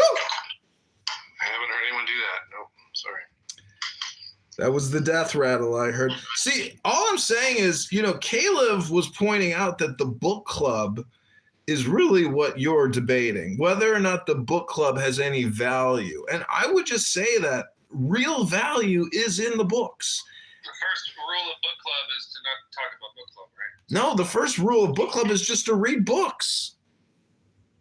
I read them out loud and I record myself on YouTube like a schmuck. But that's because I know life is so short. What's the difference whether I read it silently or I read it out loud like I'm in a Shakespearean theater and I am Alan Watts or Rabbi Akiva or Reb Nachman or any type of sage or mystic who likes to play with words? Because all these guys are doing is creating poetry. They're just all poets. Alan Watts killed himself with alcohol consumption. Yeah, and some people died in battle. Some people died during an abortion. Some people died collecting the garbage. What's your point? Like a doctor died during an abortion. Had a heart attack. Well, my point is, we're all gonna die. Pick your pleasure. What's your point about it? I want to be aborting a fetus while falling into a wood chipper. Yeah, that would be called That would be called your late-term abortion. Right. Suicide is just late-term abortion. That's all it is. Whether you die by the whiskey bottle, the tequila bottle, the vodka bottle, or the beer bottle, my father was in the canning business as a police officer here in Chicago. Puerto Rican, Mexican, African, you name it. He was in the canning business. He was a recycler. So, is the police a cult? He said he was in the canning business, and you're like Puerto Rican, African. That's what my dad told me. I said, well, Dad, what do you do for a living? He said, I'm in the canning business. I said, what does that mean? I'm in the can. Right? Puts minorities in the can. That's what he said. Oh, I get that. That's funny. That's dark, but good. There we go. I'll be here all weekend, ladies and gentlemen. The show's the same, though. Don't buy a second ticket if you didn't like it the first time. But bump. Ding! Should I bring water? That's the main question.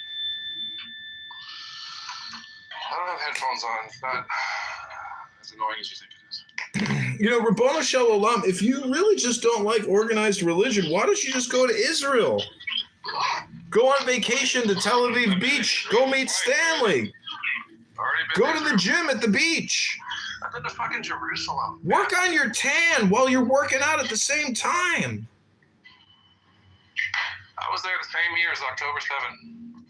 Really? Well, how did you find your visit there? I was curious. It was fine. I was working a lot. I had maybe half a day. It was raining on my time off, and so I didn't really get to do much. But first time I was there, I got to walk around a bit. You were working in Israel. Can I ask what kind of work were you doing there? I was hired as a music producer for an Israeli person. Oh, that's cool. Right.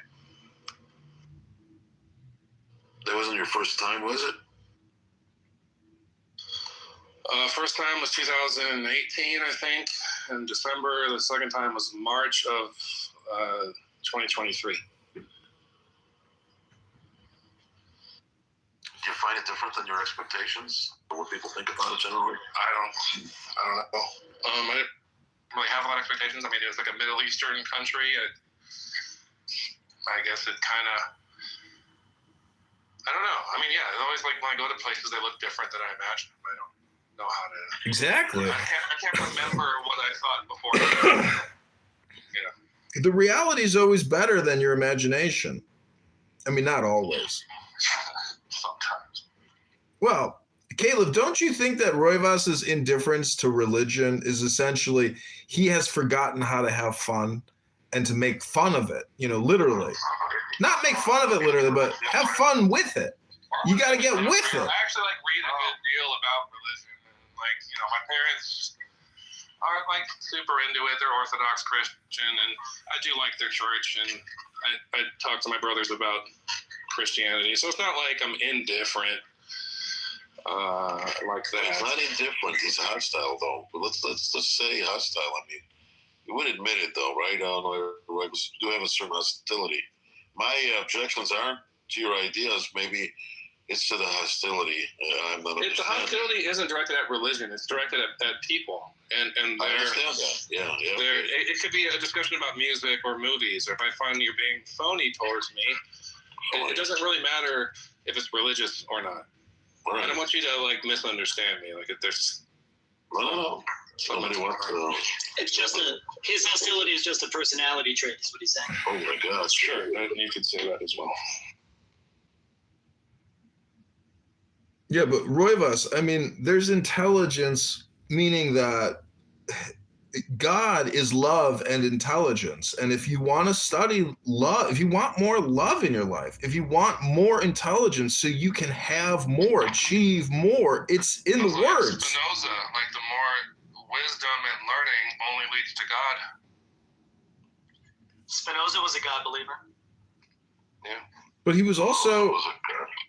Didn't the Orthodox community also kick him out because he was so controversial?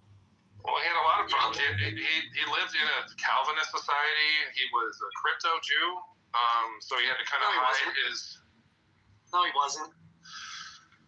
Well, according to the philosophical history books I read, that's what they call him. So, like, it's very common to.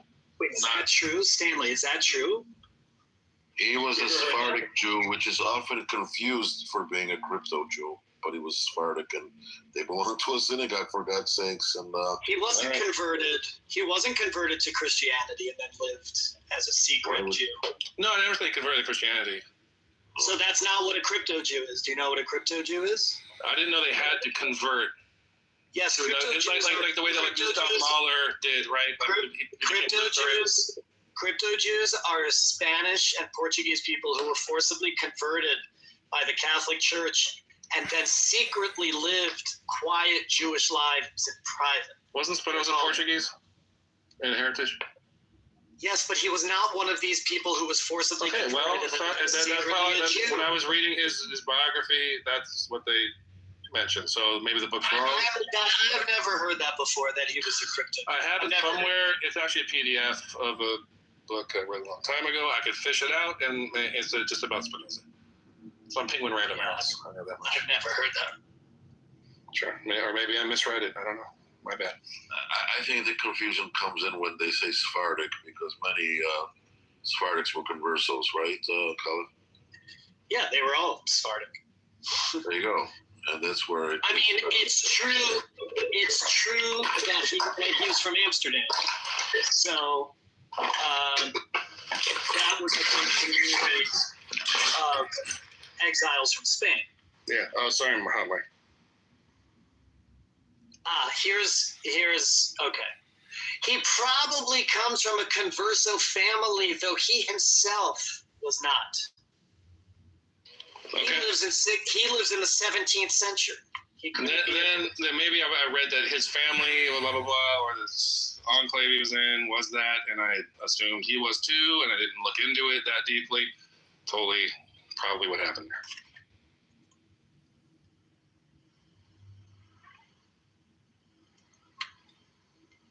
Yeah, they wouldn't have been able to excommunicate somebody who was a crypto Jew. So we've confirmed that Roivas's attitude, might not be, serving him. In my opinion, it's conservation of energy. You want to maintain your potentiality. And this app, unfortunately, for some people, exhausts their potentiality. That's my point. No, that sounds like projection, man.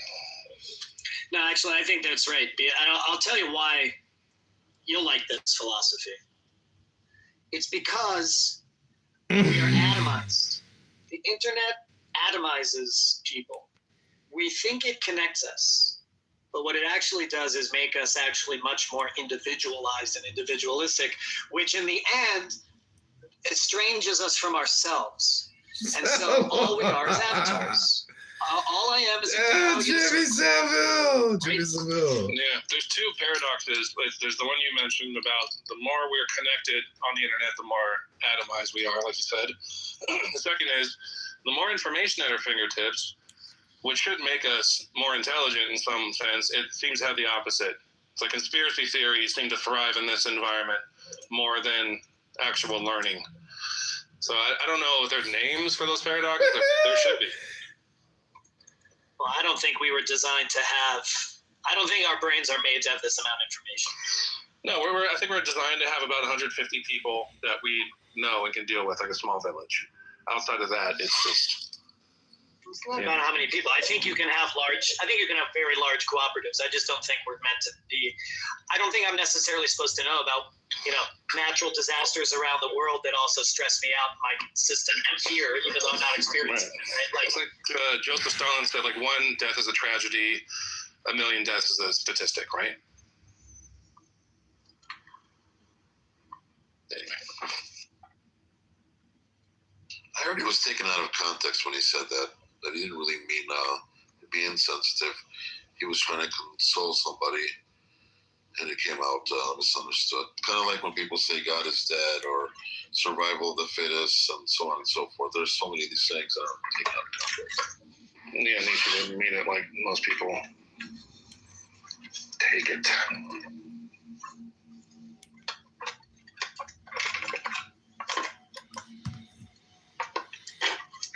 You know, I do a lot of yoga and deep breathing, and you know, ruach and spiritus and prana are the words for breath. And if you stop breathing, guess what happens? You stop living. So if you want to live more, maybe focusing on the breath and taking more breaths is one way to enhance your living. And I don't just mean metaphysically or philosophically, I mean literally, you know, because it's a focused breath. And so your whole life, your whole success in life really depends on how much concentration and focus you can bring to bear on whatever situation you're in. It's a little bit like a magnifying glass, you know, amplifying the powerful rays of the sun or energy or light. So all these things become meta, and they can rapidly become funny or rapidly become licentious and salacious. It's just a question of, you know, what is the topic? What do you want to talk about? How do you want to communicate? In many ways, stand-up comedy is actually hypnosis and not what we call stand-up comedy. It's more of a hypnotic, you know, ceremony or ritual. And anyways, I'm just saying that communication technology is a record or a recording. You know, whether you're in the music industry working in Motown, you know, creating records, or you're involved in a religious cult creating records, nonetheless, they are all records. And so a lot of your life success is dependent upon what kind of records you create, because your records are a paper trail or essentially a recording of intelligence. And, you know, this is. And they're a recording, and they're a record. They're how you say, I was here as a human. You make something. Right. Too many people. Too many people think that if you, let's say you make a pot, you know, or a glass, or you make something physical, they think that's the only making. But if you do myth making, that's still making. And so there's value in myths, and there's values in that communication. Like, I'm talking material value, because people need content. And what is it called in language when there's, you know, there's two meanings for the same word, or three meanings? No, a palindrome. Palindrome. A palindrome is a word that you can read backwards and forwards. Oh, maybe not a palindrome. Anyways, I'm saying that content and content are the same word, just like no. Homophone. Okay. Homophone. Homo. I think homophones or something homo. It has that prefix. Homonym. Homonyms is words that sound like each other. Or maybe homonyms is they're spelled the same. Homophones, they sound the same. I don't know. So, John, when it says in Genesis that God breathed the breath of life and they become a living creature, Rashi says, what does living creature mean? It means with the capacity of articulate speech, which is to say, with ability to communicate ideas. I think I've heard that word articulation mentioned here on this app, but I've heard it said another way, which is articulation. Articulation. It's a little bit like ejaculate. I've also heard it said ejaculate. These are 10-point words. The truth. Somebody wants. If you want to, you know, philosophy is complicated, but if you want to know the truth of the earth, it all deals with your birth and your death.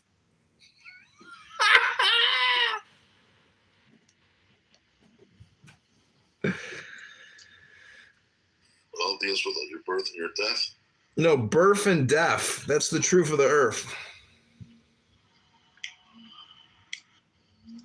It's just a joke. It's a joke, meaning that like any word with a TH in the African American community is an F, not a TH.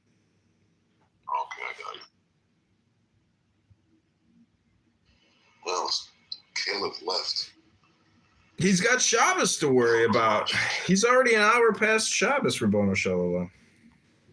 Is it? Larry's back. And aggressive. That to me is a cry for help, honestly, because it's not in really their nature to be acting like that out of nowhere. Like it's more in their nature to be aggressive and assertive when they need to be protected. Aren't you just projecting your own passive aggressiveness? John Kitover? Hello?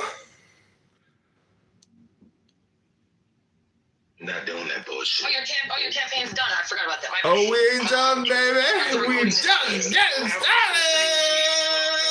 I have this dream that one day I will get to hear you and Vero have a conversation. Dude, it's like 2 a.m.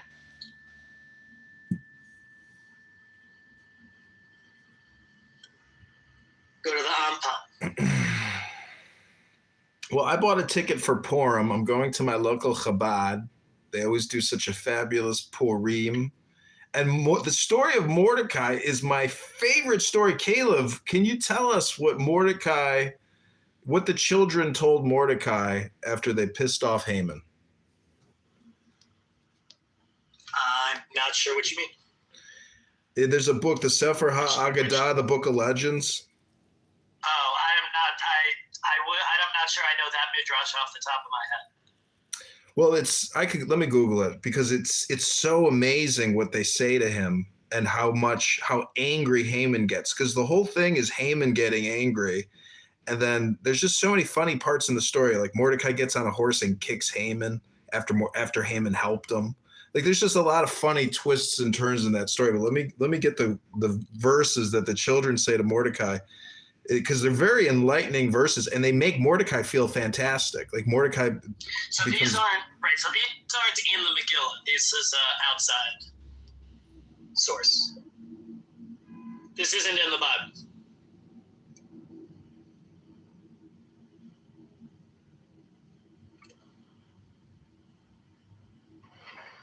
To kind of go back to what you were asking me earlier, Caleb, I feel kind of bad about throwing the libertarian, John Locke axiom out the window with everyone's born with an intrinsic value. But if I don't believe anyone has an intrinsic value, we all are the same anyway. I don't know if it really. That's right, and that has moral implications, right? There's no difference between us. There's no difference between us all being nothing equally and us being some version of not nothing equally. There's no difference. The point is the equal part. Yeah, no, right. I don't think other people have value and others don't. I mean, I think that's what you were thinking. It might be alluding at some kind of weird. I don't know. Look, I think it's actually worse. I think your view that people are like just worthless. All people are worthless, and they have to like earn their place. I think that's even worse than thinking you're better than some people. Well, that's my wisdom, my experience. Well, is that Roivas, part of the mystical understanding is that you're divine or that you are the king, and so why do you feel so sad? Like, because that's the great joy of the mystical knowledge is like, oh, hey, maybe I'm not this, mortal schmuck who's going to die of this and just have a couple hours of life. Like maybe there's much, much more to who you are, whether it's revealed now or in the future, or even that's the joy of the knowledge. It may be fantastical and theoretical, but it's the belief. And that's kind of why I said the Declaration of Independence and the Constitution, because we don't have a king here. We've determined that we are all our own king and that our house is our castle. And, that to me, that's what the liberty of America is that we are all equal under, you know, in that way. You don't agree with that? I think liberty is one of those funny words that morphs the more people talk about it, and it's just, I don't know. You could say that liberty is losing all of your material possessions. The only thing like they can't take away is your thoughts. I don't even think that's true. I think eventually technology will allow people to like pipe advertisements directly into people's brains. I don't see how that's not going. You're totally sidestepping the question. He's asking about He's asking about the whole idea, the whole basis of like a citizenship or a country called America, right? Where life, liberty, and the pursuit of happiness. It's not about. Forget about the definition of liberty and what existential freedom, right? We're free from machines or whatever, right? But like the philosophical notion that we are all sovereign selves. Do you disagree with that? Intersubjectively, no.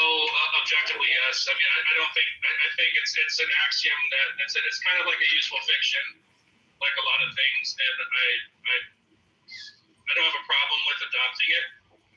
I think it's useful. What's fictional about it? It's an assumption that's unprovable. It's an assumption.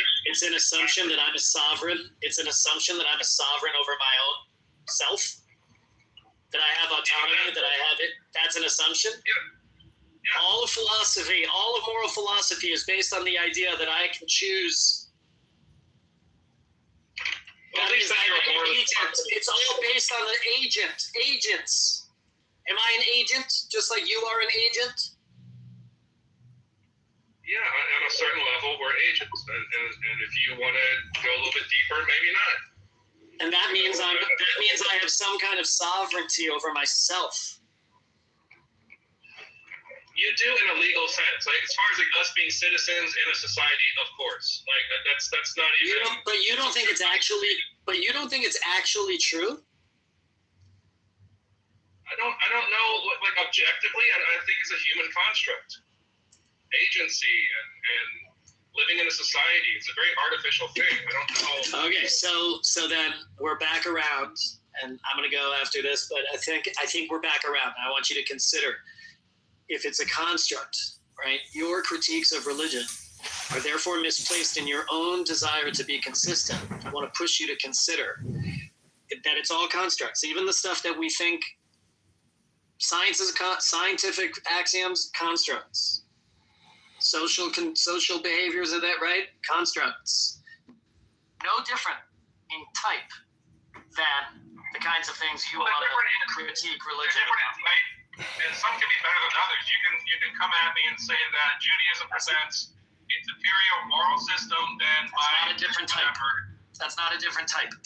Yeah, but you're like arguing over music concepts technically, because you're saying that this poetry is all or nothing. I mean, that's the criticism of religion, is that. But anyways, Caleb, before you go, let me read you this real quick.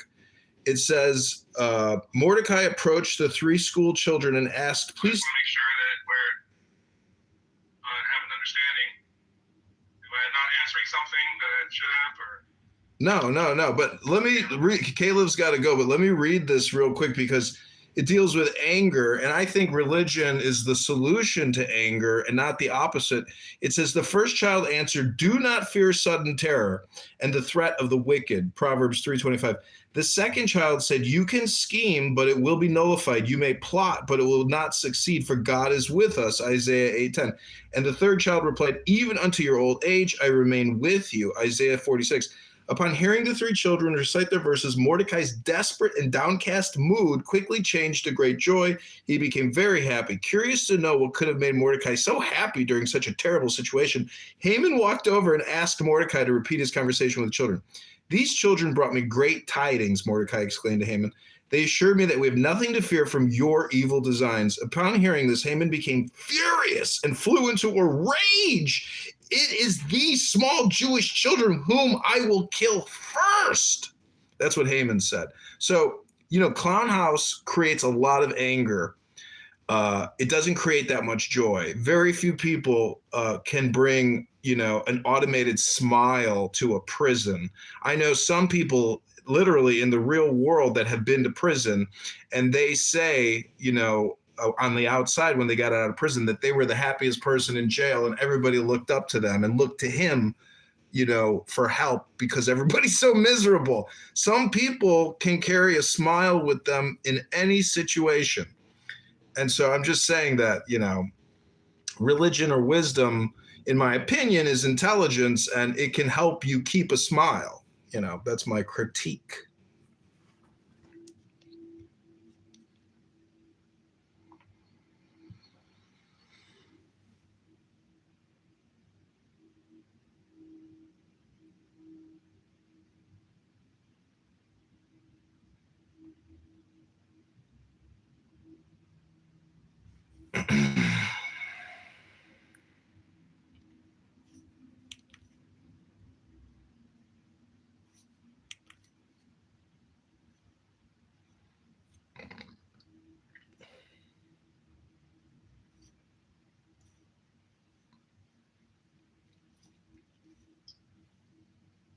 I was like,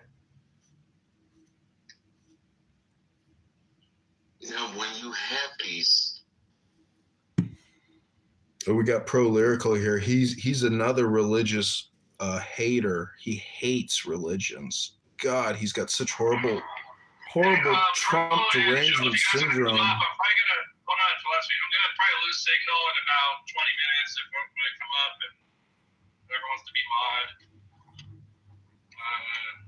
Let me know, or I'll just blow up the room, I guess. Yeah, come on up, Pro. Let me do a one-on-one with you, and we'll discover, your philosophy. Because in my opinion, we are actually all united in a liberty way, meaning that I think we are actually all libertarians politically, but the Republican and the Democrat is the same thing as the Muslim and the Jew, meaning that there are in-groups and out-groups, and that the party or the religion that you ascribe to or publicly declare membership in is really just a political move on your behalf. There's really no difference between political party and religious party because they are all parties, and technically they're actually all more political than they are religious. That's my theory. What do you think about that, Roybus?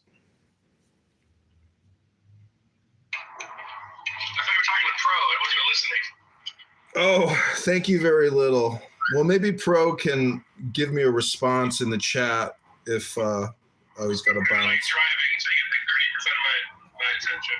Oh, no worries. Kind of a sticky area of the Los Angeles Valley that's prone to people making a lot of mistakes and getting into accidents, and so I got to watch everyone. So what were you saying? I was saying that Muslim, Jew, or Christian, Democrat or Republican or Libertarian, it's all political, because if you don't believe, in the X factor known as God, then obviously it's all political.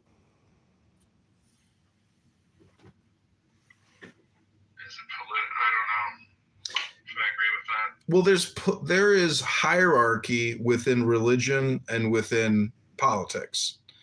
And so I'm just saying that I think religion is sort of based on like a sizable city-state. I think that the kind of religion we have is a reflection of that. So in a sense, I guess I can agree.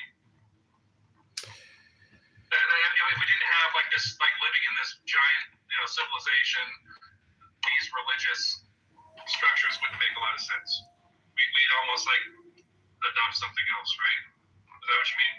I wouldn't say it's too complicated, I think, to adopt something else, because, well, Scientology would be like an attempt to essentially reorganize organized religion and organized politics.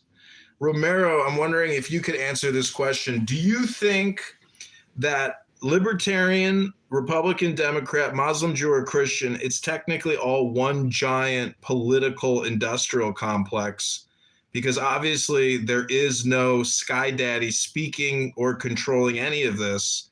It's just our concepts that we discuss. So do you think that there is essentially one giant, political industrial complex known as organized religion and organized politics? That's a very interesting question. I don't know. I have to think about that. I think that religion and politics are very sympathetic to each other, and they're both sort of tools that are used to control the masses. But I think that, let me think about that. I'll get back to you. Because whether you're in a church or in a party, there's still the boss. Then he has his executives and branches, which go down to managers. So, and there's different, at the executive level, you can create new positions instantaneously, which is almost like its own office. And within the church or within Jewish or within Islamic organizations, you can certainly open up those new offices within the diocese.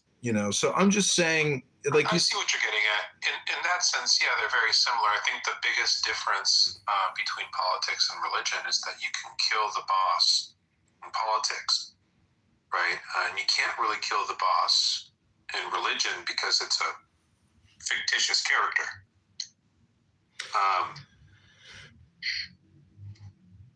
So I would say that's the major difference, right? That one you can actually physically affect, and the other one is just vaporware. It's a mind virus almost. Well, you can create a new political organization just as easily as you can create a new religion, and instantaneously at that. I mean, I can open a new room right now. You can open a new political party at a local level, but at a sort of state or national level, it becomes significantly harder because the two-party system has gatekeeps and has made it difficult, has created hurdles for people to overcome to create such parties. Where with religion is a lot easier, right? You just say that you follow Jesus Christ or whomever and just do whatever the fuck you want, and people are going to be like, oh yeah, you're right. Or not. Well, I guess my point is that I heard my sister say once that politicians want to be philosophers and philosophers want to be politicians. And there's a lot of politicians that really have no understanding of philosophy, but yet they're extremely effective politicians. And I always think that they would even be more effective if they had an understanding of philosophy, meaning that they understand that opposites is what creates reality. And so I guess, For the believer, opposites create reality. Right. For a lot of other people, it's this small drip of evidence and the small collection of evidence that accumulates to worldviews or perspectives.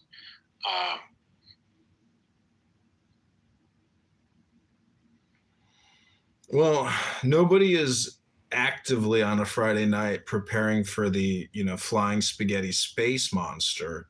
Like I really like Richard Dawkins, I think his name is, and Christopher Hitchens. And I heard Hitchens was great. Yeah, he was really great. And see, this is the crazy thing about me. Maybe it's the crazy part about me, where I can listen to Hitchens and be completely convinced of atheism. But then there's times when I talk to atheists or I talk to religious people and I'm like, you know what? Hitchens, he never really talked too much about philosophy and poetry. I guess he did, but he still was just so, like, his whole communication, so much of it was spent mocking and showing the absurdity of people's ridiculous concepts.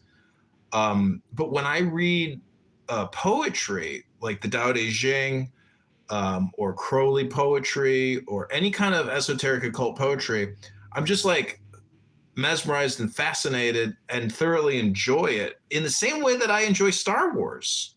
I don't see any difference between religion and Star Wars in terms of like what it does to my brain and how I respond to it and how I enjoy it from like a content perspective. But I just view it as content. I don't view it as literal. Well, so that's because you're decently read and, have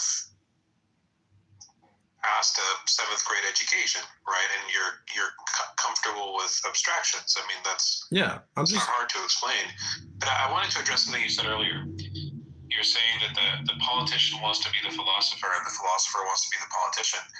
I disagree with that. The philosopher wants to be the physicist, and the physicist doesn't give a fuck about philosophy, right? So philosophy is, in my view, an important step towards higher thinking, but to focus on philosophy in 2026, I think, is short-sighted, because we have tools to actually probe and explore reality in ways that philosophy can never do, right? Philosophy will always be incomplete.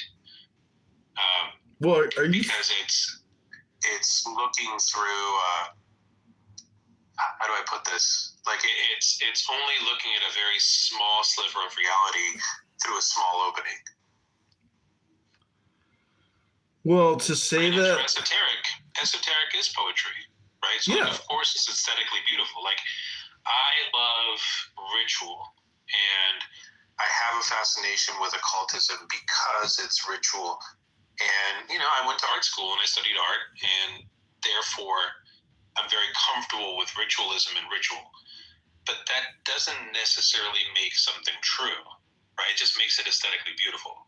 Well, what about the ethics, morals, and virtues within philosophy being useful, especially in a ghetto culture, which is clearly lacking class, style, and it's just verbose, profane vulgarity? I'm not going to touch that with a 1,000-foot pole. I think most humans are doing the best they can, based on their social, economic, and geographic situation. You can't address politics without addressing the system that got those people to that place. Okay, so then the education, from first grade, kindergarten up to high school, in my opinion, like 80% of it is a total waste of time. Well, it's a waste of time because it's been politicized and weaponized, right? Like, it used to be that the United States was ranked higher in education. It doesn't anymore, and that was done purposefully.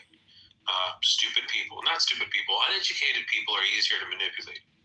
People that don't understand media literacy or how to read narratives, books and stories, right, are going to be extremely malleable to mind control. Yeah. It's funny because Meta and Google are like at the epicenter of mind control for political propaganda, because you have to buy the medium, and it's just it's amazing. But I like your update of the philosophers and physicists, but I would say that in philosophy, like, with regards to the ethics, the morals, etc., like, have you ever read Epictetus? No, but I would like, but I'm down for it. So there's a Harvard edition that I have, and it has what's called the fragments of Epictetus. And these are just like summaries, compressions of Epictetus. And they're incredibly profound. And what's so funny is when you read Marcus Aurelius or Epictetus, ancient Roman Greek philosophy, you realize how stupid Christianity is. And like you would think that Christianity would be a compression of that intelligence. But it's not really. It's actually really stupid. It's very spiritual and esoteric.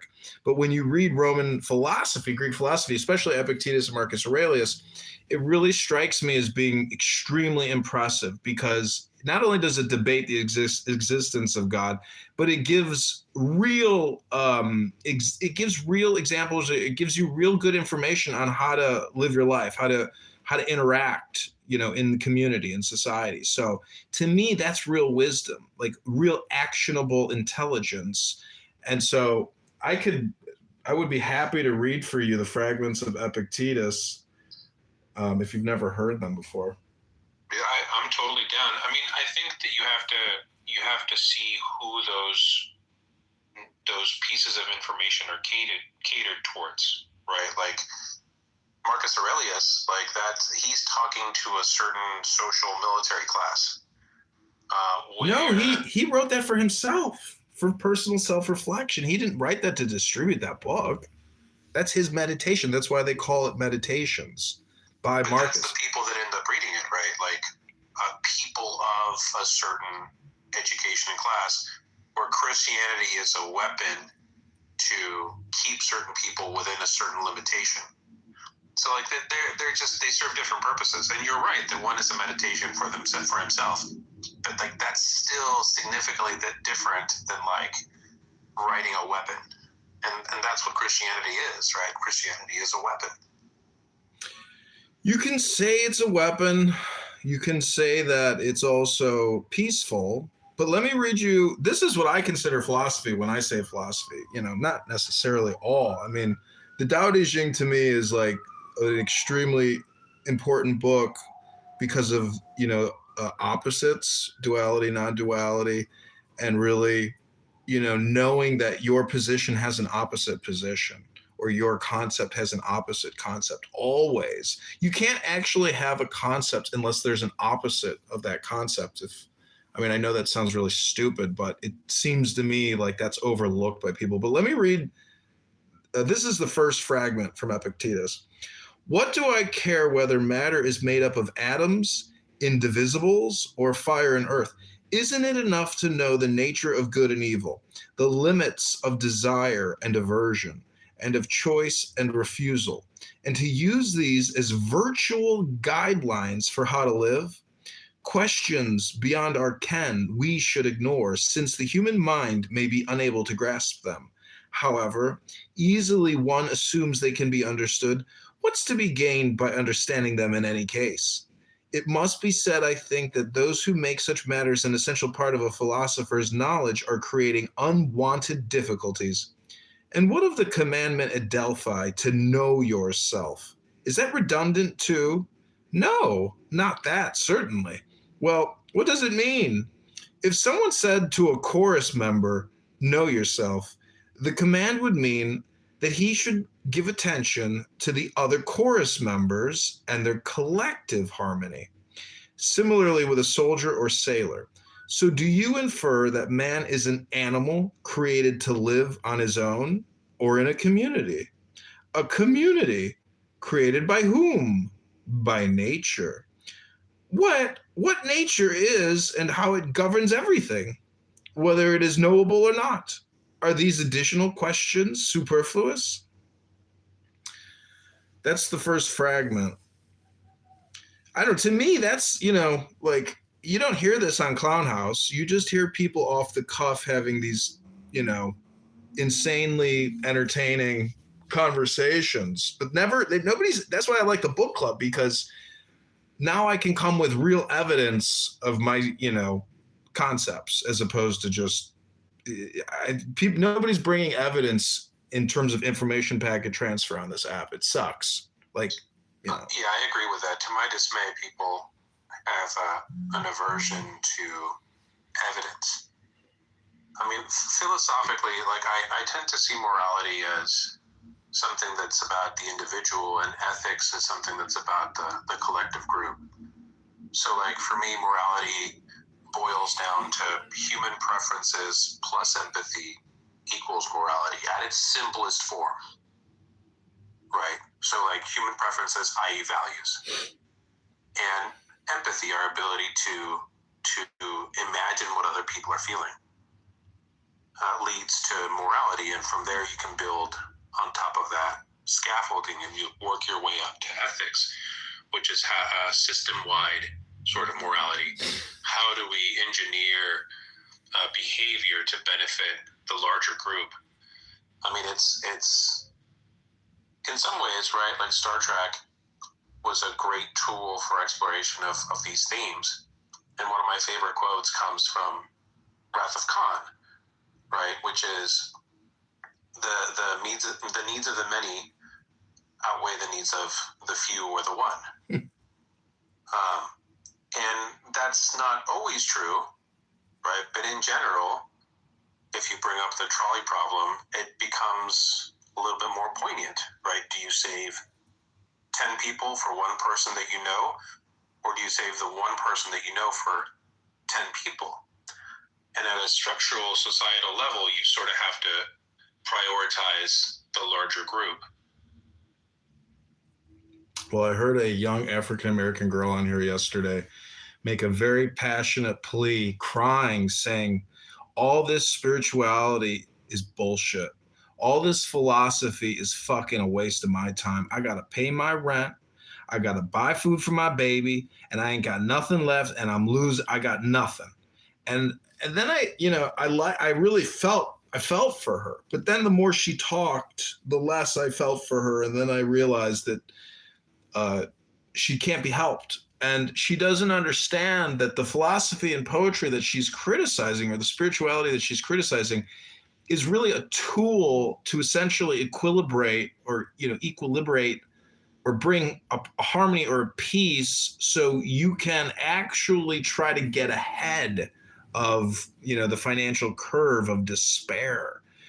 That's to me one of the reasons, or the usages of philosophy and religion, is to essentially stop being so argumentative.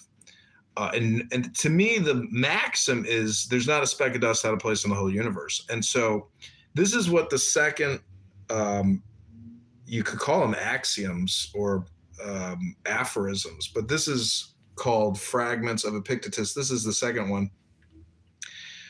Whoever chafes at the conditions dealt by fate is unskilled in the art of life. Whoever bears with them nobly and makes wise use of the results is a man who deserves to be considered good. What do you think about people that waste, food, waste their material possessions, that just, casually waste stuff, whether they have it or not? Like, to me, that's, indicative of the fact that they're probably not a good person. Waste not, want not. Maybe that's an indication that they're not a good person, or maybe that's just the kind of brainwashing that they received growing up in the United States of America, or whatever country they come from, right? Because there are countries where the emphasis is individualism and selfishness, and the sort of opulence that you talk about, the single-use item that throw away, becomes a status symbol or a sign of one's achievements, versus other cultures that are much more collective-based, right? Like, I was in a room where someone was talking about how kids in Japan would look down upon somebody who litters, because they see that as an affront to their collective experience and the things that they're trying to uphold. Where in the United States, right, to litter is an individual right that shows that you can just do whatever the fuck you want. So I think that most everything is reducible to axioms, sure, but there's also the sort of bigger structures around those axioms, right? Like, you can look at people that made bad choices and that's why they're poor, but you can also sort of take a wider stance and see that, okay, maybe they didn't necessarily make bad decisions, right? Maybe some of this was imposed on them, and their lack of education, their lack of nutrient intake growing up, and the lead that they're drinking, like some of those things were done purposefully, right? Some communities were purposefully miseducated, poisoned, and given less access to health, medicine, food.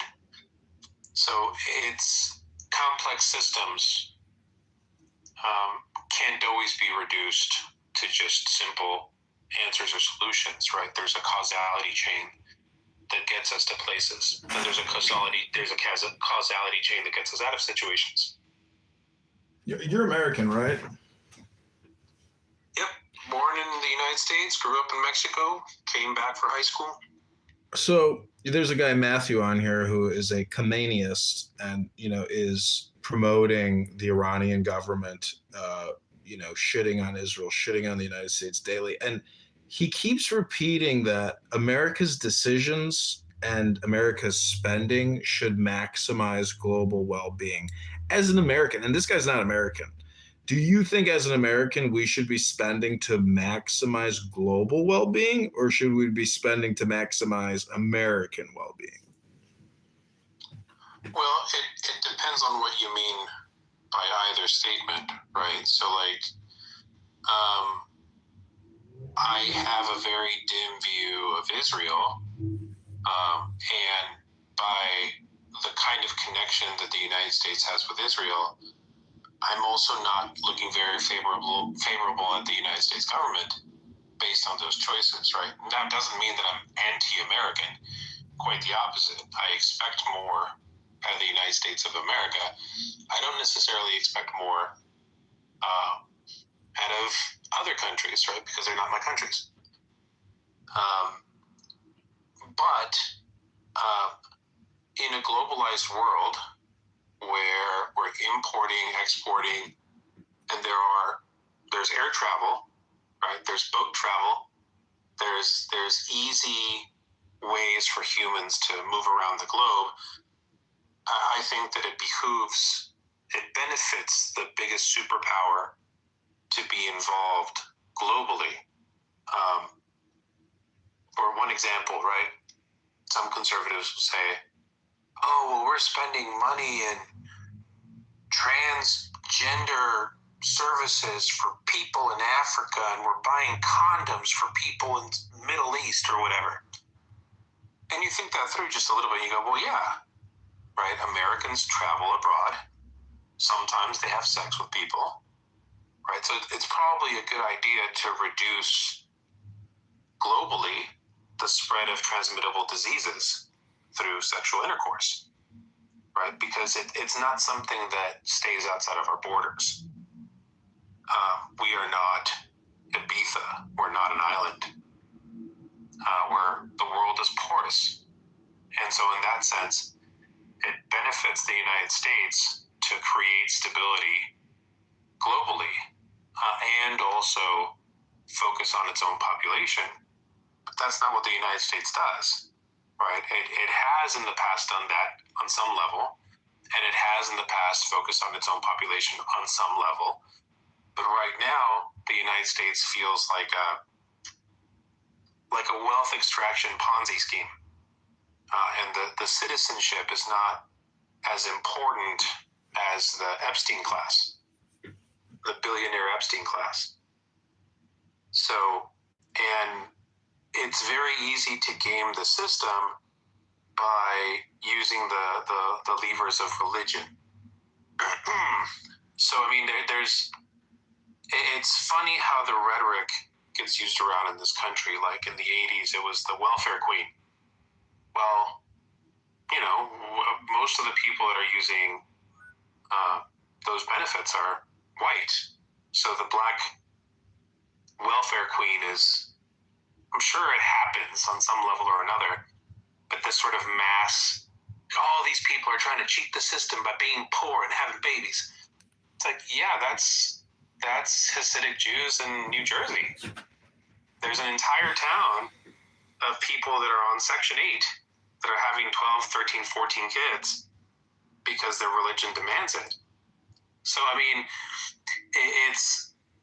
there are people in the country that we pick and choose to see them as good or bad based on, I feel like, vaporware, right? And some people have a certain standard and other people have another standard, and the two shall not meet. Okay, this is the third Epictetus fragment. It says, everything obeys and serves the universe. the land and sea, the sun and other stars, as well as the world's plants and animals. Our body also obeys it in both sickness and health, whichever it dictates. In youth and old age, and in the course of the body's other changes. So it is unreasonable that our will, which is in our power, be the only thing to try to resist it.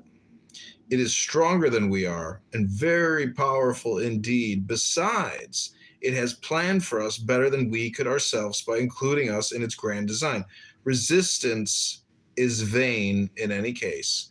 It only leads to useless struggle while inviting grief and sorrow. So, will, like, do you think you have an individual will? I mean, do you believe in what is the concept of will? What does that mean to you? I mean, that just translates to agency, right? I have the capacity to make choices and decisions, and that means that I have agency, i.e. a will. I get it. So that makes sense. What about you? Do you want to continue on that? No, I just think that when people say soul or will or spirit, it's just another name for agency. Got it. Okay, and what about universe? Do you think we came out of the earth, or do you think the earth came out of the universe and thus we came out of the earth? Or how do you view the succession of, maybe? Oh, well, so from a physics perspective, there's a chain, right? You have quantum physics in sort of flowery language begets physics. Physics begets chemistry. Chemistry begets biology. Biology begets technology, right? And so there's, have you ever heard of the theory of exponential return proposed by Ray Kurzweil in the sort of mid-90s? I'm not familiar with it now.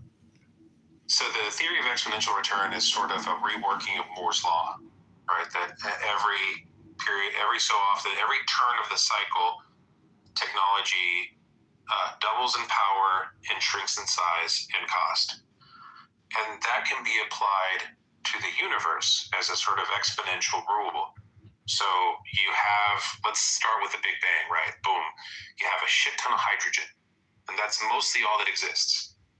But through gravity, you start getting protostars, and they start fusing together, and they start producing helium. And over time, right, over this process of stars forming, living in quotations, blowing up and dying, and expelling their innards, heavier elements, over and over and over again, you get the kind of elements that you can then build asteroids and rocks, and then those lead to planetoids and planets. And so every turn of the screw, you have a doubling effect, right? Where the new thing is supported by the thing that came before it. So, okay, now you get to planets. Now you have a perfect playground for water and chemistry, right? And in that ridiculous amount of time, things happen through natural processes and you get to biology. So you're right in the sense that there are universal pressures that inherently lead in a certain direction by being exponential, right? By things building on top of other things. And you get to animal life, and from animal life, you get to primates, and from primates, you get to humans, and then you have civilization, right? And you go from mud huts to agriculture, from agriculture to cities, from cities to nations, pretty quickly, right? At first, it feels slow. Like the invention of fire probably took a while. And then from there to go to something else probably took a long time too, but it was half the time cost and energy cost of what happened before. And so that just keeps happening over and over and over and over again until you get to where we are now. Okay, this is the fourth Epictetus fragment. It says, of things that are, God has put some under our control, some not. The best and most important thing is under our control and the basis of God's own well-being, the use of external impressions. Rightly used, this leads to freedom, serenity, happiness, and satisfaction. It is also the source of justice, law, restraint, and virtue in general. He did not put anything else under our control, so we should support God by making the same distinction and doing everything to lay claim to what is in our control, while surrendering what is not to the care of the universe. Whether it asks for our children, our homeland, our body, or anything else, resign it gracefully. This is the fifth one. Which one of you does not admire what Lycurgus the Spartan said? He was blinded in one eye by a young citizen of Clubhouse, who was then handed over to Lycurgus to punish as he saw fit. Lycurgus not only declined to exact revenge, he gave the youth of Clubhouse an education and made a good man of him. He then publicly introduced him in a Clubhouse room on a Clubhouse app stage. The Spartans were indignant. The Clubhouse users were pissed, but Lycurgus said, the person you gave me was violent and aggressive. I'm returning him to you civilized and refined. This is number 6. Above all, nature demands that we conform and adapt our will to our idea of what's right and useful. And I would just say that on Clown House, what most people are saying is not useful, and generally it's not right. It's just my opinion. I mean, when you say that, to me, it always goes back to the belief that there's not a speck of dust out of place in the whole universe, meaning that the way that things are it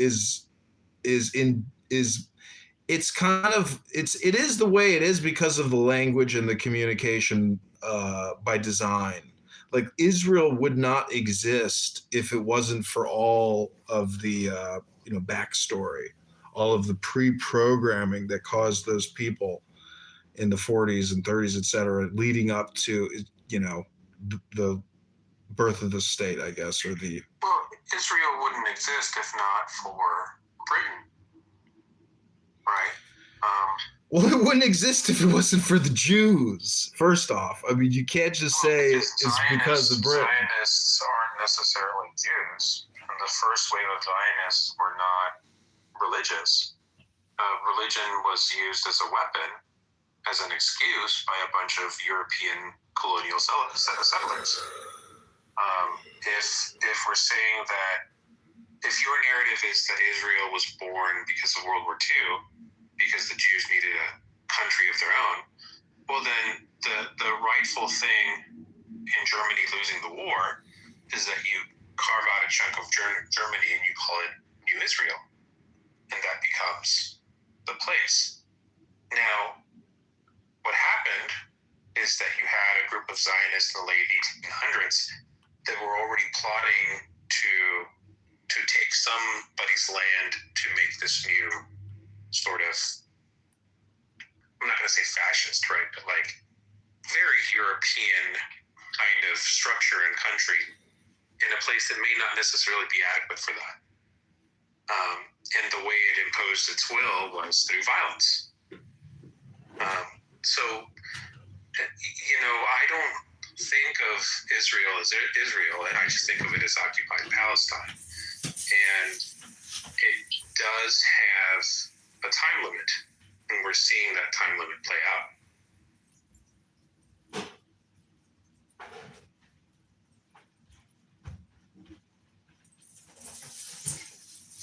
Okay, this is the next Epictetus verse. It says, to imagine that we will be despised by others unless we use every means to inflict harm, especially on our enemies, is typical of very mean and ignorant people. We say that worthless people are recognized by, among other things, their inability to do harm. It would be much better to say that they're recognized by their inability to do anyone good. And, you know, so if you get into philosophy, there's good and evil. What I find interesting is the right hand is considered the good hand, the left hand considered the bad hand. But when you put them together, you know, like in like a prayer type of pose, that sigil of the left and the right united in prayer is, you know, basically the union of good and evil. So how do you view good and evil, or I guess the dilemma of evil? Like, how do you parse it out? How do you rationalize it? And how are you also just not disgusted at the inability of people to know just the bad that they're doing? Like, they're just completely unaware of the bad that they're doing. How do you view all of this in terms of, you know, your observations? Well, I think morality is always relative. I don't think there is such a thing as a universal morality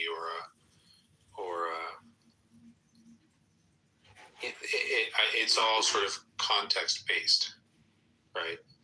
And I think that there's a lot of people that are lead poisoned. There's a lot of people that are abused. There's a lot of people that are what used to be called shell shocked, but is now PTSD. There's a lot of people that, for whatever reason, their genetics, right, have propensity for certain things. These are all in context, in quotations, natural. The sociopath is just as natural as the empath. In a holistic world, most humans serve some function evolutionarily, right? So you have people that unite things, you have people that eat other people, you have people that are really good as watchdogs, there's other people that are really good as poets. And civilization is constantly wrestling with what we say is the good or bad, the good and evil. You know, evil is a term that helps us explain behavior, right? People's behavior can be evil.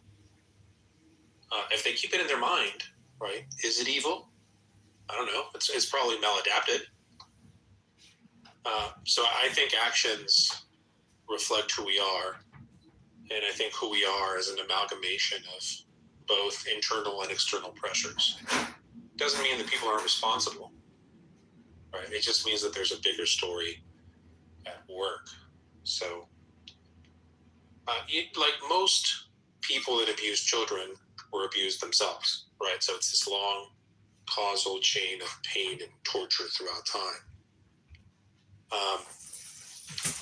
We happen to live in a time where it's not seen as, like, hitting children as a form of discipline is not seen as a positive thing anymore, right? But like, I was born in 1980. I still had the shit beat out of me, and I refused to do that to my child, right? Because I can think things through and go, well, that's probably not a good thing.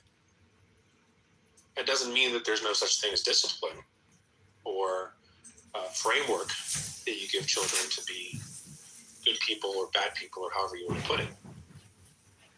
And I think that for the most part, most humans are just trying to get through the day. And the situation, their personal history will give you an idea of how their behavior will play out.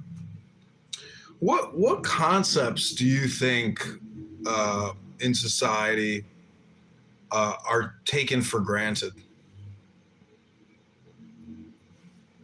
Community, I think, is taken for granted. I think the concept of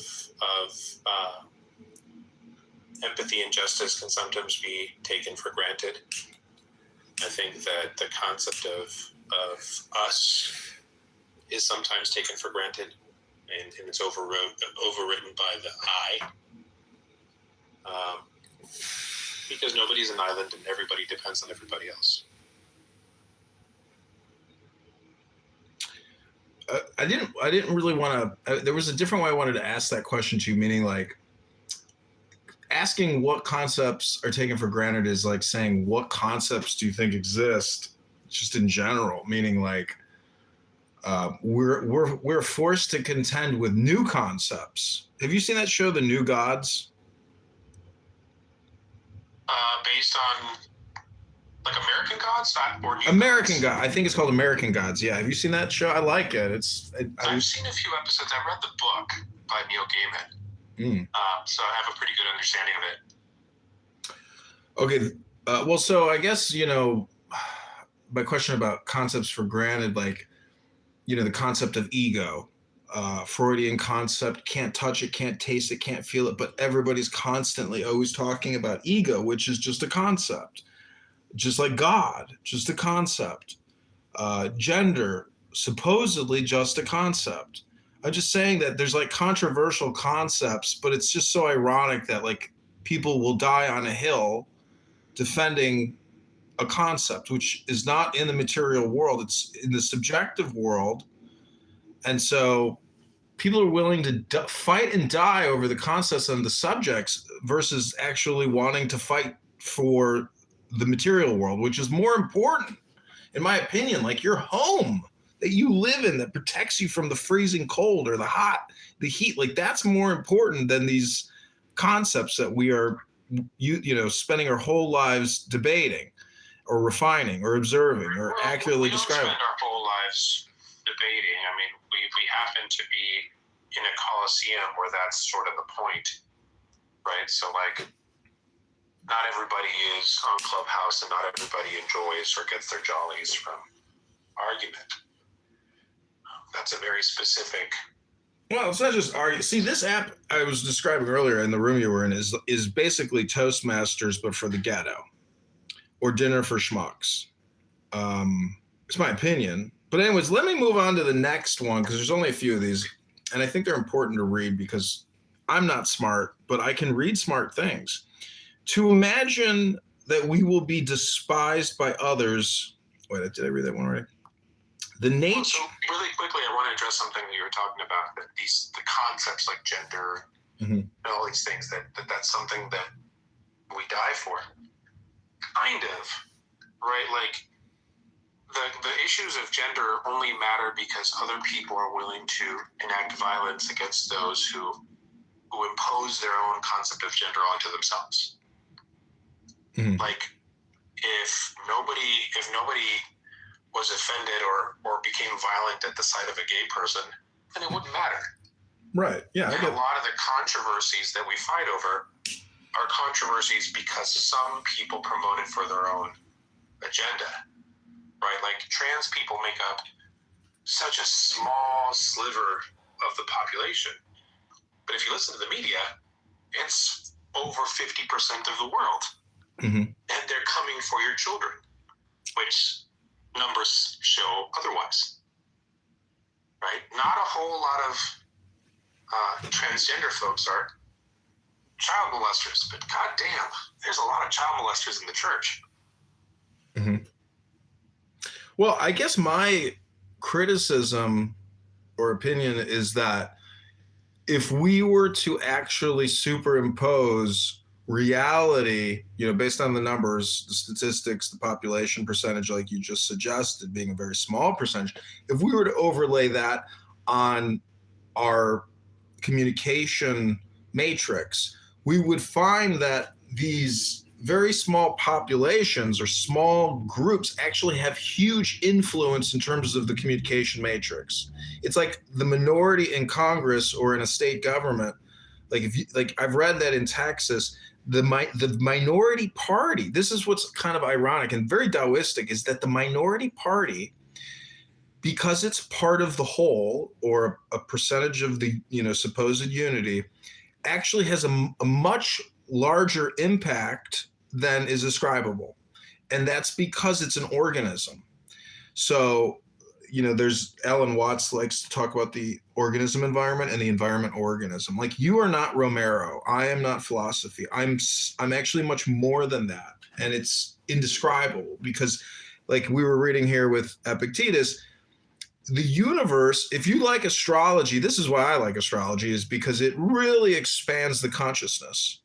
I mean, when people talk about astral projection, it's kind of funny. Like I like to say all communication is projection or hypnosis or politics, but I'm just saying, you know, to me it's science fiction, but it's still interesting conversation. And I like chicks. I like hot chicks without the dicks. But to me, when I talk to a beautiful woman and I ask her, you know, are you into astrology? It turns out that a lot of women are opinionated on astrology. Anyways, there's something you want to say, but I'll move on to the next Epictetus. We're almost finished with it. There's only 9. Well, I mean, women are opinionated because they're human, right? Humans have opinions. No, I'm just saying that like astrology is actually pretty niche, but I'm just saying I'm always amazed that I've never heard a woman not like actually have an opinion on astrology. So maybe occasionally. Anyways, I'm just being facetious. Anyways, this is number 8. I mean, most of the women that I've met that are into astrology sort of do it tongue in cheek, right? They're sort of aware that it's a simulacrum, that it's a fun narrative story because humans are a story-based species.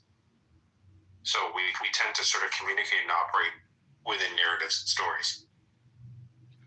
Do you know anything? You said you're into esoterics. Do you know anything about ceremonial magic? A little bit. So I've done like I have noticed, okay, I don't know if you tell me if you've ever noticed this, but I have a tendency to build an altar in my life regularly in any home that I live in. Like I put up candles, I put my little sacred books, I put my little, like I always tend to build like a prayer altar almost naturally. You know, it's not forced. It's just my organizing. It's how I seem to organize my life.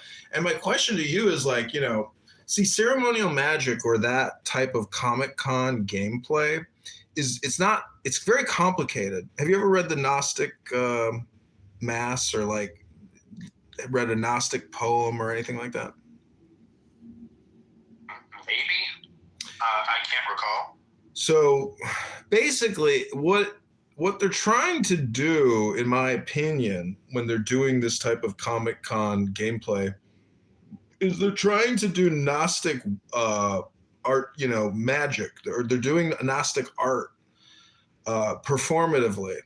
But the performance itself is like a psyop to the psyche, to the consciousness, to the visual absorption of your eyes and your feel. I've never done it. Like I've never been involved in an organized cult. You know, down the street from my house, there is a Freemasonic temple, and I know that they are engaged in performative artwork. You know, like they are putting on rituals, and they're simulating murder in some of those rituals. I don't know if you know anything about Freemasonic rituals, but in one of them, they pretend to cut your throat, and then you're supposed to do like a free fall backwards, and like they catch you. You know, it's like supposed to be like about, you know, fraternity. And you know, I'm just saying there's lots of ways to like simulate your death without dying. But it can, the theory is that role play is going to have an effect on your consciousness. It's going to expand it most likely, because now you've done something weird and super ordinary, which is basically it's just doing something new, but calling out something new. And it's like in my opinion, it's like trying to run a program on you. You know, it's definitely, this is what cults do. Like and mind control, you know, like that. But, you know, in the Epstein files, you brought up the Epstein class. Epstein was in communication with a nonprofit interested in, you know, trans technology. And so there is something to gender with regards to mind control. And I was going to tell you this earlier, but there's this book, you know, it's like a Hermetic Principle book. It's a famous book, but it talks about how the two genders are basically like a law of nature. And it is kind of true. I mean, you look at all the animal species, et cetera. Like it does take these binary, opposite sexed or opposite inverted, you know, sex or organs to recreate themselves, you know, to clone themselves. So anyways. Well, I mean, I think you're talking more about sex at that point, right? Like gender, from my understanding, is about how you present to other humans, and sex is about your chromosomes and your genitals and what you do with them. So, like in the animal kingdom, there's homosexuality has been seen in many different species and animals. And on a chromosomal level, some animals have a wider spread of less of a binary and more of a sort of gradation. So like humans, it's not just XX and XY, right? There's like XXY. There's all sorts of different permutations of that thing. Some of those people can reproduce, some of those people can't, right? So it's not, the binary itself doesn't quite hold. But there is a huge predominant binary when it comes to sex. Gender is a little bit wider of a concept, right? Because how you present and how people see you is what your gender is. Well, what do you think about like a Muslim woman who wears the burqa? Because she is pre-communicating with you prior to the actual language transfer packets that are happening between our brains. And so I kind of resent that pre-communication because it's like one-upping me. And generally, you know, I like to one-up before I get one-upped. What do you think about that? That sounds like a personal problem. Well, it is a personal problem. I'm not saying I'm being facetious here. I'm not saying it really is my problem. But what I'm trying to get at, you know, the Zen philosophy is that the blissful state is the unopinionated state. And so if you're just constantly forming impressions and opinions on everything you have to encounter in this life, like it takes you out of what you could call, you know, automatic bliss or automated bliss. You see what I'm saying? Like there's a way to live your life intelligently, which is don't exhaust yourself with, you know, with conflicting opinions all the time. It's ridiculous. Unless you enjoy it, right? Unless you enjoy the experience and you do want to think deeply about things at a object or person level. I mean, but you know the psychological like flow state concept, right? That's what I'm trying to say. Yeah. Oh, sure. But you can't be in flow state all the time. Like I enter flow state when I'm painting or drawing or taking a photo or making a movie or, you know, working on, through Claude, I just built a storyboard software that then mutated into an animation software. And, you know, I sat down to work and it was like, I don't know, 4 o'clock. And then I sort of, my full awareness came back after being in flow state for a while. And it was like 10:30, right? Because my subconscious was transmitting clearly through my conscious experience doing this particular task. But it's not something I can do all the time, right? Even flow state to some extent takes an energy. So, you know, like in terms of the hijab, like I think the way that people express themselves creatively is a beautiful, wonderful, marvelous thing. Now we can talk about the politics of the burqa, right? And in some societies, it is imposed upon them by force. Mm-hmm. So that's not cool, right? But when I see a Muslim woman in the United States who's freely of her own will expressing the burqa as a religious, political, and personal statement, it's like, yeah, cool, great, good on you. Yeah, I feel the same way. I'm totally like only bringing it up just to try to be, you know, facetious and but I do think that the pre-communication thing, you know, because anyways, let me read you this. I don't doubt you've ever heard of this, but it's called The Pattern on the Trestle Board, and it's called This is the Truth About the Self. Tell me if you agree with some of these axioms. The first one is letter or number 0. It says all the power, whatever that means, that ever was or will be is here now. So to me, the Eckhart Tolle thing about the now is being basically God, or what do you think about this like spiritual esoteric way of viewing the word now? Capital N. I mean, I don't know. I think that now is a state that doesn't exist, right? Because the moment I realize now has already passed. Right. So I'm constantly living in milliseconds in the past, or I'm imagining the future. So I don't think now exists. I think there's a gradation of now that we call now, and that's just the moment that's happening, right? But in terms of like mental awareness, like you're always a few milliseconds in the past, just by virtue of our biology. Do you think that now is a compression of the past and the future?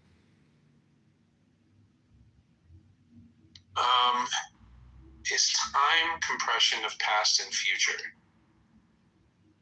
No, I think perception is compression of time. Mm-hmm. And so like when we read history, that is an abstraction of events that happened, right? So we're compressing all of time into something that's knowable by our primitive brains that emerged to be amazing hunters in the savannas of Africa, and are really great at predicting the moment that my spear will make contact with the antelope or whatever. But in a lot of ways, we're always living in a simulation created by our brain, like vision, right? Like active vision only handles about 7 objects, according to medicine. And then beyond that, it's a simulacrum that your brain builds and assumptions that your brain builds and goes, oh, well, that plant was there a minute ago, so it's probably still there now. It's how street magic can happen, right? Because you're hacking perception. But most likely the plant is still there when I close my eyes, right? And that doesn't mean that someone can't quickly come in, grab the plant and leave. And then I open my eyes and then, I blink, blink, blink. I go, oh, something is different in the room. And then I think about it and I do a quick stare and I go, oh, the plant is missing. Or how people lose objects, right? And then you point out that it's right in front of them the whole time because their attention your attention is expecting the object to be somewhere else. So, I mean, I think the now doesn't really exist. And it's a little bit like the concept. It's a little bit like the concept of the ego. It just does not exist in the real world. It's just a term. It's a concept. But anyways, this is number 1. It says, I am a center of expression for the primal will to good, which eternally creates and sustains the universe. And so to talk about cults, do you know who Maharishi is? I've heard the name before. So he has this cult called TM. Do you know what TM is? Tell me about it. It's transcendental meditation. And there was this article in the London Times about how in the brain quantum physics is happening because you can have basically multiple lights or points activated simultaneously in different regions of the brain. So it's basically saying that there's like a multiverse or something. But anyways, my point is my sister pointed it out to me saying, hey, that I'm pretty sure that comes from Maharishi because my sister did this TM meditation course. And so I bought all these Maharishi books because I'm like, maybe this guy's got something, if not, it'll be like a collection of, of cult books or whatever. But anyways, my whole point is in this statement, it says, Maharishi talks about the creative intelligence. And so my question to you is, do you think our conversation, in your opinion, is an example of creative intelligence? Yes. Yeah, it definitely is an expression of creative intelligence in the sense that what we're expressing are these concepts that are that's a playground of our subconscious and conscious minds. Okay, this is the next one. And this comes from a guy called Dr. Paul Foster Case, who has this little church on La Figueroa Street in Los Angeles. But really quickly, though, like meditation does seem to have some positive physiological effects for the person, right? So like, and I think things like the ego, you're right that the term ego is referencing to a concept, but it's also referencing to a physical object, which is the brain, right? And the mind is a physical thing. Mm-hmm. And there seems to be certain patterns in human behavior that can be alleviated or distressed through certain actions. Like I've been in therapy for 3 years, and I've seen huge personal emotional gains, and that ripples throughout my life. So it's, I think there are things that work. I think there are things that don't work. I think that there are things that we wish worked, and I think there are things we wish didn't work. And a lot of that is just biology and chemistry and how we express it. Mm-hmm. Do you believe in dialectical therapy? Explain. What do you think dialectical therapy? Yeah, like just talking shit out, yeah. No, I'm not saying just talking shit out. I'm saying, you're talking about what comes out of you, but I'm saying about what you put inside yourself, like in terms of programming and content. Oh, sure. Okay. Yeah. So that's what I mean when I say dialectical therapy. Do you think listening to an audiobook can be therapeutic?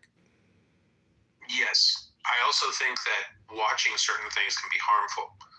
Like, I remember being like 18 and getting a copy of Faces of Death and watching it. And like a piece of myself died. Like a psychic piece of me got injured. Yeah, that is I wonder how many people's lives were destroyed as a result of watching that horrible fucking film. There's multiple films, actually. They put out a lot of those. They put out a lot of it. Or like Rotten.com, right? Like, or like Two Girls, One Cup. Like there's these things that leave an impression that's not necessarily positive. Yeah, I've actually heard people on this app that have had horrible PTSD from shootings, and I think he said it took him 10 days, 2 weeks to get the visualization to stop, reappearing in his mind.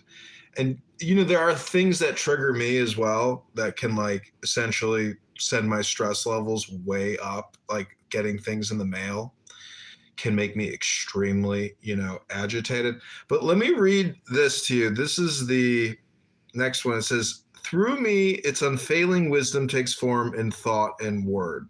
So obviously if we didn't exist, we wouldn't be able to have these conversations. So do you view yourself as like a pass through it all, for these words, which you could say are divine or capitalized words? I see myself as a fractal pattern of meat that is growing in time. No, seriously. Like, I think that I'm one of many iterations, and if you travel back in time, there's been someone with my face or similar that just goes back all the way to the beginning, right? Both you and I only exist because we're direct descendants to the first organisms and the first humans and the first whatevers, right? There's been an unbroken chain of literal meat that goes back all the way to that single cell. Yeah, I know. It's genetic, though. I mean, it's not just meat. That's like, it's kind of, there's a code. Yeah. There's a code. I mean, we are genetic code. Yeah. Yeah, but the fact that like you exist, right, means that DNA has survived millions of years. Mm-hmm. And so that's how I sort of contextualize that. I think language is a tool that we devised, and as each generation builds on language, concepts emerge in our minds, but through the tool of language. So when you look at the sun, which is emitting light and heat and energy, and vibrations or photons and all these particles it's spraying out of itself. Do you? I mean, I don't know if you. You're not a Christian, right? No, definitely not a Christian. I mean, I was talking about how there's a lot of helium on the moon because our parent star is literally jizzing helium onto the moon. Mm-hmm. Right? That's one crude way to talk about it. So, I think that divinity is simply our subconscious talking through our conscious mind. Mm-hmm. Right? That's the extent of what I see as divine or holy or godlike. Okay, let me read the next one. It says, filled with understanding of its perfect law, I am guided moment by moment along the path of liberation. And it has understanding bolded with a capital U. And these actually, let me just read you the words. These are the bolded, capitalized words giving signification. It says, power, wisdom, understanding, beauty, victorious, splendor, foundation, kingdom. This is the truth about the self. So, you said you're a matrix meat bag. And so, this is like, you talked about physics and the philosopher. I guess in my opinion, like a lot of science is bureaucratic, but then the bureaucratic ends up becoming like esoteric, symbolic. So when you say we are an unbroken chain of, genetic continuity in your matrix meat bag, if you go further, you get to light, which is just, the metaphysic, the energy, which is like the potentiality of creative intelligence. If you want to get weird, we only exist because there's a direct causal chain to the first hydrogen after the Big Bang. Like, it gets fucking weird, right? We're made of material that has grown exponentially over time, that it's built on itself. And we're the closest thing to the universe being self-aware. Mm-hmm. Yeah, I think I heard Alan Watts say that we are the universe experiencing itself. And so, yeah, and there's this. Do you like Alan Watts, or do you know who he is? I mean, I think he's cool.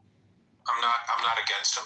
Yeah, I mean, anyways, I'm just saying he has this interesting lecture where he does a hypothetical with his audience, and he says, "I want you to pretend I'm God. Now, ask God any question, and then he goes through like 25 questions, and he pretends he's God. He role plays, and he performatively, plays that he is the God answering their questions.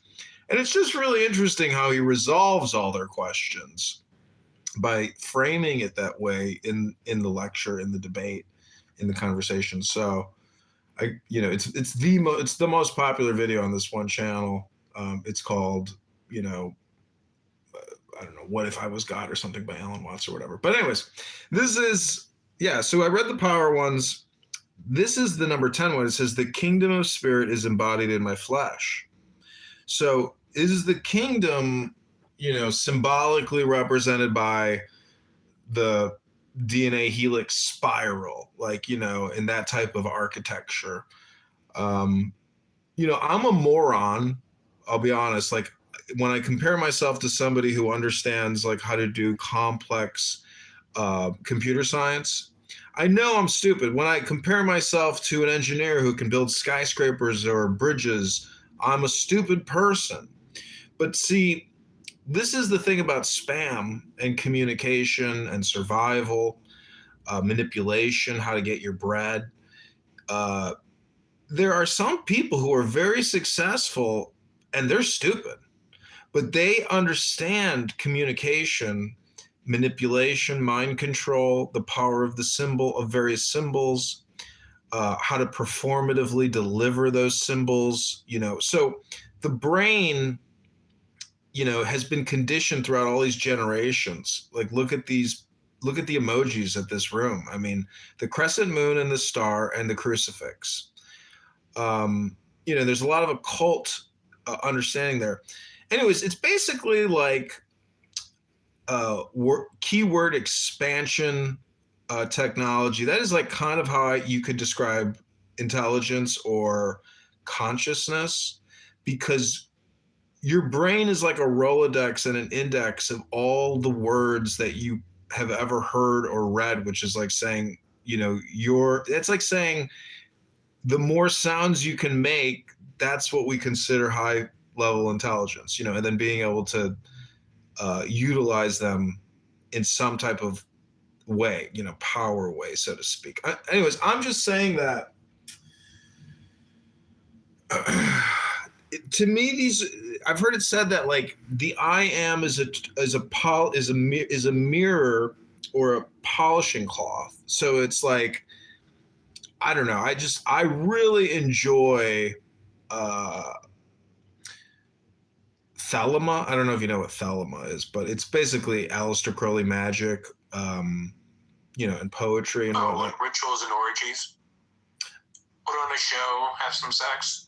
That would be nice. Like these two beautiful girls from Hungary stayed at my house one time, and they were like, "John, you smoke an awful lot of weed." I was like, well, I mean, I was thinking, I wish I said this, but like maybe you'd like to smoke some weed, have some wine, and have an orgy with me. These two beautiful women just didn't materialize. I can't have everything apparently, that I desire in my life, but orgies are a lot harder than they look. Like once you're in there, it's like a whole lot of weird emotions come up. Oh, I'm really ready for it. I'm ready for two beautiful women that want to let me live out a Roman fantasy, a Greek fantasy, like where I can, slowly feed grapes and, maybe have my toes sucked. Anyways, I'm just saying. I mean, that's what Craigslist is for, yo. Backpage back in the day. But I think my thesis is that there's no such thing as the kingdom or perfection or any of those sort of like flowery concepts. I think that we're the apes that wanted more than the other apes. And I think that we're just exponentially building on top of other systems upon systems. Okay, so yeah. Well, what I read to you is it's 10, not 11, 10, not 9, but this is a Kabbalist, speaking. These are all Kabbalistic variables. There's 10 Sephiroth, which are 10 variables of consideration. One is kingdom, one is splendor, one is beauty, one is just. So these are like concepts. These are 10 concepts to do a Gestalt analysis on a problem or a situation. It's basically 10 variables, because the truth is intelligence is, hyperdynamic, multivariable. And back in the day when people were just stupid farmers, like you're operating at this very intuitive subconscious level. But when you reach a certain level of abundance, you start using your brain, like more like an advanced computer system. And so I'm just saying that Kabbalah and these 10 Sephiroth are just 10 different mirrors, which are 10 terms. I could give you the Hebrew definitions or the Hebrew words, but again, it's like victorious, splendor, foundation, kingdom, beauty, understanding, wisdom. To me, these are just like NLPs. These are, words to pepper your language with if you want to essentially enhance your attraction.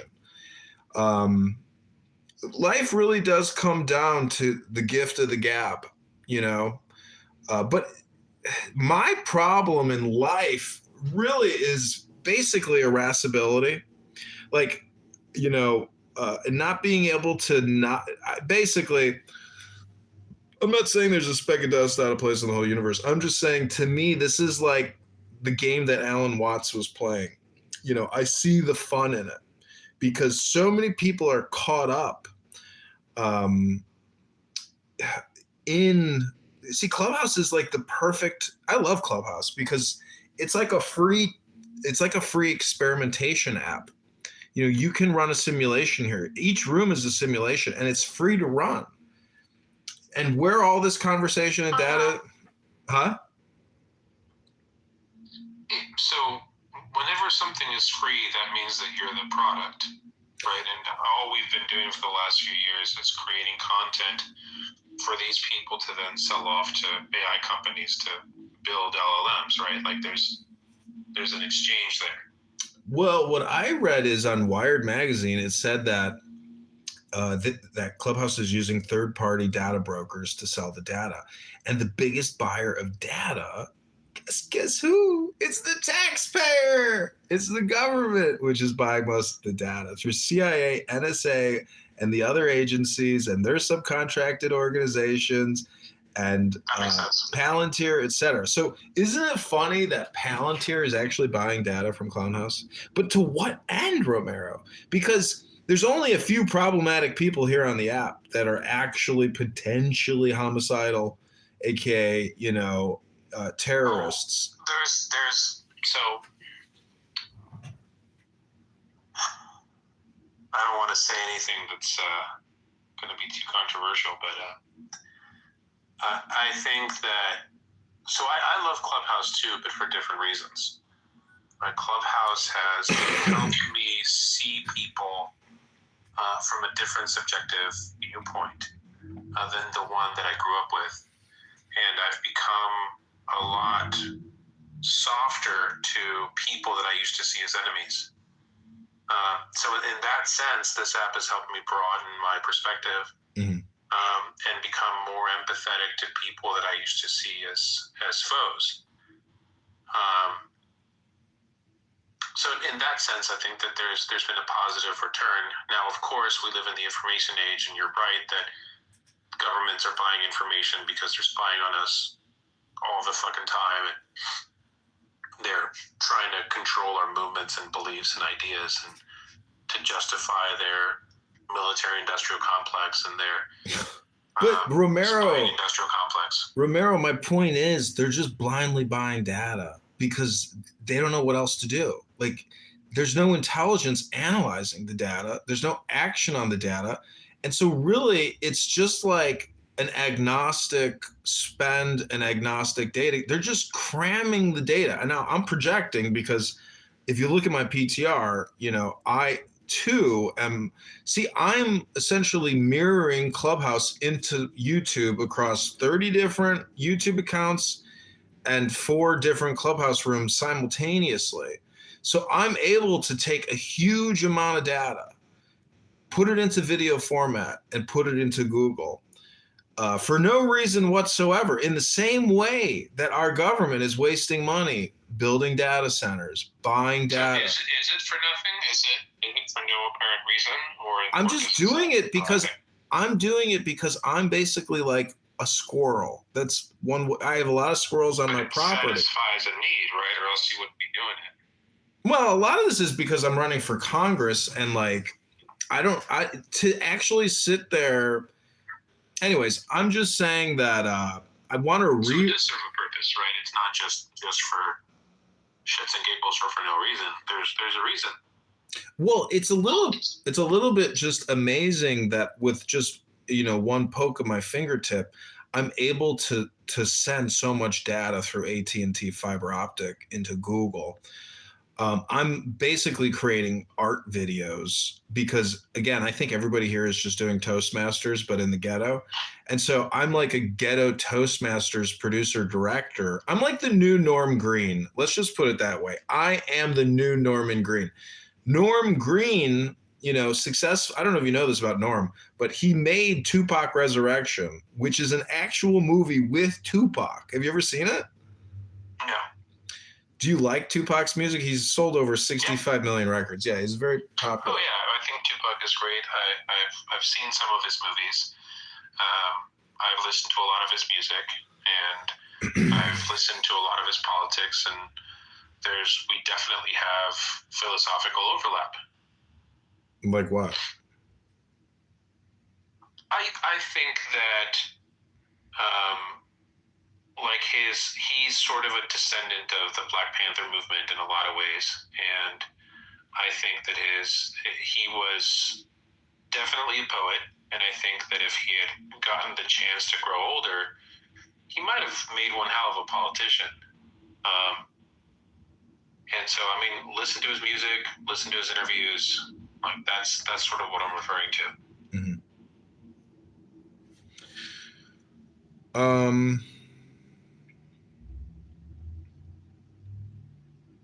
Is zero a number? Like you do everything for content farming, right? So like right now we're on YouTube, and this is all part of the larger farm system, and to get marketing, right? This is all marketing. Well, first of all, I think what we're talking about is in some ways almost proprietary at this point, because most people are just awash in really like profane, vulgar, stupid conversations.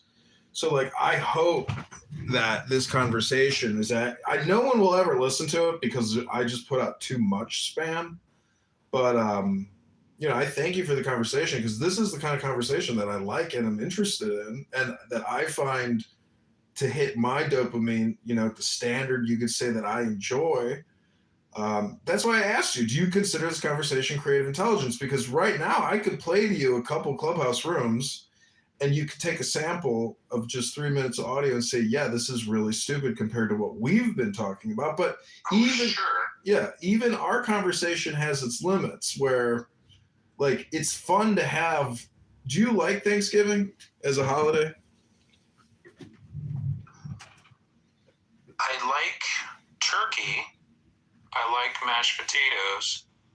I like cornbread and biscuits. I hate the political statement that's made through Thanksgiving. Mm-hmm. I am unhappy with the holiday system basically just being a store opening, right? Like it's an injection of capital into the system via the sort of personal beliefs.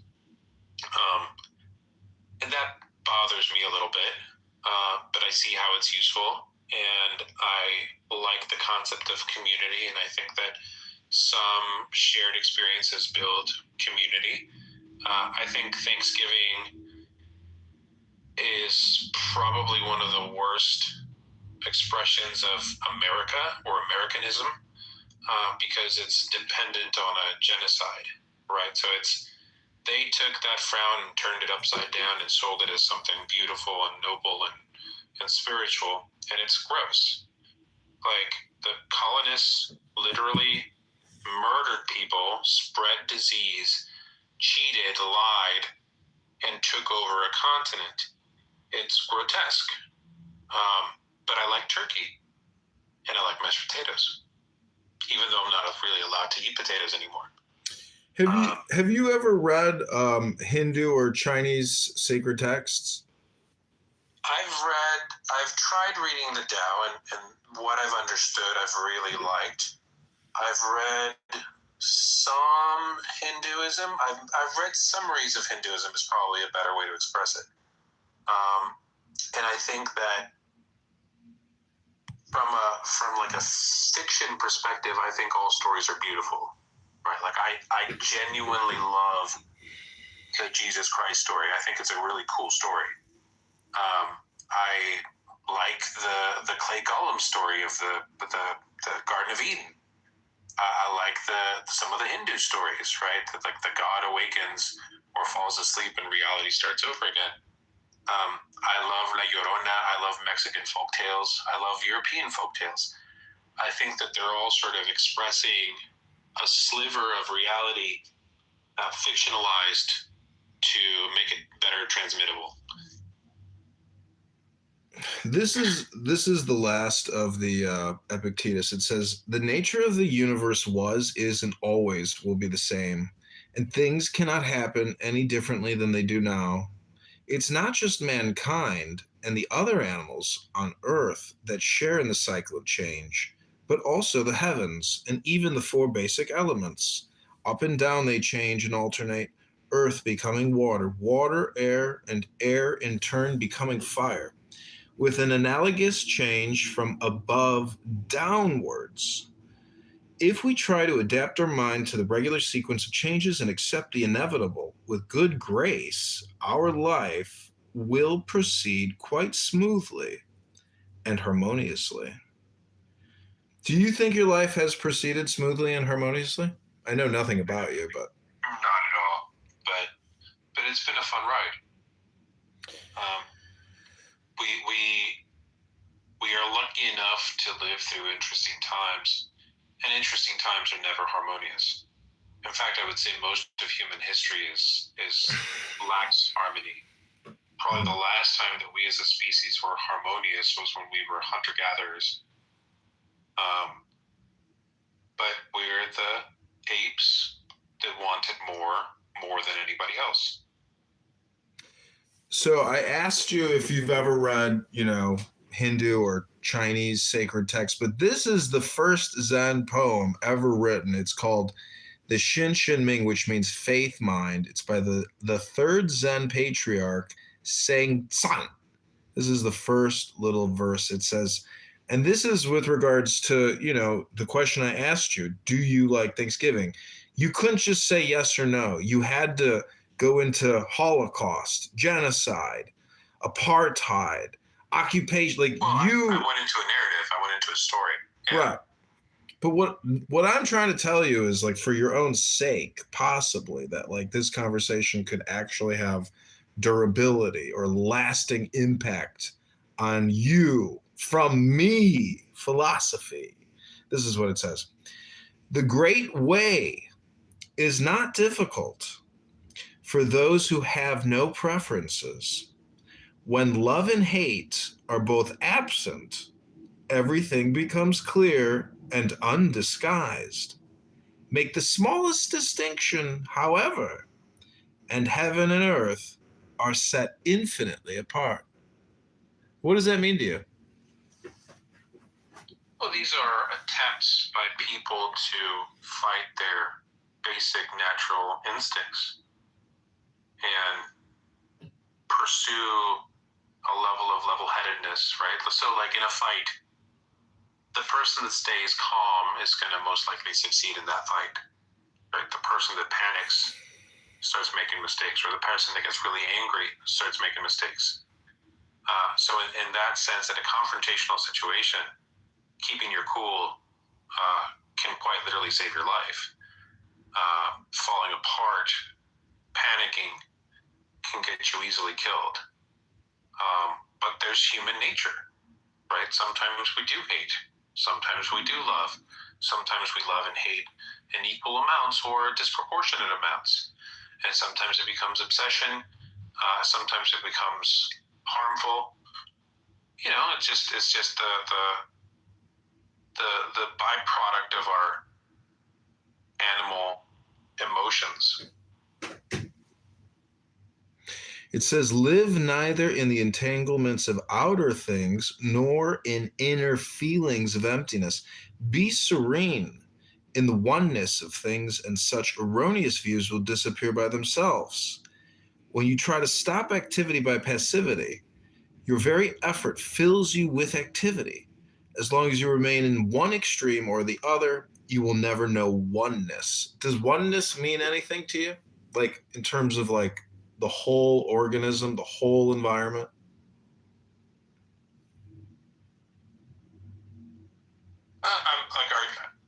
Maybe. I think that you can look at things holistically and say that, yeah, I'm part of a system, right? And in that system, I have a role, or I don't. I'm a part of a family. I'm a part of a lineage. I'm a part of a species. I'm a part of a planet.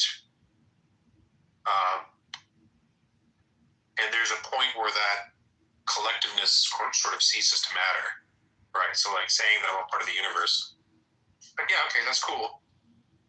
But it really has no real effect at that point. Being part of a family, a country, a nation, a planet, that's still things that I can affect through my qualities and behavior. Do you think you deny anything in reality? What do you mean? Example? Well, this is what it says. It says, those who do not live in the single way fail in both activity and passivity, assertion and denial. To deny the reality of things is to miss the reality. To assert the emptiness of things is to miss the reality. So, do you think by some of your opinions, you are essentially obfuscating or inversing what reality is? Because you obviously have opposing positions to people.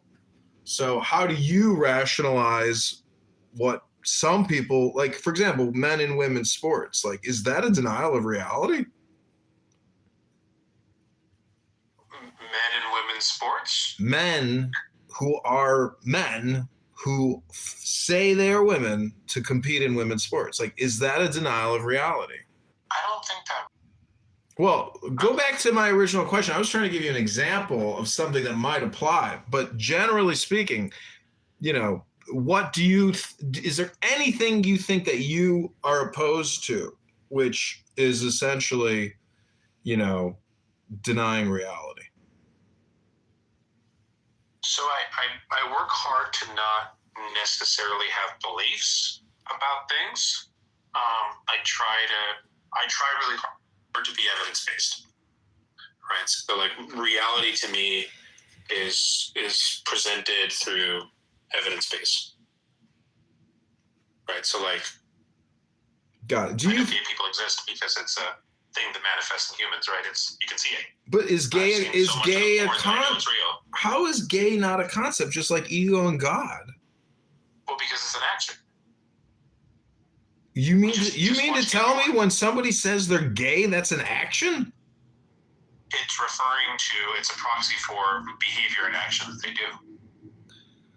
Okay, so this is what the next verse says. The more you talk and think about it, the further astray you wander from the truth. Stop talking and thinking, and there is nothing you will not be able to know. To return to the root is to find meaning, but to pursue appearances is to miss the source. At the moment of inner enlightenment, there is a going beyond appearance and emptiness.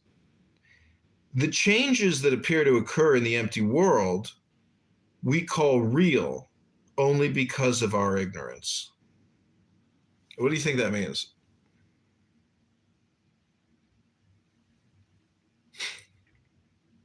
I mean, I know I could ask Grok, right? Or, you know, but anyways, I'm just saying, this is called the Shin Shin. Well, asking Grok is just like asking for the median answer that people will give, right? Well, Grok will essentially give me an expansion of what I just read. You know, it's not like it would be, you know, as useful as coming from you, who, you know, is a learned scholar. I wouldn't go that far. I'm being facetious. The next verse is, do not search for the truth. Only cease to cherish opinions. Do not remain in the dualistic state. Avoid such pursuits carefully.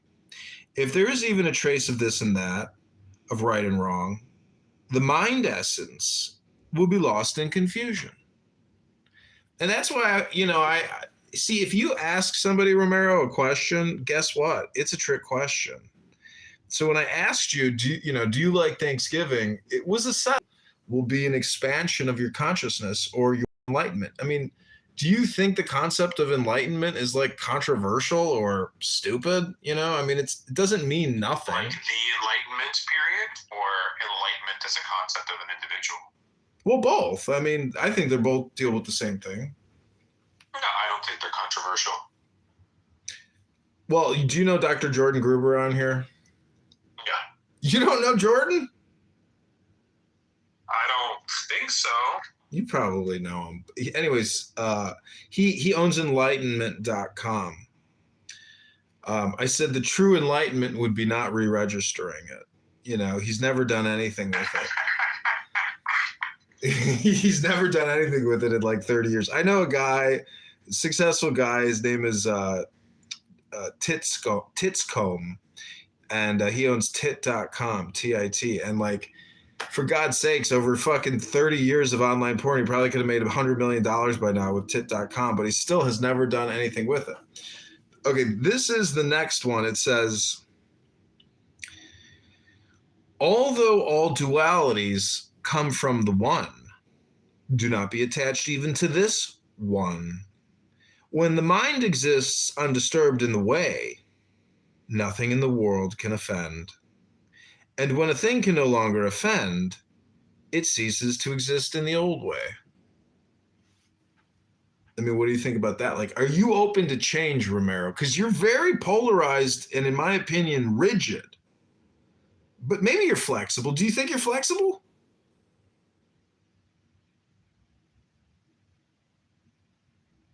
Like sexually? No. I mean, in terms of like, you know, intellectually.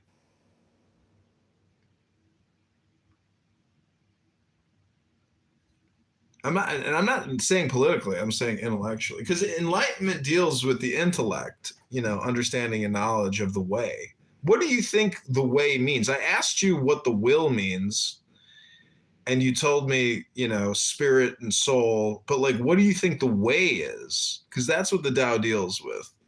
That's why I really like the Tao. The way is just poetic language for entropy, right? Or however you want to perceive that. Like in the Tao, the basic metaphor is that life is like a river. And at one point you enter the river and it carries you downstream. And at some point you exit the river because you fucking die, right? So I think the way is just the way that people describe how they envision life working. Well, actually, I would say that the way is like greasing the wheels or greasing the skids. You know what I'm saying? The way. It's the lube. And I'm telling you, if it's, anyways, we don't have to be dirty. This is the next one. When no discriminating thoughts arise, the old mind ceases to exist. When thought objects vanish, the thinking subject vanishes, as when the mind vanishes, objects vanish. Things are objects because of the subject, mind. The mind, subject, is such because of things, object. Understand the relativity of these two and the basic reality, the unity of emptiness. In this emptiness, the two are indistinguishable. And are you a nihilist? No. Okay. And each contains in itself the whole world. I mean, I'm a nihilist in like the awareness that, you know, I've seen close family members perish before my eyes, and I know that's my ultimate fate as well. If you do not discriminate between coarse and fine, you will not be tempted to prejudice an opinion. To live in the great way is neither easy nor difficult. But those with limited views are fearful and irresolute. The faster they hurry, the slower they go, and clinging attachment cannot be limited. Even to be attachment to the idea of enlightenment is to go astray. Just let things be in their own way, and there will be neither coming, not going. Obey the nature of things, your own nature, and you will walk freely and undisturbed. But my nature is to want more and affect the environment around me. I am following my nature. You're following your nature. All of humanity is following its nature. This is the next verse. When the thought is in bondage, the truth is hidden, for everything is murky and unclear. And the burdensome practice of judging brings annoyance and weariness. What benefit can be derived from distinctions and separations? If you wish to move in the one way, do not dislike even the world of senses and ideas. Indeed, to accept them fully is identical with enlightenment. The wise man strives to know goals, but the foolish man fetters himself. There is one Dharma, not many. Distinctions arise from the clinging needs of the ignorant. To seek mind with the discriminating mind is the greatest of all mistakes. Again, the mind is capitalized there. To seek mind is capitalized. Then it says with the discriminating mind in the lower M. So you don't disagree with this, I assume, correct? Or is it polarized to you? No, I mean, I think it's somebody's attempt to maneuver through complex systems by making them simple and easy. I think that's, people do that. And I think that there's a function and a service to that. I would call that intelligence.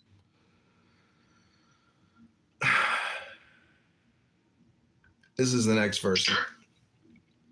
It says, rest and unrest derive from illusion. With enlightenment, there is no liking and disliking. So it's kind of funny that like Facebook with its like and dislike, display is the opposite of enlightenment. That's why I call it fake book. All dualities come from ignorant inference. They're like dreams or flowers in air, foolish to try to grasp them. Gain and loss, right and wrong, such thoughts must finally be abolished at once.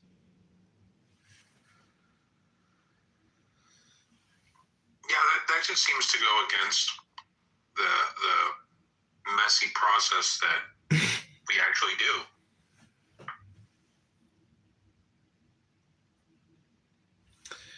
This is the next verse. If the eye never sleeps, all dreams will naturally cease. If the mind makes no discriminations, the 10,000 things are as they are, of single essence.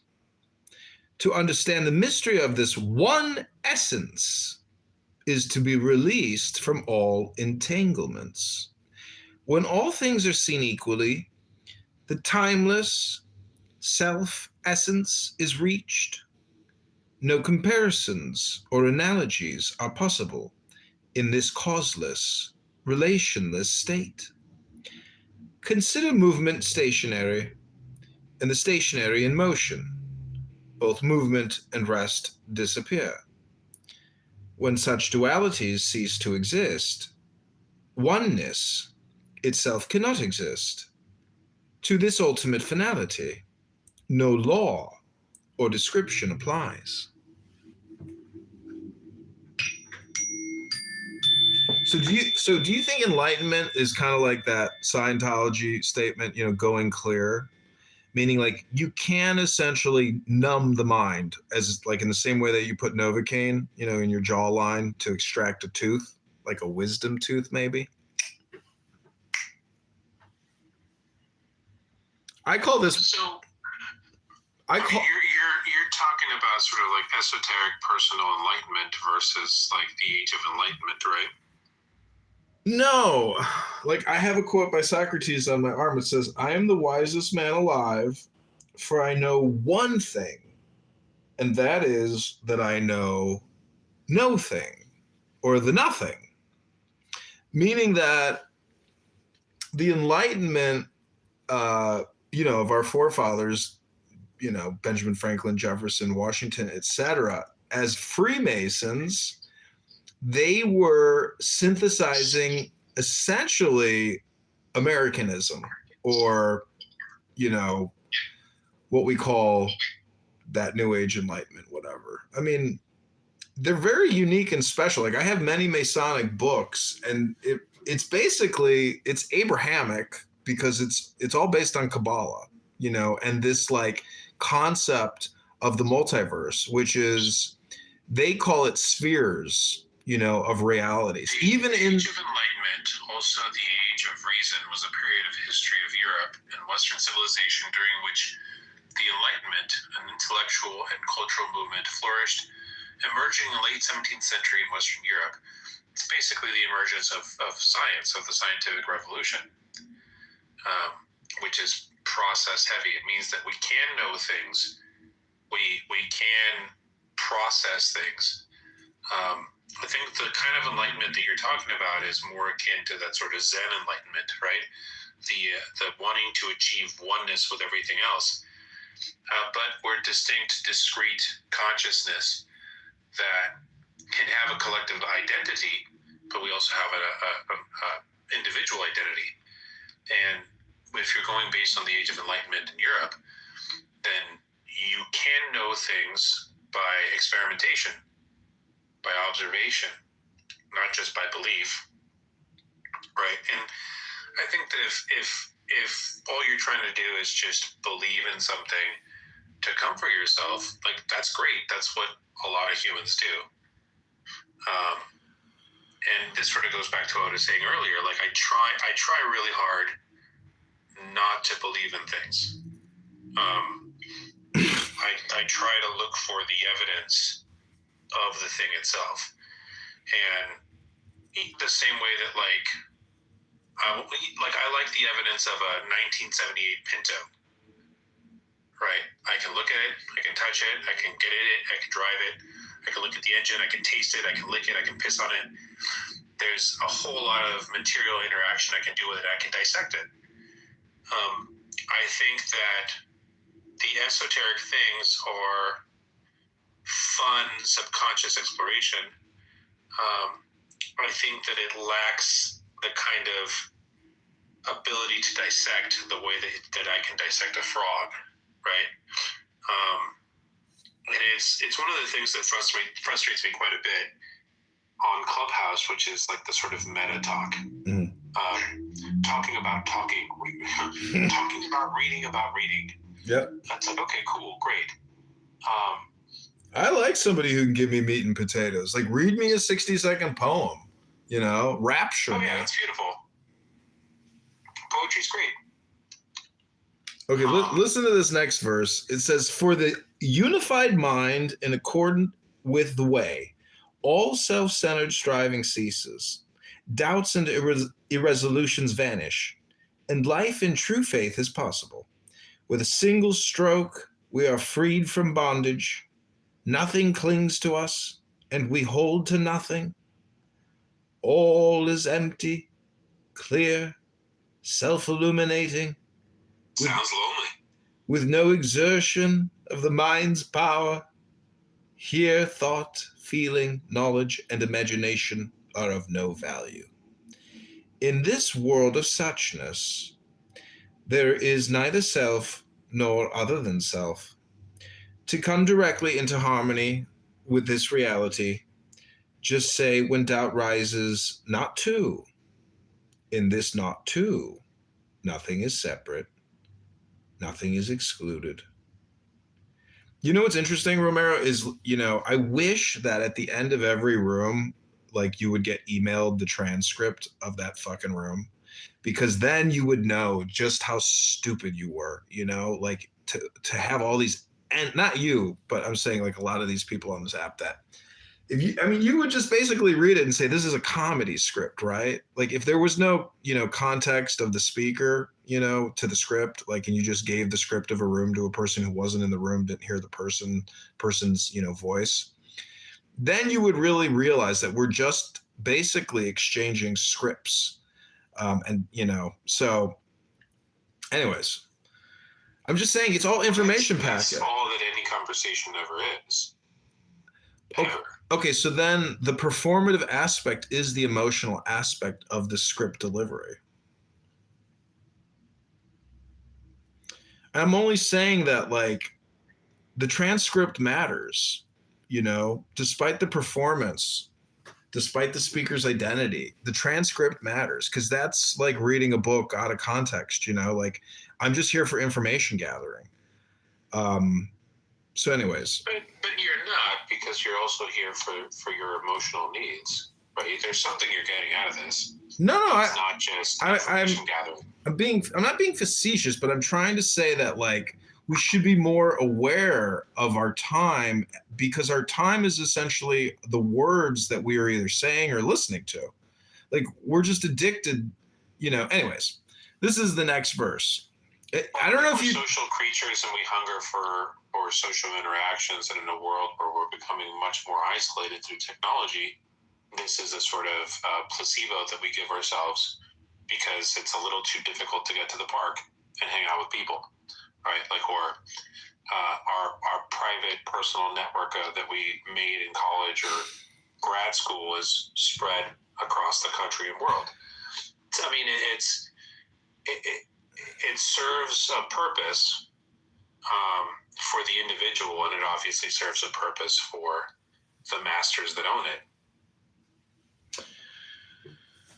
Okay, this is the next verse from the Xin Shen Ming, the first Zen poem. It says, all is empty, clear, self-illuminating, with no exertion of the mind's power. Here thought, feeling, knowledge, and imagination of no value. In this world of suchness, there is neither self nor other than self. To come directly into harmony with this reality, just say when doubt rises, not two. In this not two, nothing is separate, nothing is excluded, no matter when or where. Enlightenment means entering this truth. And this truth is beyond extension or diminution in time and space.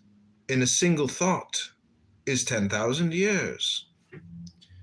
Emptiness here, emptiness there.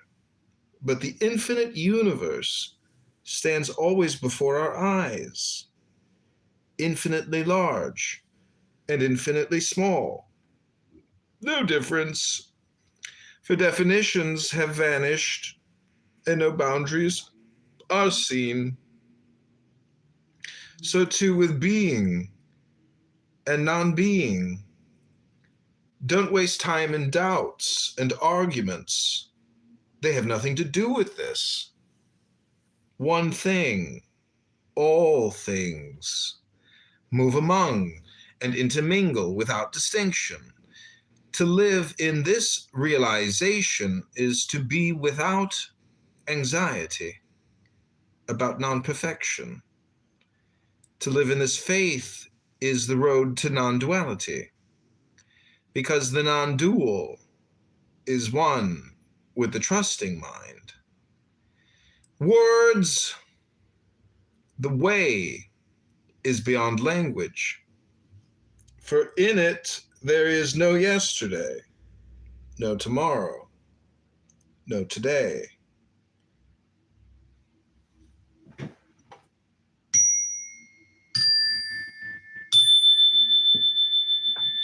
I think I heard it said once, there is no future, there is no past, there is no now. Because that Eckhart Tolle, he basically, fooled everybody with this eternal now bullshit, which is not bullshit. Because, anyways, I'm just saying that, just like the word God or all or now or son, or I think it's a 3-letter word conspiracy. Perfectly honest. I think we live in a 3-letter word conspiracy industrial complex, or I just call it the English language industrial complex. I'm happy to be a part of it, to be perfectly honest with you. I'm glad I find myself, at the center of an English conspiracy. So one of my favorite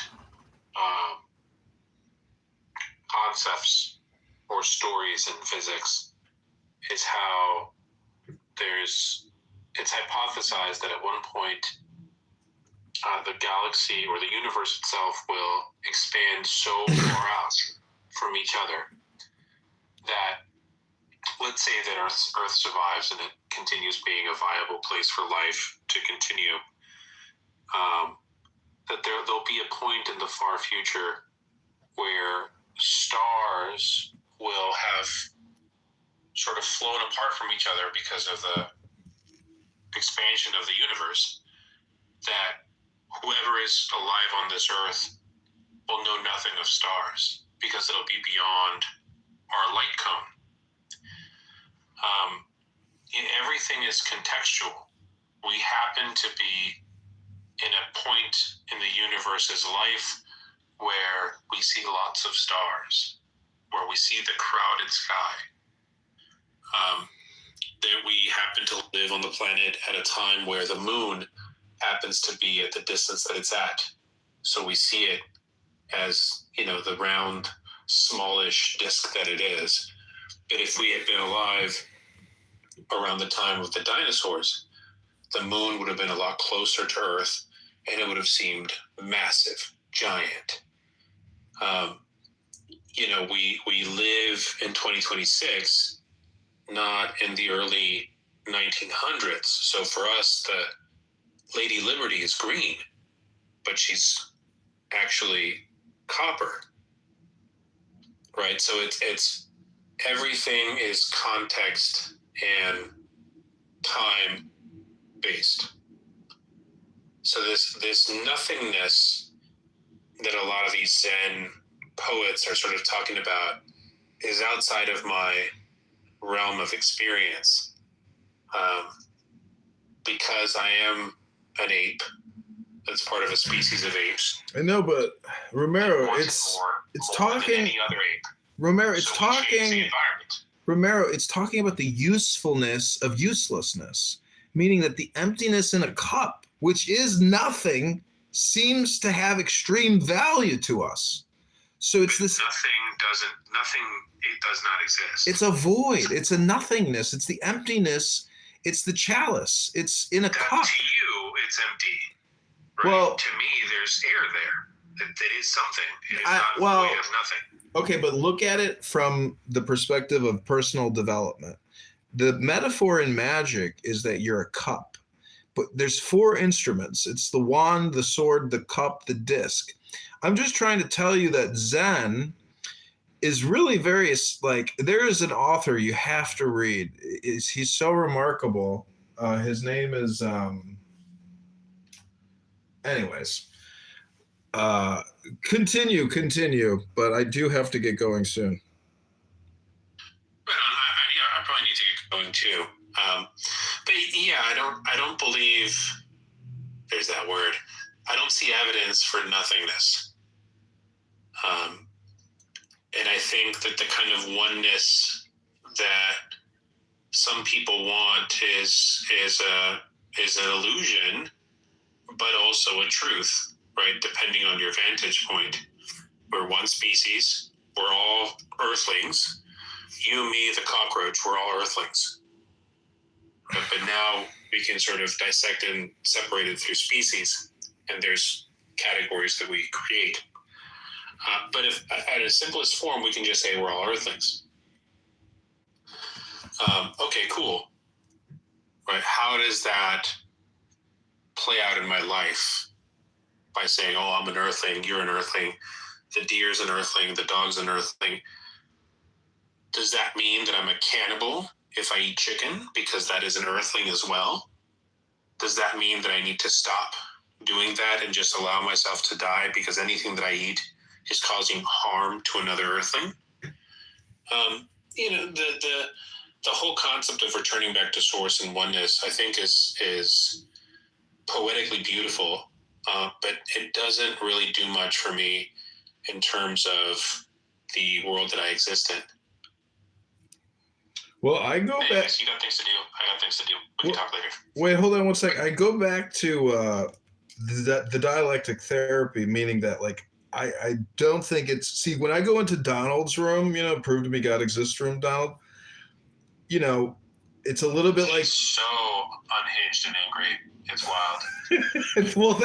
I hate to be a ruthless capitalist, but a lot of content is unhinged and angry, and it's very popular.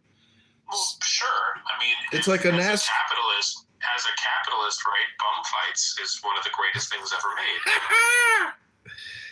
made. Yeah, so anyways, but the way that I would like to communicate with Donald, but he can't actually allow me to, do my shtick, is to preface the conversation with preconditions, meaning we have to accept that I can prove to you God exists, but only through the word with the capital W.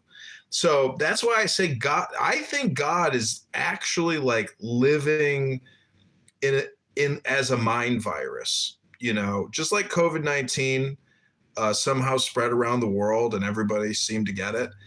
I think, this mind virus, as that we call the GOD, it's completely linguistic in essence. And it even says it in the book, that the beginning was the word made God, etc. So like it's saying that God is word, and like from an intelligence vantage or perspective, we talking apes, Thoth, Hermes Trismegistus, the Egyptian magician, or Hermes Mercury, his companion is a monkey. And so evolution and that massive, step in the human brain, evolutionarily speaking, that enlightenment is really like that movie talking, the Planet of the Apes, when Caesar is the first talking monkey. Like that's when we made that massive leap into this, present intelligence. So, there's a little book. It's almost like a novella, right? Called "Why We Believe in God or Gods." It's a really quick, super fucking fast read. It has some really compelling ideas, and one of them is that God is an artifact from our evolution, right? That it was better to misattribute and assume a conscious mind behind natural events than to think otherwise and be killed by a predator. So like a perfect example, you're a proto-human, right? You're still kind of ape-looking and furry, but you're walking upright.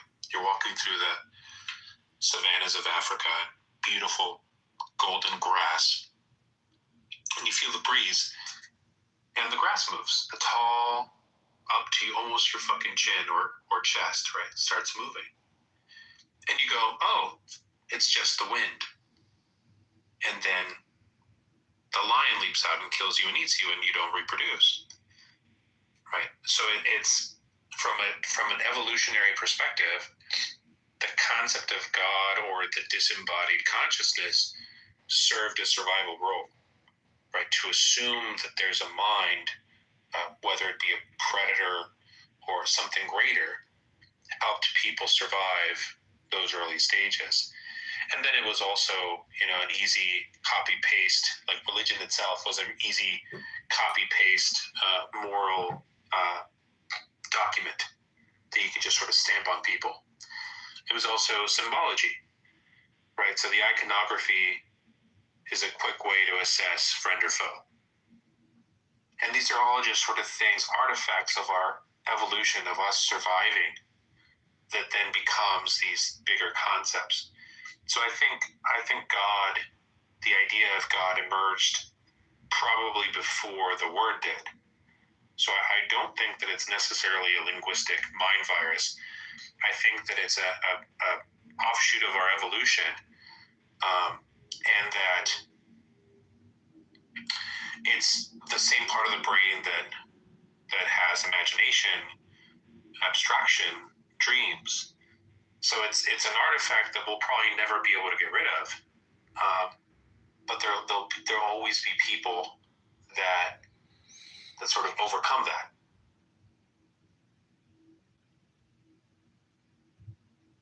I mean, you can kind of say enlightenment is, when Benjamin goes on about the genocide in the Old Testament and killing of babies and all these things, Tim, so my question to you is, in Zen, or if you call it refresh mind, like turning your computer on and off, you get a hard reboot and everything seems to work again. Like in a way, I feel like I'm reborn every day, new,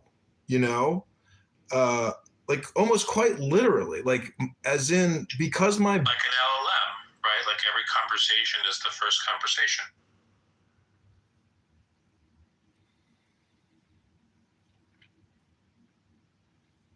Also, Benjamin's not wrong. Well, right? Those early religions. I mean, the Jewish religion in particular is the first major act that God does is a genocide. Well, what I'm saying about the concept of the eternal now, meaning if it's a compression of the past and the future, we're not living across 2,000 years in our consciousness. I'm living in what we call 2026, and I know that I'm not engaged in any genocide.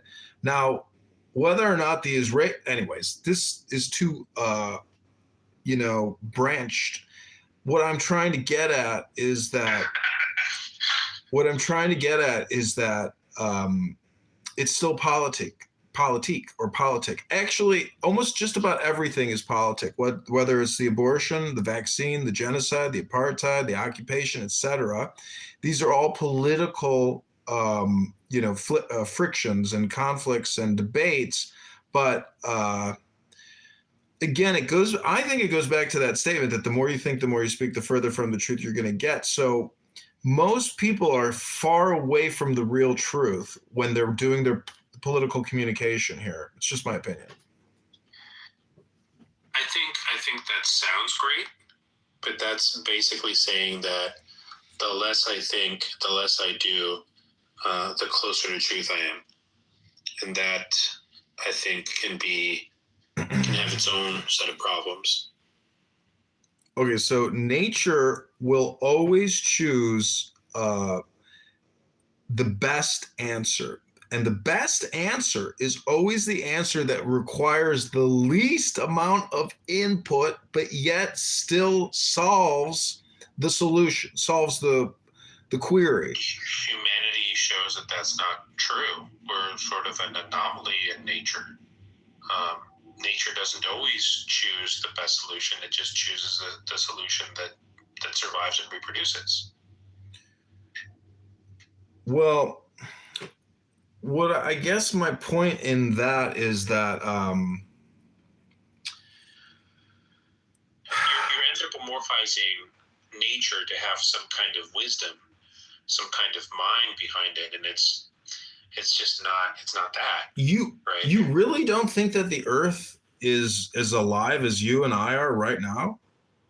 Not as you and I, no. I think it's a biosphere, so yeah, it is alive in a way. But I don't think the planet Earth has thoughts. I don't think the sun has thoughts.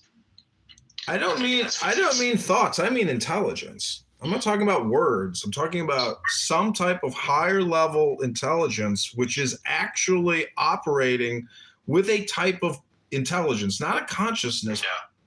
No? So if the thing is, though, if you're an atheist, you have to accept that the Earth is what made us possible to be alive right now talking.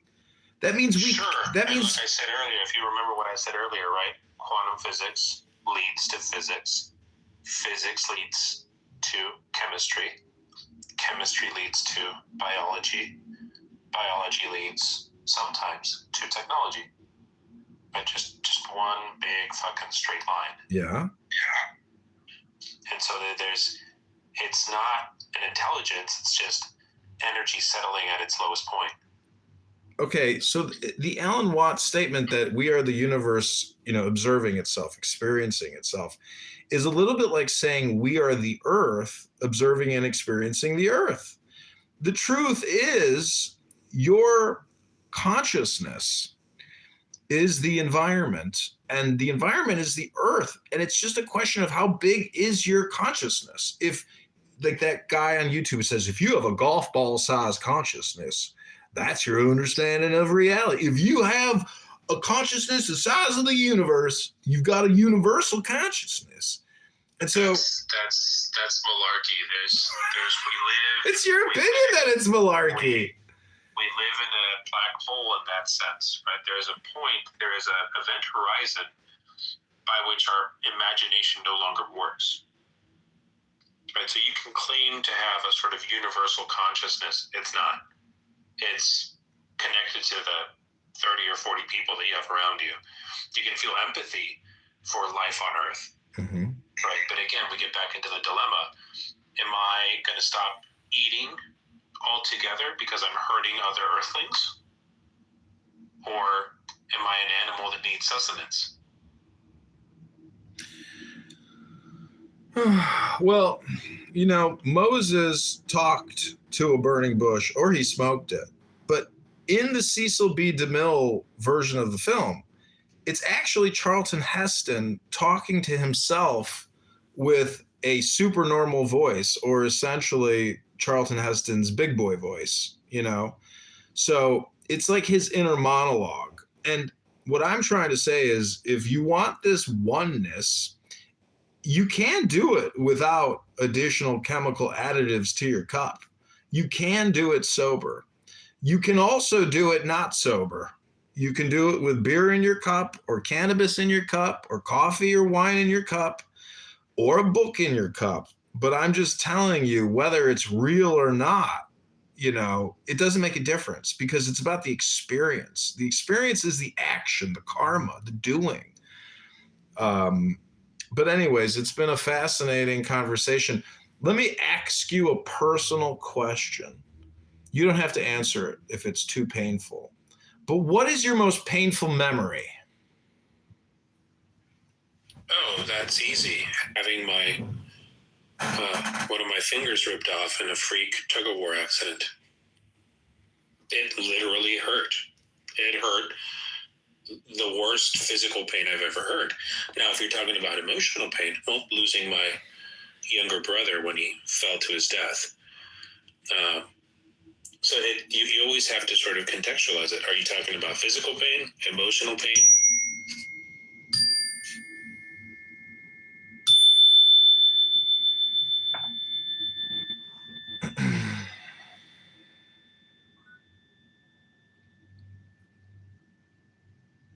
What's your? I mean, these are all knowable and answerable questions. Do you have any love, emotional, trauma, despair, or memories that you sometimes think of, with regards to romantic relationships?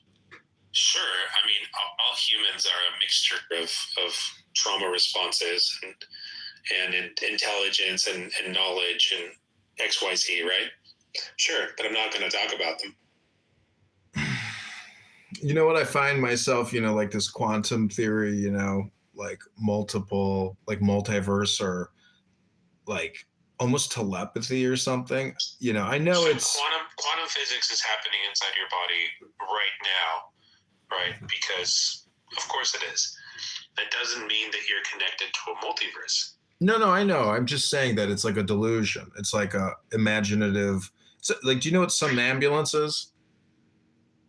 No. Are you talking about quantum immortality as the illusion? The comforting story that if I die in this reality, my consciousness would just wake up in another body? No. I'm talking about romantic relationships from the past. When I think of a girl, for some reason, I like to think that she's thinking of me too, but I know obviously she's not thinking of me, but it's just I think about the dopamine high, all those orgasms, all those relationships, that is the closest you can come to somebody, quite literally, So I'm just saying that. Correct. Having children with them is the closest thing you can. Well, I heard somebody say that the best thing about kids are making them. So all I'm saying is that, with regards to beautiful women, if you only made it once, it's still a memory. But you're not Jewish, are you? No, I grew up Catholic.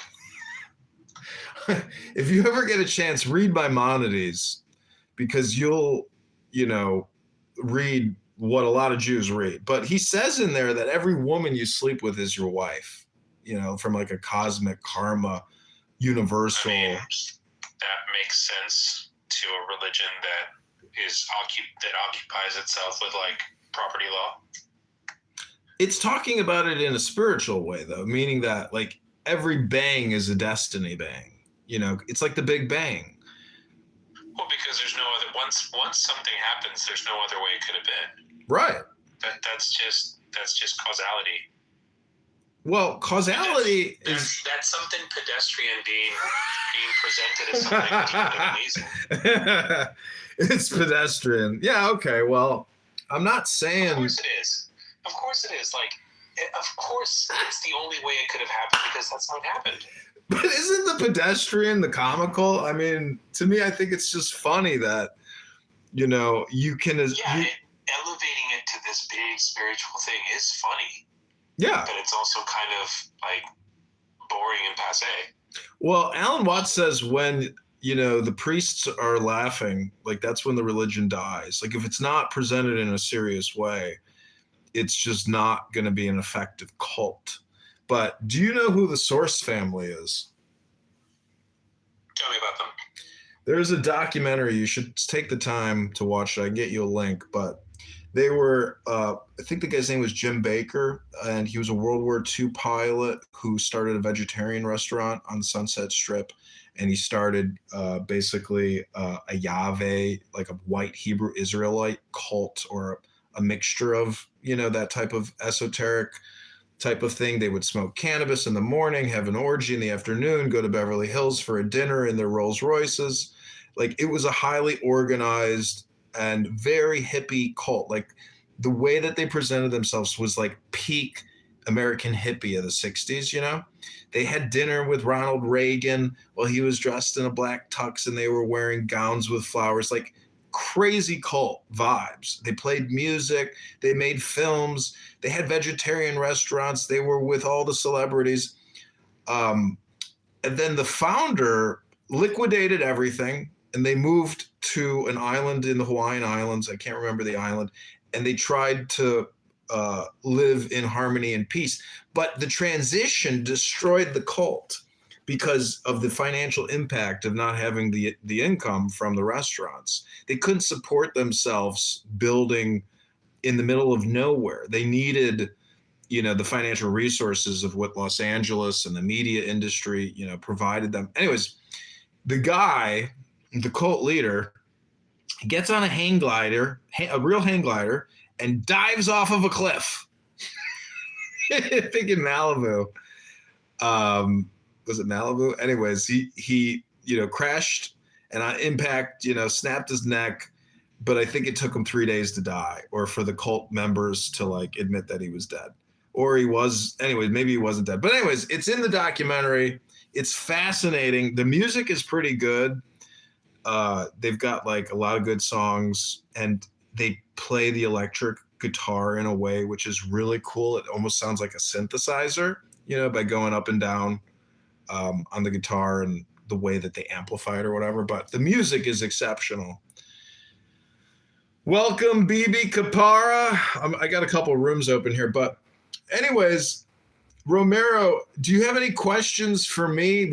This is a long one. Like, I thank you for the conversation. I have an anecdote though. Okay, go ahead. What you were telling me just reminded me of a story that I read.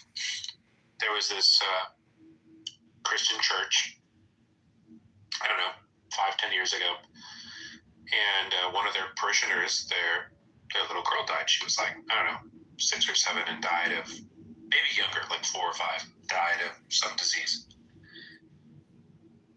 And the preacher said, well, you bring her body to the church, and we'll put her on the big, you know, table, the big whatever table, and we're all going to pray for her, and she will be resurrected in 3 days.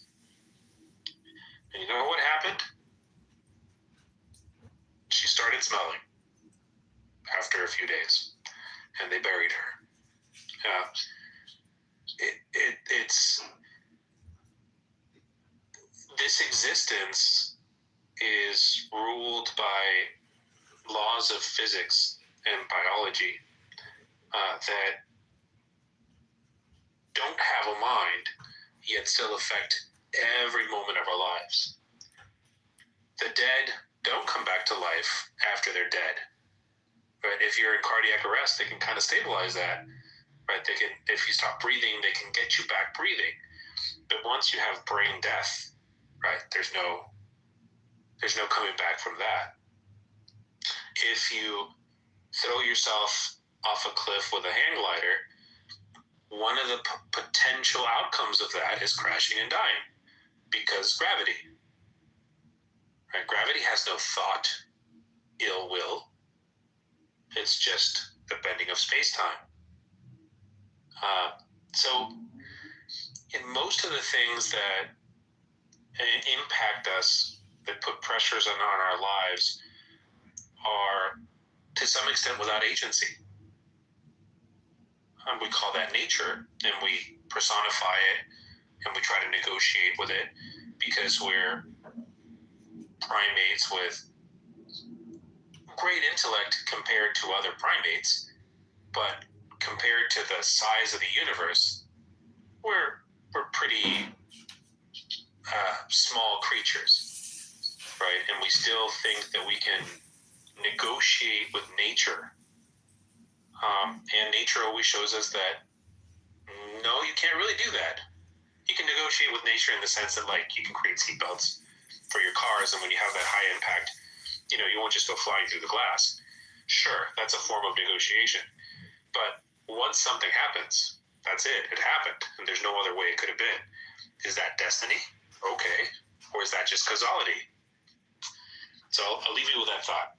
Have a good night, Godspeed, and good luck. Thanks, you too. Fun convo. Yeah, dude. Good times. Have a great weekend. Take care.